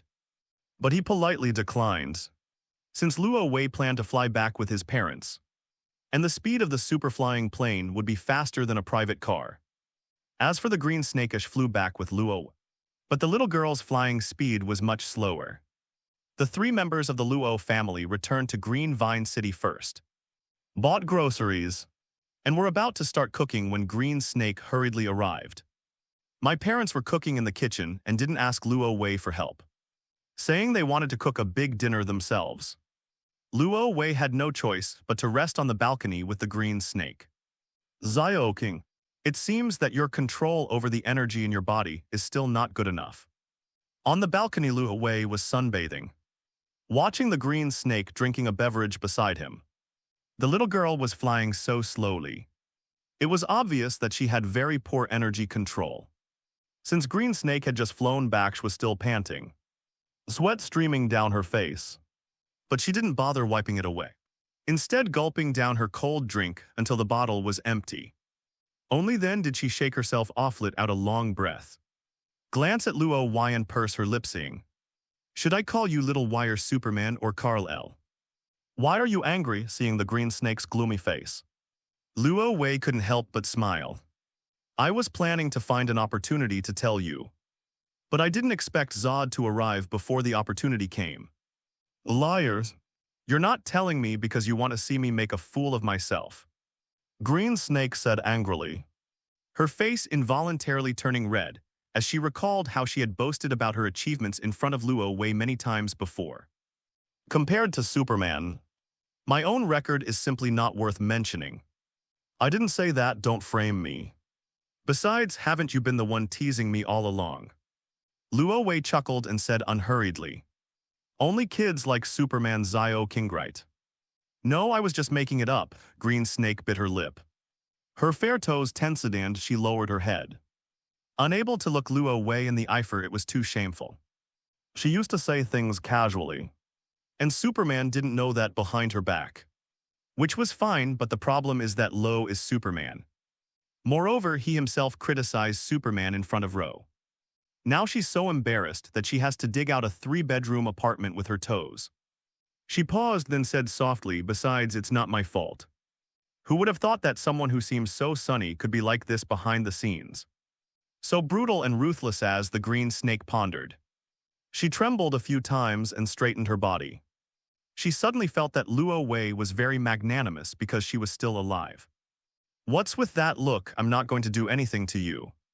Seeing that Xiao King was nervous, Luo Wei patted her head and said, "We are family. As long as you don't make any mistakes, I won't punish you." "So if I make a mistake, how will you punish me?" I asked curiously, the Green Snake replied. Luo Wei raised an eyebrow, hesitated for a moment and teased. "Xiao Qing, is the curiosity and expectation in your eyes real? You're crazy. I'm ignoring you. I'm going to eat." Green Snake blushed and turned to help serve the dishes at the dining table, leaving Luo Wei lying on the chairs, happily basking in the sunlight. Over the next few days, all places were calm and everything seemed to have returned to normal. People who were previously afraid of Superman regained their trust in him and even added the title of Peacemaker to the posters. Soon, the title of Superman the Peacekeeper spread throughout the world. The rapid spread was also due to the Zod and Krypton incident, which made people pay more attention to news and information about Superman, compared to the past when Superman frequently appeared within China to fight crime. The current Superman being a Kryptonian, with the Kryptonian mothership anchored on the moon, makes many people on Earth feel uneasy. This is because Superman's existence now concerns not only China, but also other Earthlings. Although Drew Zod expressed a peaceful stance, some people still felt uneasy and fearful, believing that everything was a lie by aliens who treated Earth as a toy of an advanced civilization. This is a very common situation. No one can convince everyone or make everyone believe, even if the naked truth is presented in front of them. Some people will turn a blind eye. They believe that seeing is not necessarily believing, and hearing is not necessarily true. This is normal. Caution and vigilance are ingrained in human nature and etched into our DNA. It keeps people constantly suspicious and distrustful of each other. This has led many to scoff at the title of Superman Peacekeeper. However, Lo wasn't interested in the title. He thought it would make some big American man hate him. In addition, non-A scientist dispatched by Krypton also went to the self-improvement department to begin his technological poverty alleviation work, bringing with him a bunch of high-tech equipment. Though these were things that were relatively outdated on Krypton. The Kryptonians worried that the self-reliant ministry would not understand the use of those devices. To Earthlings, even the devices from Krypton's old era were incredibly advanced in technology. 10,000 years of technological development is dozens of times longer than the time it takes for modern human civilization to develop. Fortunately, the Kryptonians were willing to start teaching from the very basics, allowing the self-improvement department to better absorb Kryptonian knowledge. Furthermore, the modified weapons are based on weapons developed and modified on Earth, which makes it easier to understand the underlying principles. Learning anything becomes easier as long as it falls within one's own cognitive framework, and a corresponding framework is found. It's much more relaxed now. At least it won't feel unfamiliar at first. While the self-improvement department was exchanging ideas and learning from Krypton, they were also keeping an eye on developments in various places and looking for clues about outsiders. Luo Wei also informed the Self-Reliance Ministry that outsiders might not open Pandora's box immediately. However, the outsiders will open Pandora's box soon. They have been waiting for this moment for a long time, and they won't have to wait much longer. Therefore, we need to be prepared at any time, after all. Outsiders are in the shadows and so far, no trace of these guys has been found. They are like night owls, only appearing at night and hiding in the darkness. Until 3 days later, with only 2 days left until New Year's Eve, Luo Wei didn't go anywhere. He stayed at home with his parents and occasionally went on patrol. The self-strengthening ministry did not reveal his identity, so the outside world did not know that Luo Wei was Superman, and therefore no one bothered his life.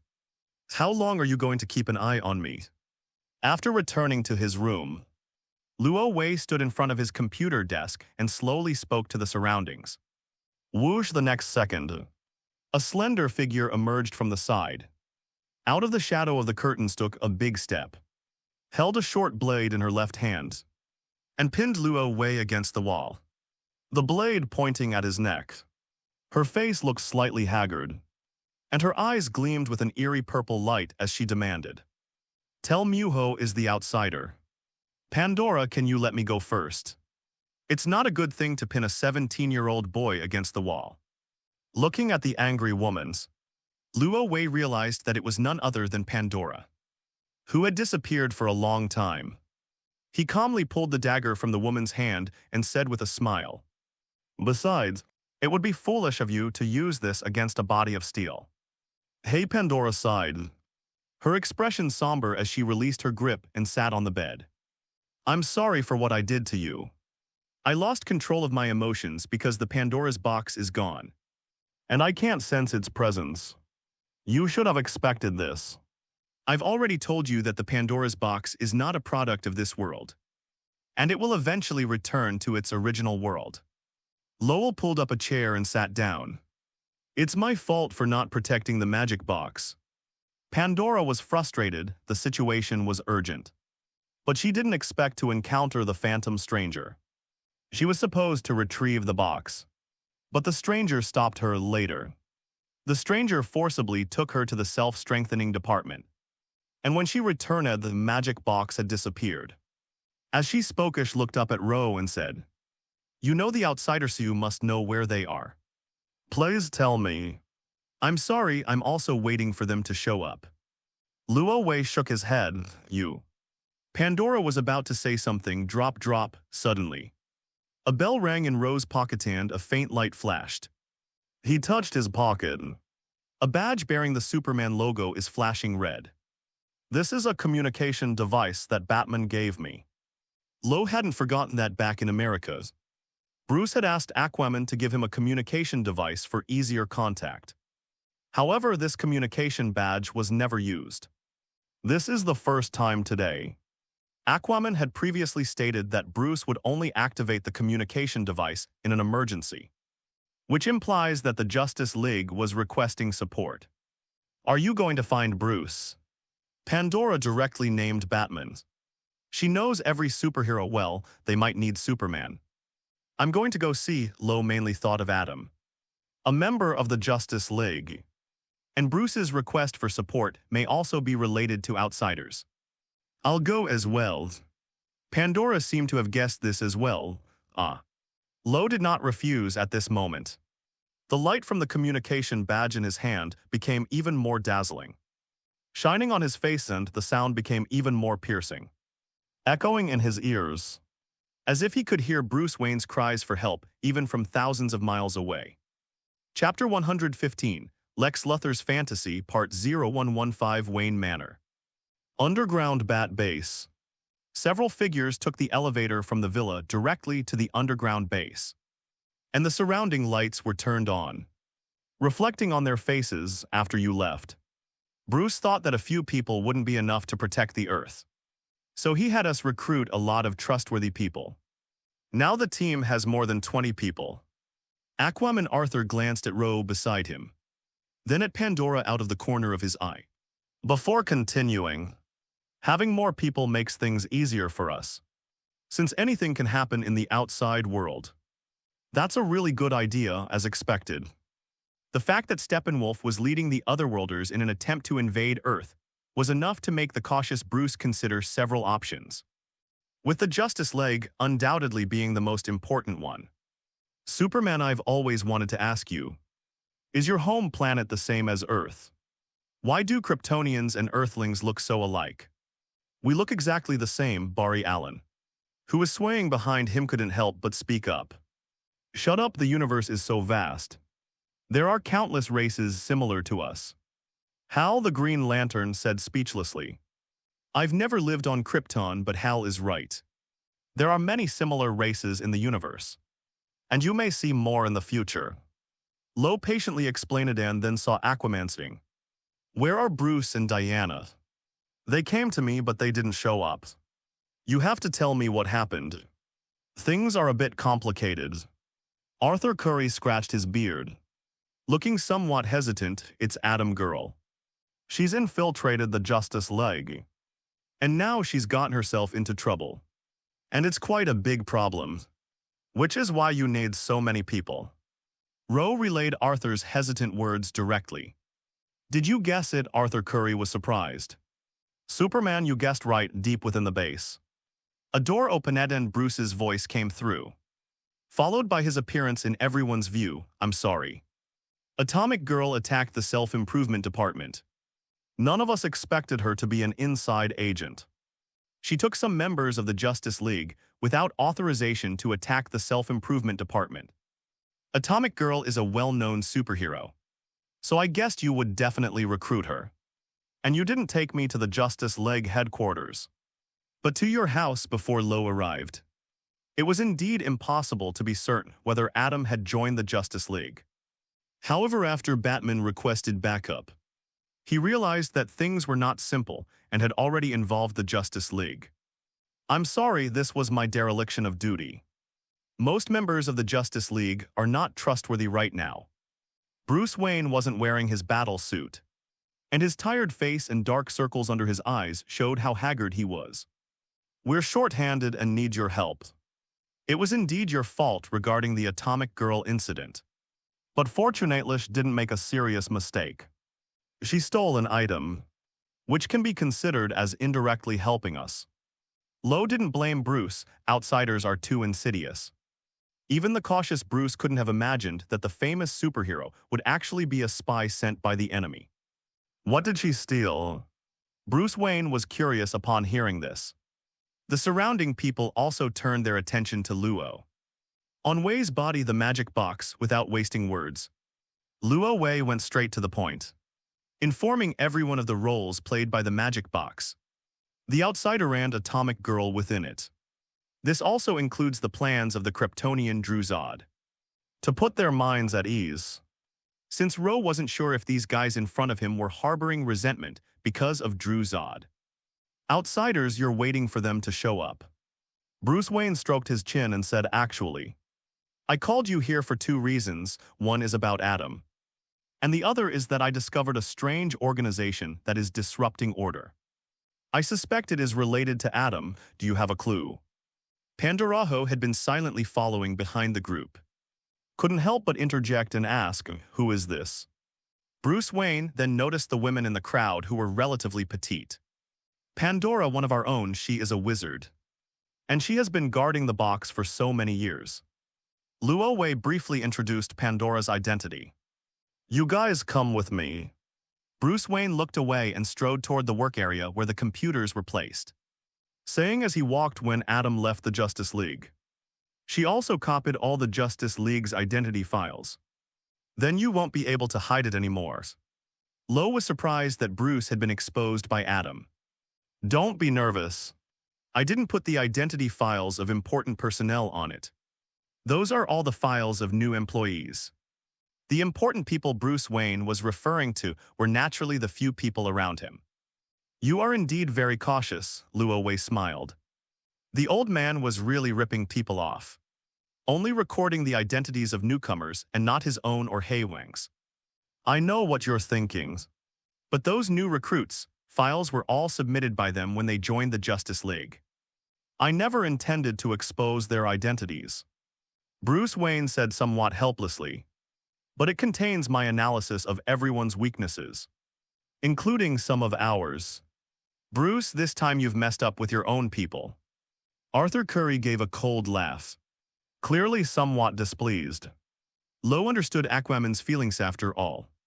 No one wants to be studied by someone they trust, especially when that person is researching their weaknesses. He looked at Bruce and asked, me too. I treat everyone equally. Bruce Wayne didn't hide anything and nodded. I'm really looking forward to your proposal. Lo was curious. Bruce didn't know about the existence of kryptonite yet. So what kind of protective file would he have for Superman? Let's look at the clues first. Bruce Wayne poured himself a drink, turned on his computer, and pulled up a slightly blurry photo. The photo contained a spray-painted logo resembling a U. The U spray paint is applied to an old wall. He took a sip of his drink, then found several photos and arranged them on the screen in order. They were all spray-painted patterns. Some sprayed on stone bricks in alleyways, some on manhole cover sand, some on other interior surfaces. The patterns are an Owlin X in S and a strange V-shaped lightning bolt.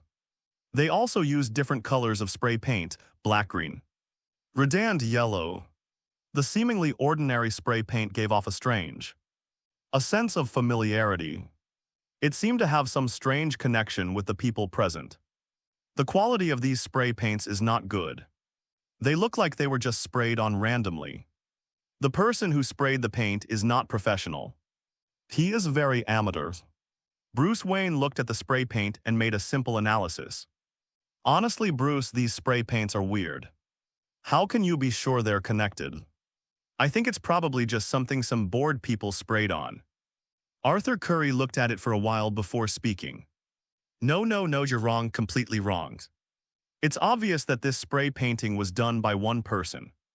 His technique is consistent and, even if he tries to change it, you can still tell Barry Allen, with his extensive experience, immediately spotted the problem. You know about criminal investigation. Arthur Curry looked at the tall, thin young man. I work for the police department in Central City. Barry Allen looked proud. If he weren't a superhero, he would be at a crime scene collecting evidence right now. Superman, what's your opinion? Seeing that Lo was staring at the screen in silence, Bruce Wayne couldn't help but ask. I recognize these patterns, to be precise. Each one corresponds to a person, Luo Wei said slowly. Who does it correspond to? Is it related to outsiders? Bruce Wayne asked, then seeing Luo Wei nod. Everyone's eyes fell on him, waiting for him to give an answer, since the outsider had never actually appeared from beginning to end. Atomic Girl is just a pawn. Someone who can manipulate the entire chessboard from behind the scenes, making everyone curious. Night Owl, Superpower, Super Queen, Divine Ring, Quick. Luo Wei recognized the four patterns, each corresponding to a name. His expression was somewhat complicated, because only he knew that these people were actually the counterparts of the Justice League on Earth 3. The criminal syndicate, Night Owl corresponds to Batman. In Earth 3, he is Bruce Wayne's brother. Superpower corresponds to Superman. The Super Queen corresponds to Wonder Woman. The Power Ring corresponds to Green Lantern. Quick is the counterpart to the Flash. They possess abilities comparable to those of the core members of the Justice League. And some are even stronger than the core members in various aspects. Moreover, they exist in the same way as Earth 3. Their personalities are also the opposite of the Justice League. They believe in the supremacy of evil. What a strange name. Barry Allen felt something was off. They are all members of the Outsiders, and also have the title of the crime syndicate. Lowe didn't offer any further explanation. The immediate priority was to find an outsider. Bruce, where did you film the spray paint? In the western United States. A few days after Atomic Girl disappeared. I led a team to investigate her whereabouts later. Chaos broke out there, and the culprit who caused the chaos escaped. I accidentally discovered these strange spray paints. Bruce Wayne answered, found in the West. Liu Wei frowned. He hadn't expected the crime syndicate to appear so quietly. It was rather illogical if a crime syndicate were to emerge. Their first instinct would undoubtedly be to confront the Justice League. But if it had actually existed for so many days, how could they possibly have gone unnoticed? There's a big commotion, Rowe asked with some doubt. Have you investigated all the members of the Justice League? They might also have problems. You suspect there are other moles within the Justice League. Bruce Wayne saw through his thoughts. If I were an outsider, I definitely wouldn't have only arranged for Atom Girl. Lowe nodded, then said, how about this, Bruce? You take me to the spray paint location, and the rest of you go back and investigate the Justice League. No problems. I'm not as legendary as Bruce in criminal investigation. But I think I'm good enough. Barry Allen gave an okay sign. Then let's get started. After the mission was assigned, Aquaman, Arthur Flash, Barry, and Green Lantern Hal went to investigate the Justice League. As for Wonder Woman, she didn't come today. Bruce said she had other things to take care of. Pandora, on the other hand, insisted on going with Rowe and Bruce. She was more anxious than anyone else after all. The magic box she had guarded for so many years had fallen into the hands of others, which made the wizard uneasy. In a remote small town in the American West, a black fighter jet swept across the sky and landed in a factory overgrown with weeds.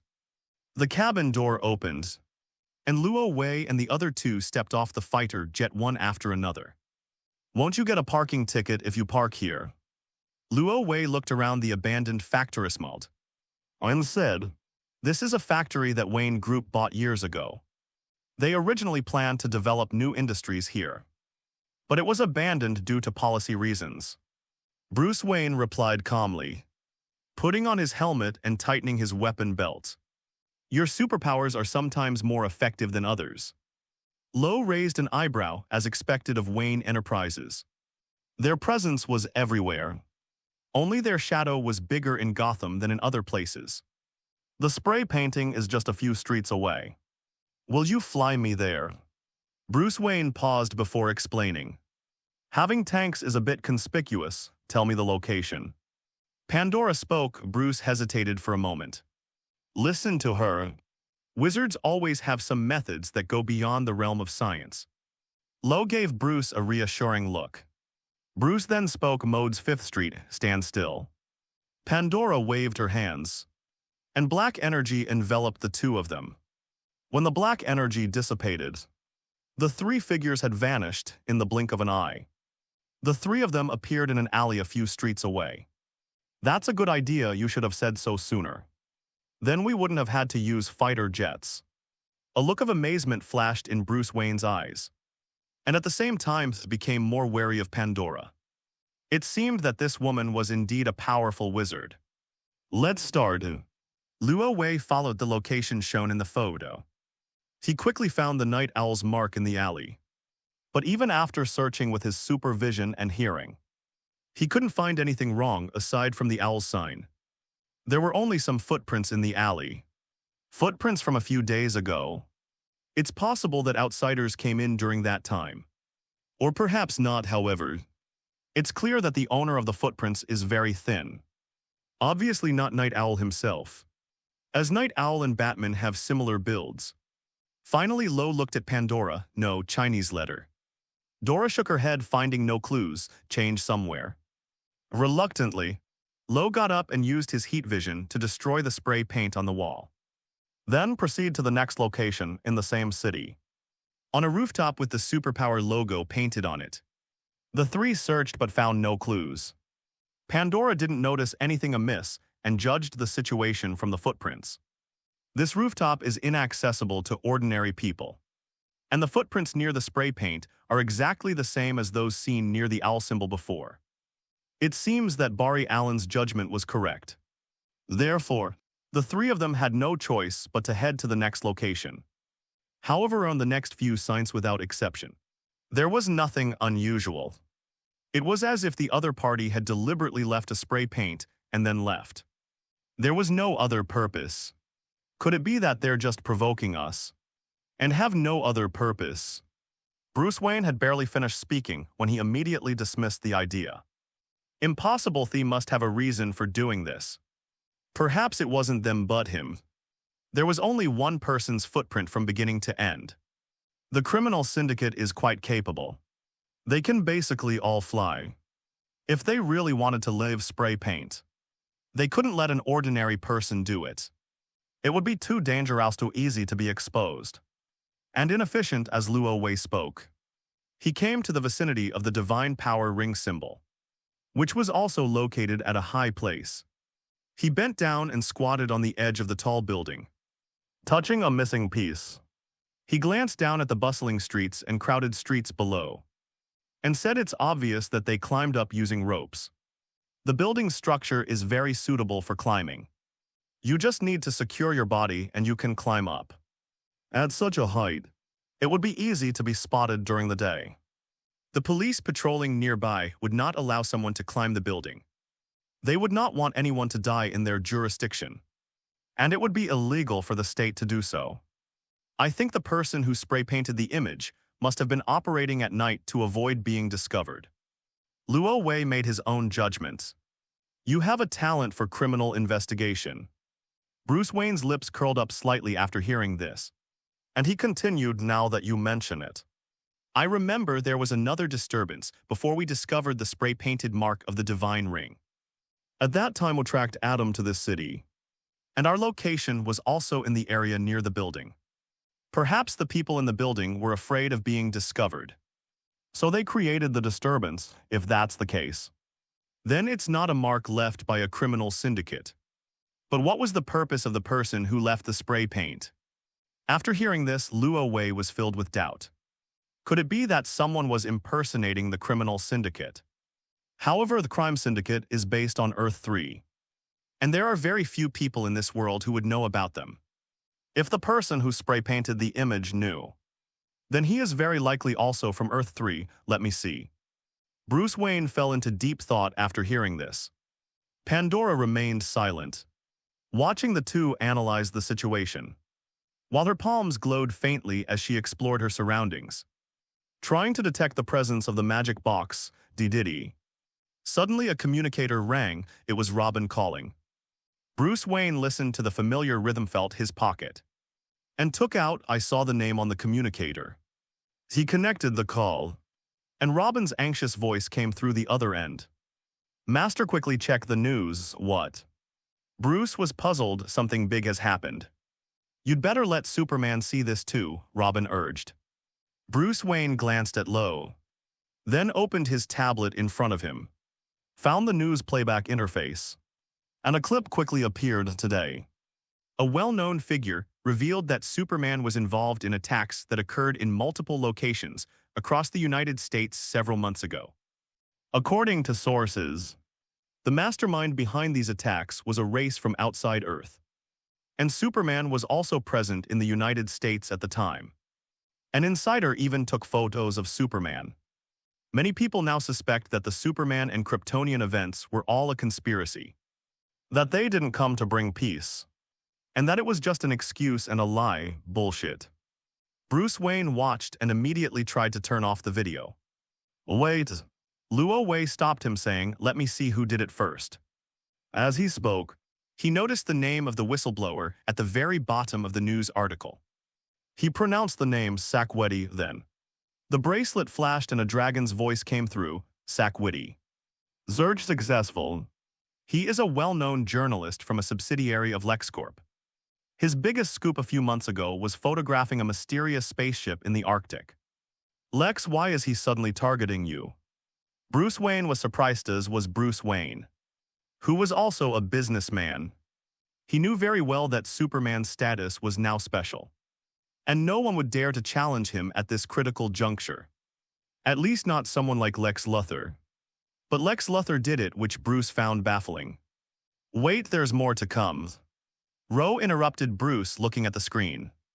According to sources, Superman's Chinese name is Luo Wei, and he lives in Green Vine City. He is a teenager who will soon turn 18, his parents. Boom! Bruce was watching the news when he suddenly bumped into Superman, when he saw his identity file and photos of his parents. He looked up and saw Lo walking towards the edge of the building. "Superman, where are you going?" in response. Ro turned around, his eyes gleaming crimson, and said coldly, "Find Lex Luthor, have a chat." Chapter 116, Lex Luthor's Fantasy, Part 2 Doodle. Hello, this is Lex Luthor. Who is this? Luthor, what's wrong with you now? There's a huge crowd of reporters outside the company building, and they all want to talk to you. Eve, I know, let them wait. You'd better come back soon, Eve, I don't have time. I have other things to do, I trust you can handle it. You are the best assistant.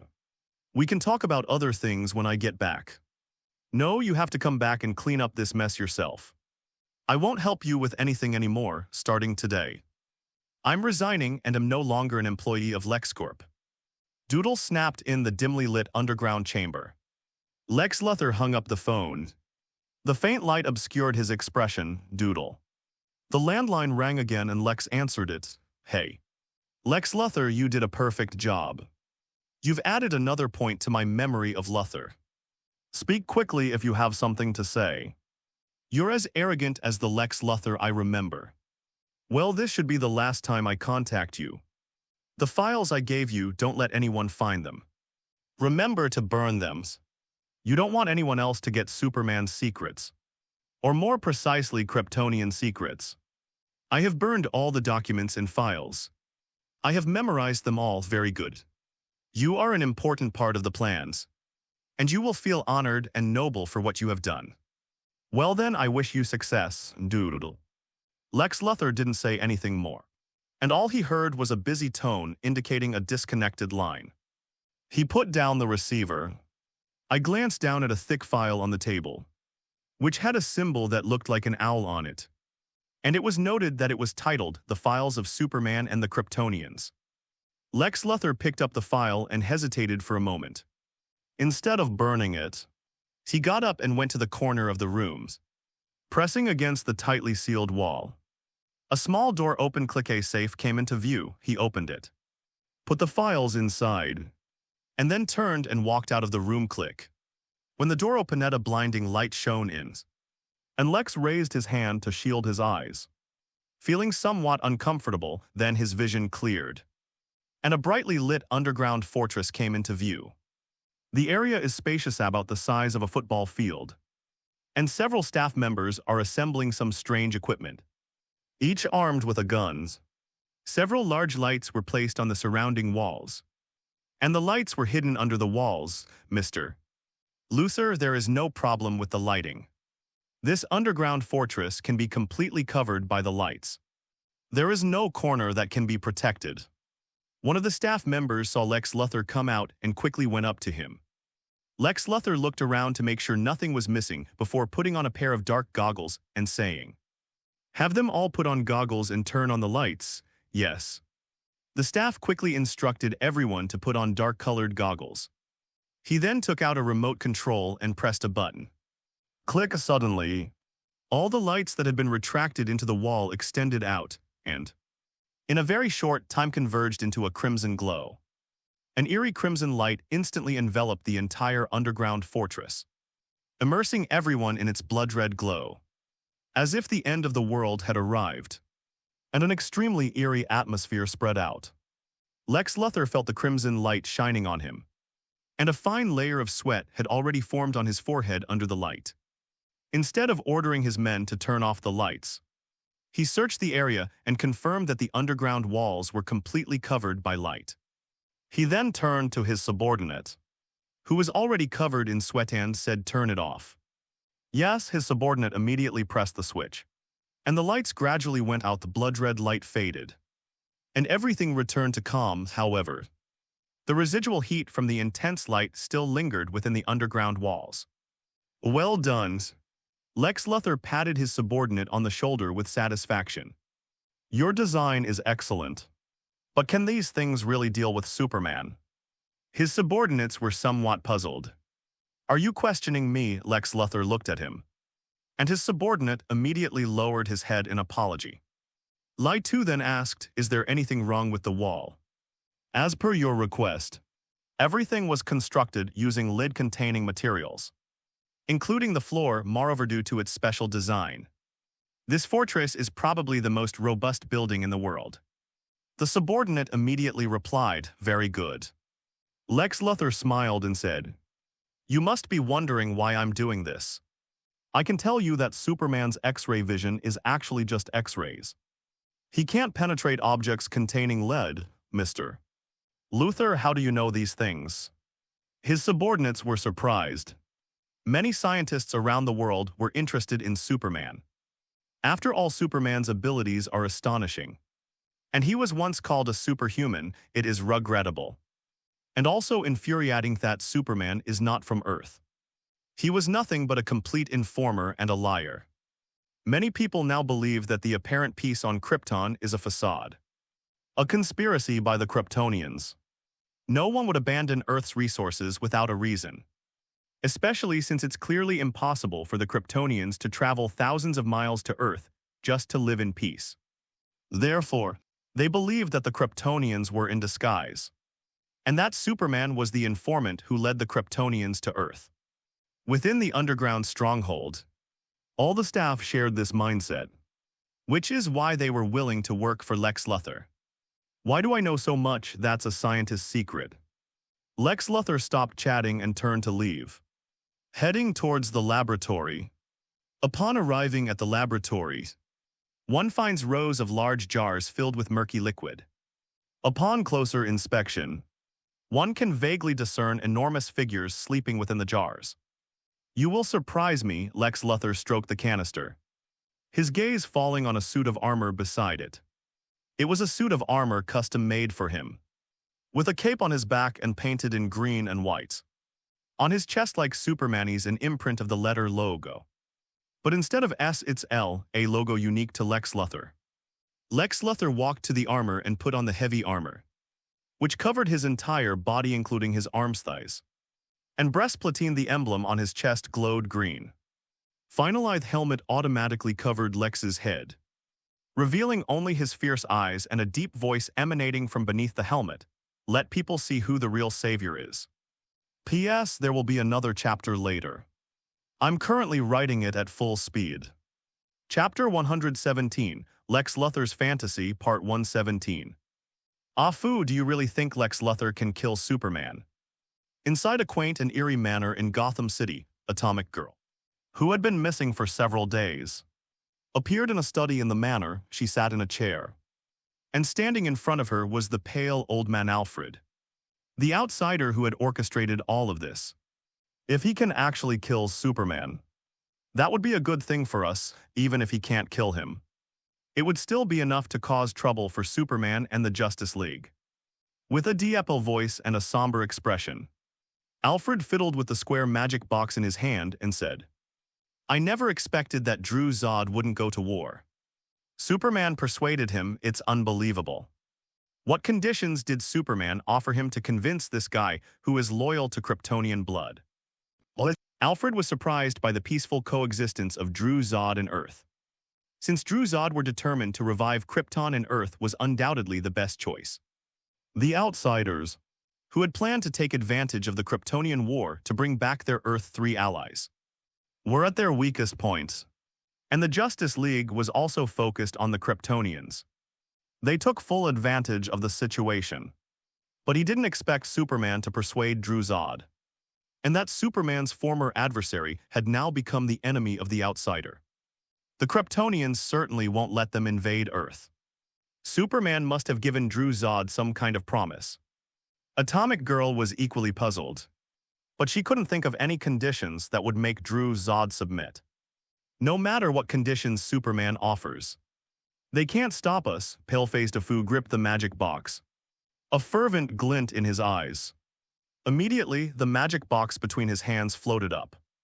The skull-shaped box emitted a dazzling white light from its mouth. Gushing out like a spring, it's time to turn it on. Whoosh! The white light swept across the surrounding space like a tidal wave. People thought it was a product of magic, and the foolish Eternal Council used it to imprison evil and seal away demons. But in reality, it's technology. A device that opens the door to the world. In Alfred's soliloquy, white light shone into the dimly lit study, making Atom Girl's face appear pale. Click. The air rippled like shattered glass, tearing open an oval portal in the blink of an eye. The scene on the other side of the portal gradually became clear, revealing a dark deep space and a desolate desert. Come on, it's time to welcome them in the white light. Their identities disappeared into the portal. When the portal closed and the magic box disappeared, everything returned to calm, however. The faintly fluctuating portal foreshadowed what was about to happen. The impending danger at this moment. The headquarters of the Huaxia Self-Strengthening Department is still completely unknown to the public. The exposure of Superman's identity and the slanderous accusations by media reporters have become one of their most pressing concerns. Dr. Human, after examination, the photo is not photoshopped. He was indeed in the United States at the time, however. One photo is not enough to determine whether he is related to those mysterious creatures. In the office, Hua Xin handed over a report. For them, one photo is enough only. To prove that the United States ever existed in Superman is a stretch. Even a few people couldn't explain it clearly. Euron rubbed his temples. He had only recently learned of the news. The Ministry of Self-Reliance immediately launched an investigation and found that the photo came from the Lex Group. Although the Lex Group's motives were not clear, the photo was not fake. The forums outside are now in an uproar, with all sorts of conspiracy theories emerging. We're already trying to control it, but we're still debating whether to deny the fact that Superman exists in the United States. Hua Xin hesitated for a moment but still managed to say it. She is young and doesn't have much experience in this area. But she still knows what to do at this time to control the rumors flying around. Protect Professor Luo and Professor Wang first. Other issues will have to wait for a decision from higher up. Euron shook his head and said, boom, suddenly. The office door was pushed open, and the lock shattered due to the excessive force, sending the lock cylinder flying out. No need to deny it. A tall, graceful figure strode in. Fiora, aren't you in the lab? The woman who walked in was none other than Fiora from Krypton. She was from the Self-Strengthening Division and was there to analyze some combat issues with the members of the Self-Strengthening Division. I heard your conversation. Carl is not responsible for his actions, nor are the Kryptonians. Fiora's expression was indifferent, but anger still showed in her eyes. Also, Carl doesn't need to make any excuses. They need to figure out their place. I understand how you feel, but right now, the higher-ups are planning to wait until they contact Lo before making a decision. Euron quickly spoke up. Carl is not in China. I sent someone to look for him not long ago. Fiora paused, then explained.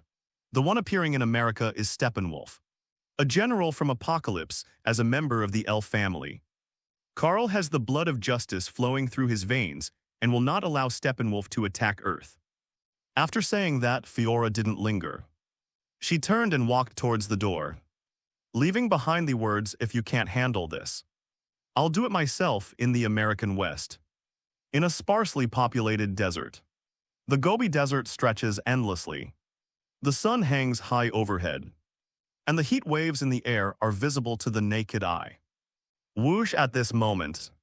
A figure flew from the horizon toward the Gobi Desert, causing a series of sonic booms. The once peaceful desert was also swept up by the figure, and thick dust and mist filled the air. He came. Beep beep beeps hidden beneath the desert and Gobi. Underground fortifications resound with deafening bells and flashing red warning lights. Mr. Luther, the target is approaching. One of his men strode toward the laboratory. I can hear it. The laboratory doors opened and Lex Luthor's tall figure, clad in armor, stepped out. The L-shaped emblem on his chest shone brightly, and the flight backpack on his back levitated him in midair, giving him a commanding view. Mr. Luther, you look so cool. Upon seeing this, his men stopped and stood about 10 meters away, admiring the armor. The rest of the personnel, also equipped with weapons, gathered in this direction. There were about 100 of them, and when they saw Lex's armor, their eyes lit up with excitement. Who are we today? Lex Luthor faced the crowd, spread his arms wide, and asked loudly, the Salvation Army. The crowd responded loudly, their voices echoing through the spacious area.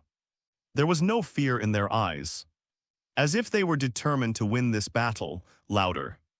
Lex Luthor was like the leader of the saviors, enjoying the worship of the masses, the Salvation Army.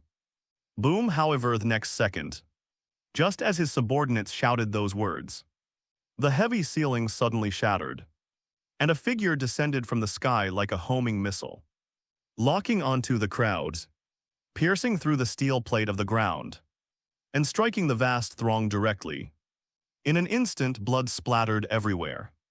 The enormous impact tore the bodies of the people in the center apart, sending flesh and blood flying everywhere.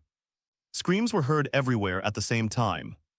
Sand and dust poured down like a waterfall from the crack in the ceiling, landing on a tall figure in the very center. A moment later, a pair of crimson eyes appeared through the dust and mist.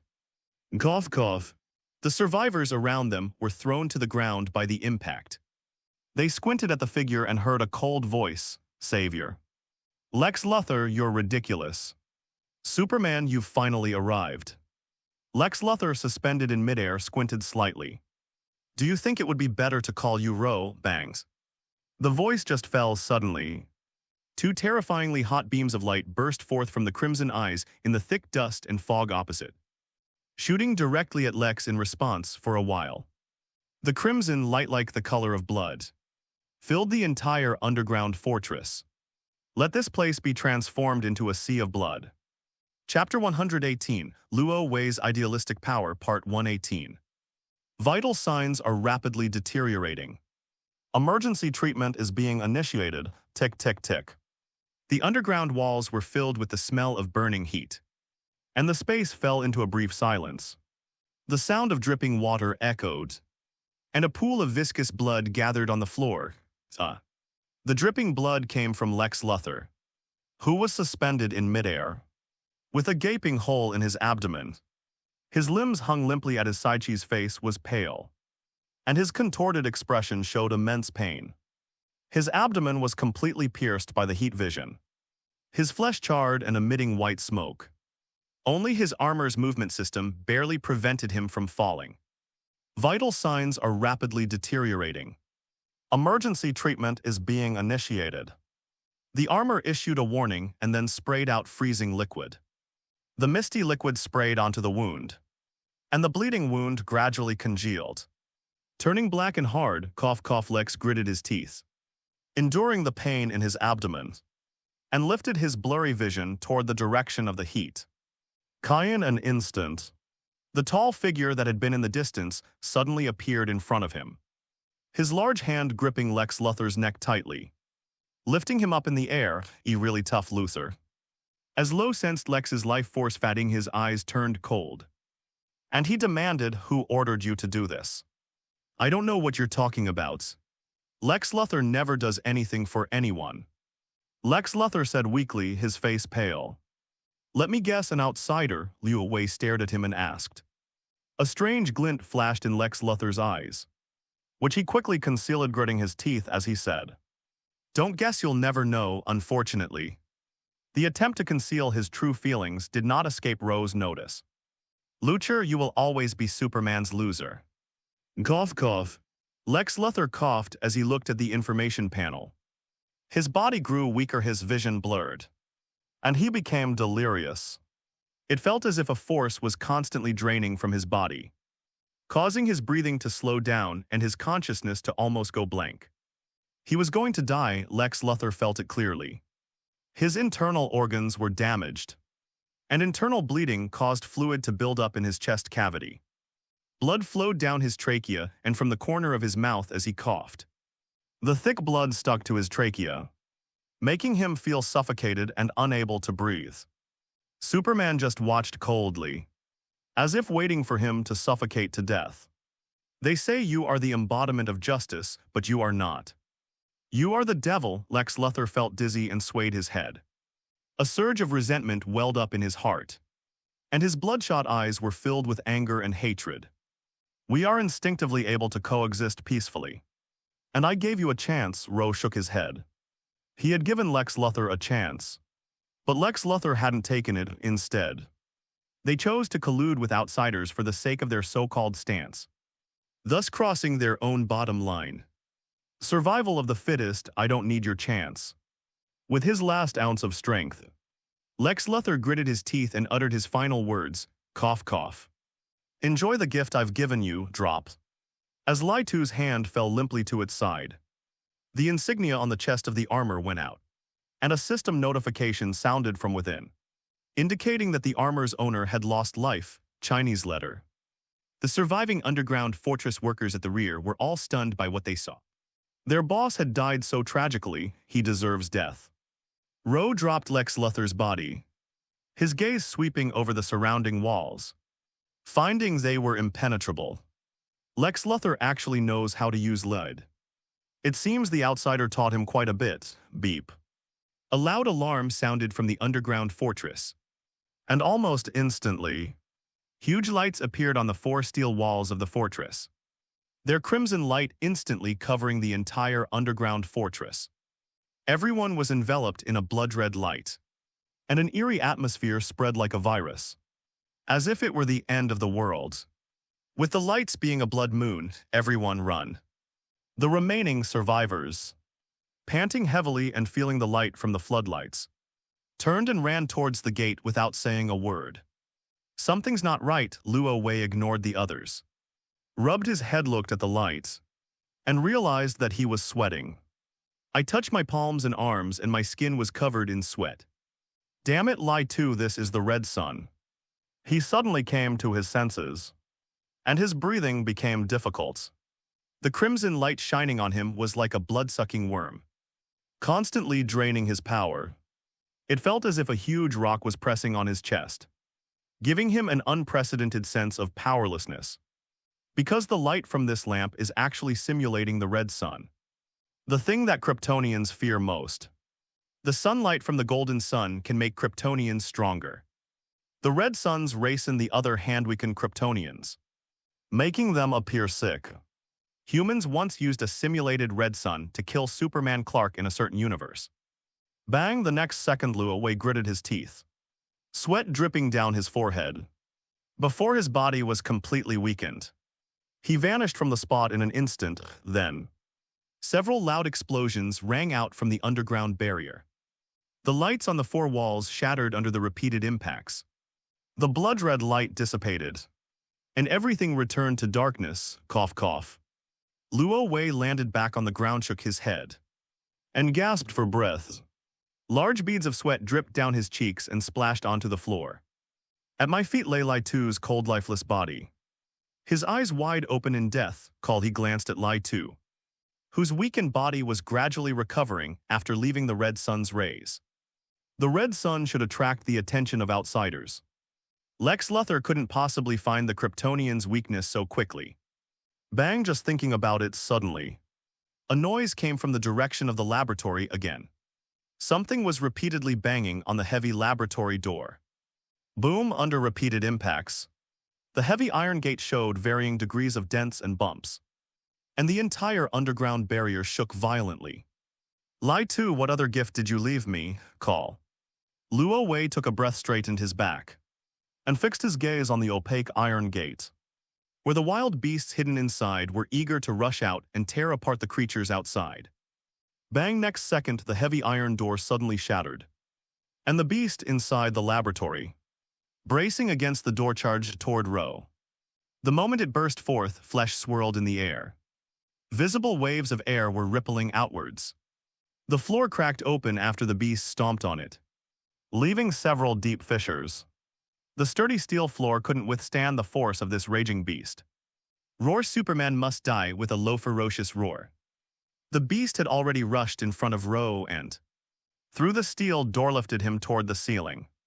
Bang! Hisses. Luo Wei raised his hand to block the mysterious creature's attack, but he did not exert any force to suppress it. Instead, he let the mysterious creature push him through the ceiling, smash through the steel plate with his back, and shatter layers of rocks and soil, sending him hurtling toward the road. The underground walls are too narrow, making it impossible to use one's fists and feet, which is not conducive to combat. Whoosh. After Luo Wei reached the ground, he decisively raised his hand and punched the thick steel plate. Boom! The fist, creating immense force, struck the steel door, piercing through the hard steel. The resulting momentum caused the mysterious creature behind the door to abruptly stop in midair. In the blink of an eye, the mysterious creature's body was like a cannonball, crashing backward and slamming onto the vast Gobi Desert. It traverses the Gobi Desert, where towering rocky mountains crumble and collapse, concealing the mysterious creature. Instantly, thick dust and fog filled the air. Is this Lai Tu's new product? Lo squinted and could clearly see through the rock layer that a deformed, enormous monster was pushing away the rocks covering its body. And then he strode out of the dust and fog. Doomsday. Zabiro. Luo Wei examined the creatures in the dust and quickly ruled out both of them. Neither of them. They should be defective products hastily made by Lai Tu. This monster bears no resemblance to Zabiro or Doomsday. It is more like an abomination, with fangs protruding from its mouth and a massive body. Measuring over 2 meters in length, Superman must die. Superman must die. The monster, bathed in dust and mist, strode toward Ro. As it emerged from the dust and mist, its appearance gradually became clearer, however. Compared to the monster's appearance, the device that rose beside it made Ro's expression change instantly. Beside the monster, several familiar lights rose up, the very same lights that had previously emitted red sunlight. Boom! A beam of heat swept across the light fixture, instantly melting it and destroying the ground along with it. How many lights did Lai Tu prepare? The moment the lights came on, Lo destroyed the light fixture. He looked around and discovered that there was lead material under the ground in a large area around him, which blocked his supervision. The extremely arrogant Lai Tu bought a large amount of lead just to block his heat vision. Bang! That's when the monster took a few long strides, then suddenly leaped up and charged towards Luo Wei at an astonishing speed. They are in no way weaker than Fiora and the others. They are evenly matched. It's all thanks to outsiders again. Luo Wei raised his hand to block immediately.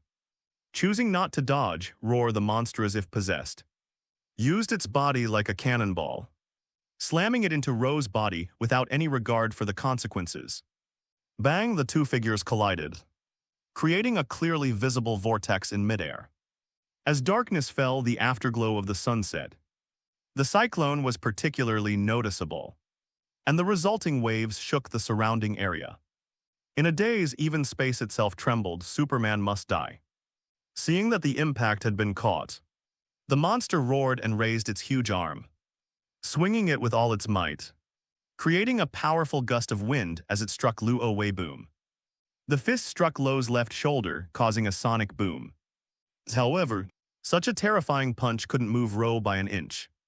He simply shrugged, gritted his teeth, his facial muscles tense, and stared at the monster in front of him. Get out of my way. No sooner had he finished speaking than he kicked the monster in the stomach. Bang! The monster's abdomen was visibly torn open, riddled with countless wounds, as if its belly would burst open at any moment. Then, the monster roared and lost its balance, once again displaying the scene of its body crossing the Gobi Desert. The monster plummeted backward, destroying the towering mountains and sending shattered rock fragments raining down. But this time the monster reacted swiftly. At the moment of falling, it immediately leaped to its feet, its legs unleashing terrifying power, ignoring the wound on its abdomen from which thick green blood flowed as if it felt no pain. He was so focused on charging at Luo Wei with all his might once again. Superman must die, the monster repeated the same words, its scarlet eyes revealing ferocity and unparalleled madness. Rather than saying the monster was Lex Luthor's creation, it's more accurate to say it's the obsession Lex Luthor left behind in the world. That's how you defeat Superman. We're determined to tear Superman to shreds, again. Luo Wei took a deep breath and punched the flying monster down again. After being impacted again, the monster's abdomen was severely ruptured, and its intestines were vaguely visible protruding. But its eyes still looked fierce, the persistent loser. Ro noticed the monster's eyes, which resembled those of Ladyr, and immediately realized that this narcissistic guy must have used his own DNA to create the monster. Roar the monster roared to the sky, stuffed its intestines back into its stomach with its claws, and blood flowed all over its lower body, making its gray skin look ferocious, then tireless. It launched another attack, lunging at the figure in the air. Something tenacious this time. Instead of throwing a punch, Ro stretched out his hand and firmly gripped the monster's neck. After being attacked several times, the monster became noticeably weaker and was easily captured. Lex Luthor can create this monster in a short time. Although its strength and super speed are comparable to most Kryptonians, its poor healing ability and defense mean that Lex Luthor has clearly failed to overcome the Iron Body. Of course, the help of outsiders was indispensable. Roar.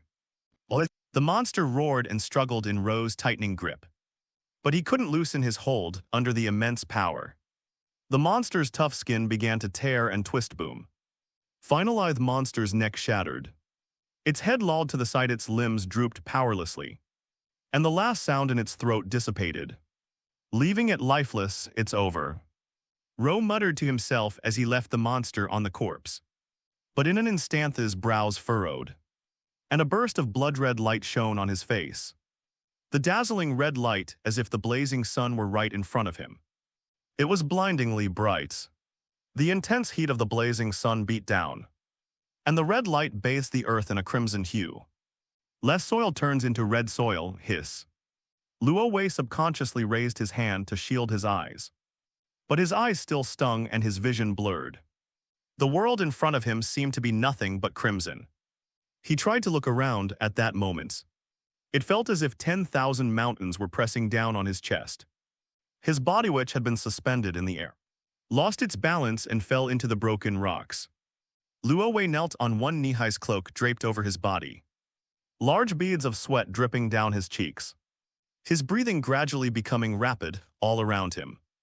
Within a radius of a kilometer, there were rows of lights on the ground like red suns, illuminating the night sky in a fiery red glow.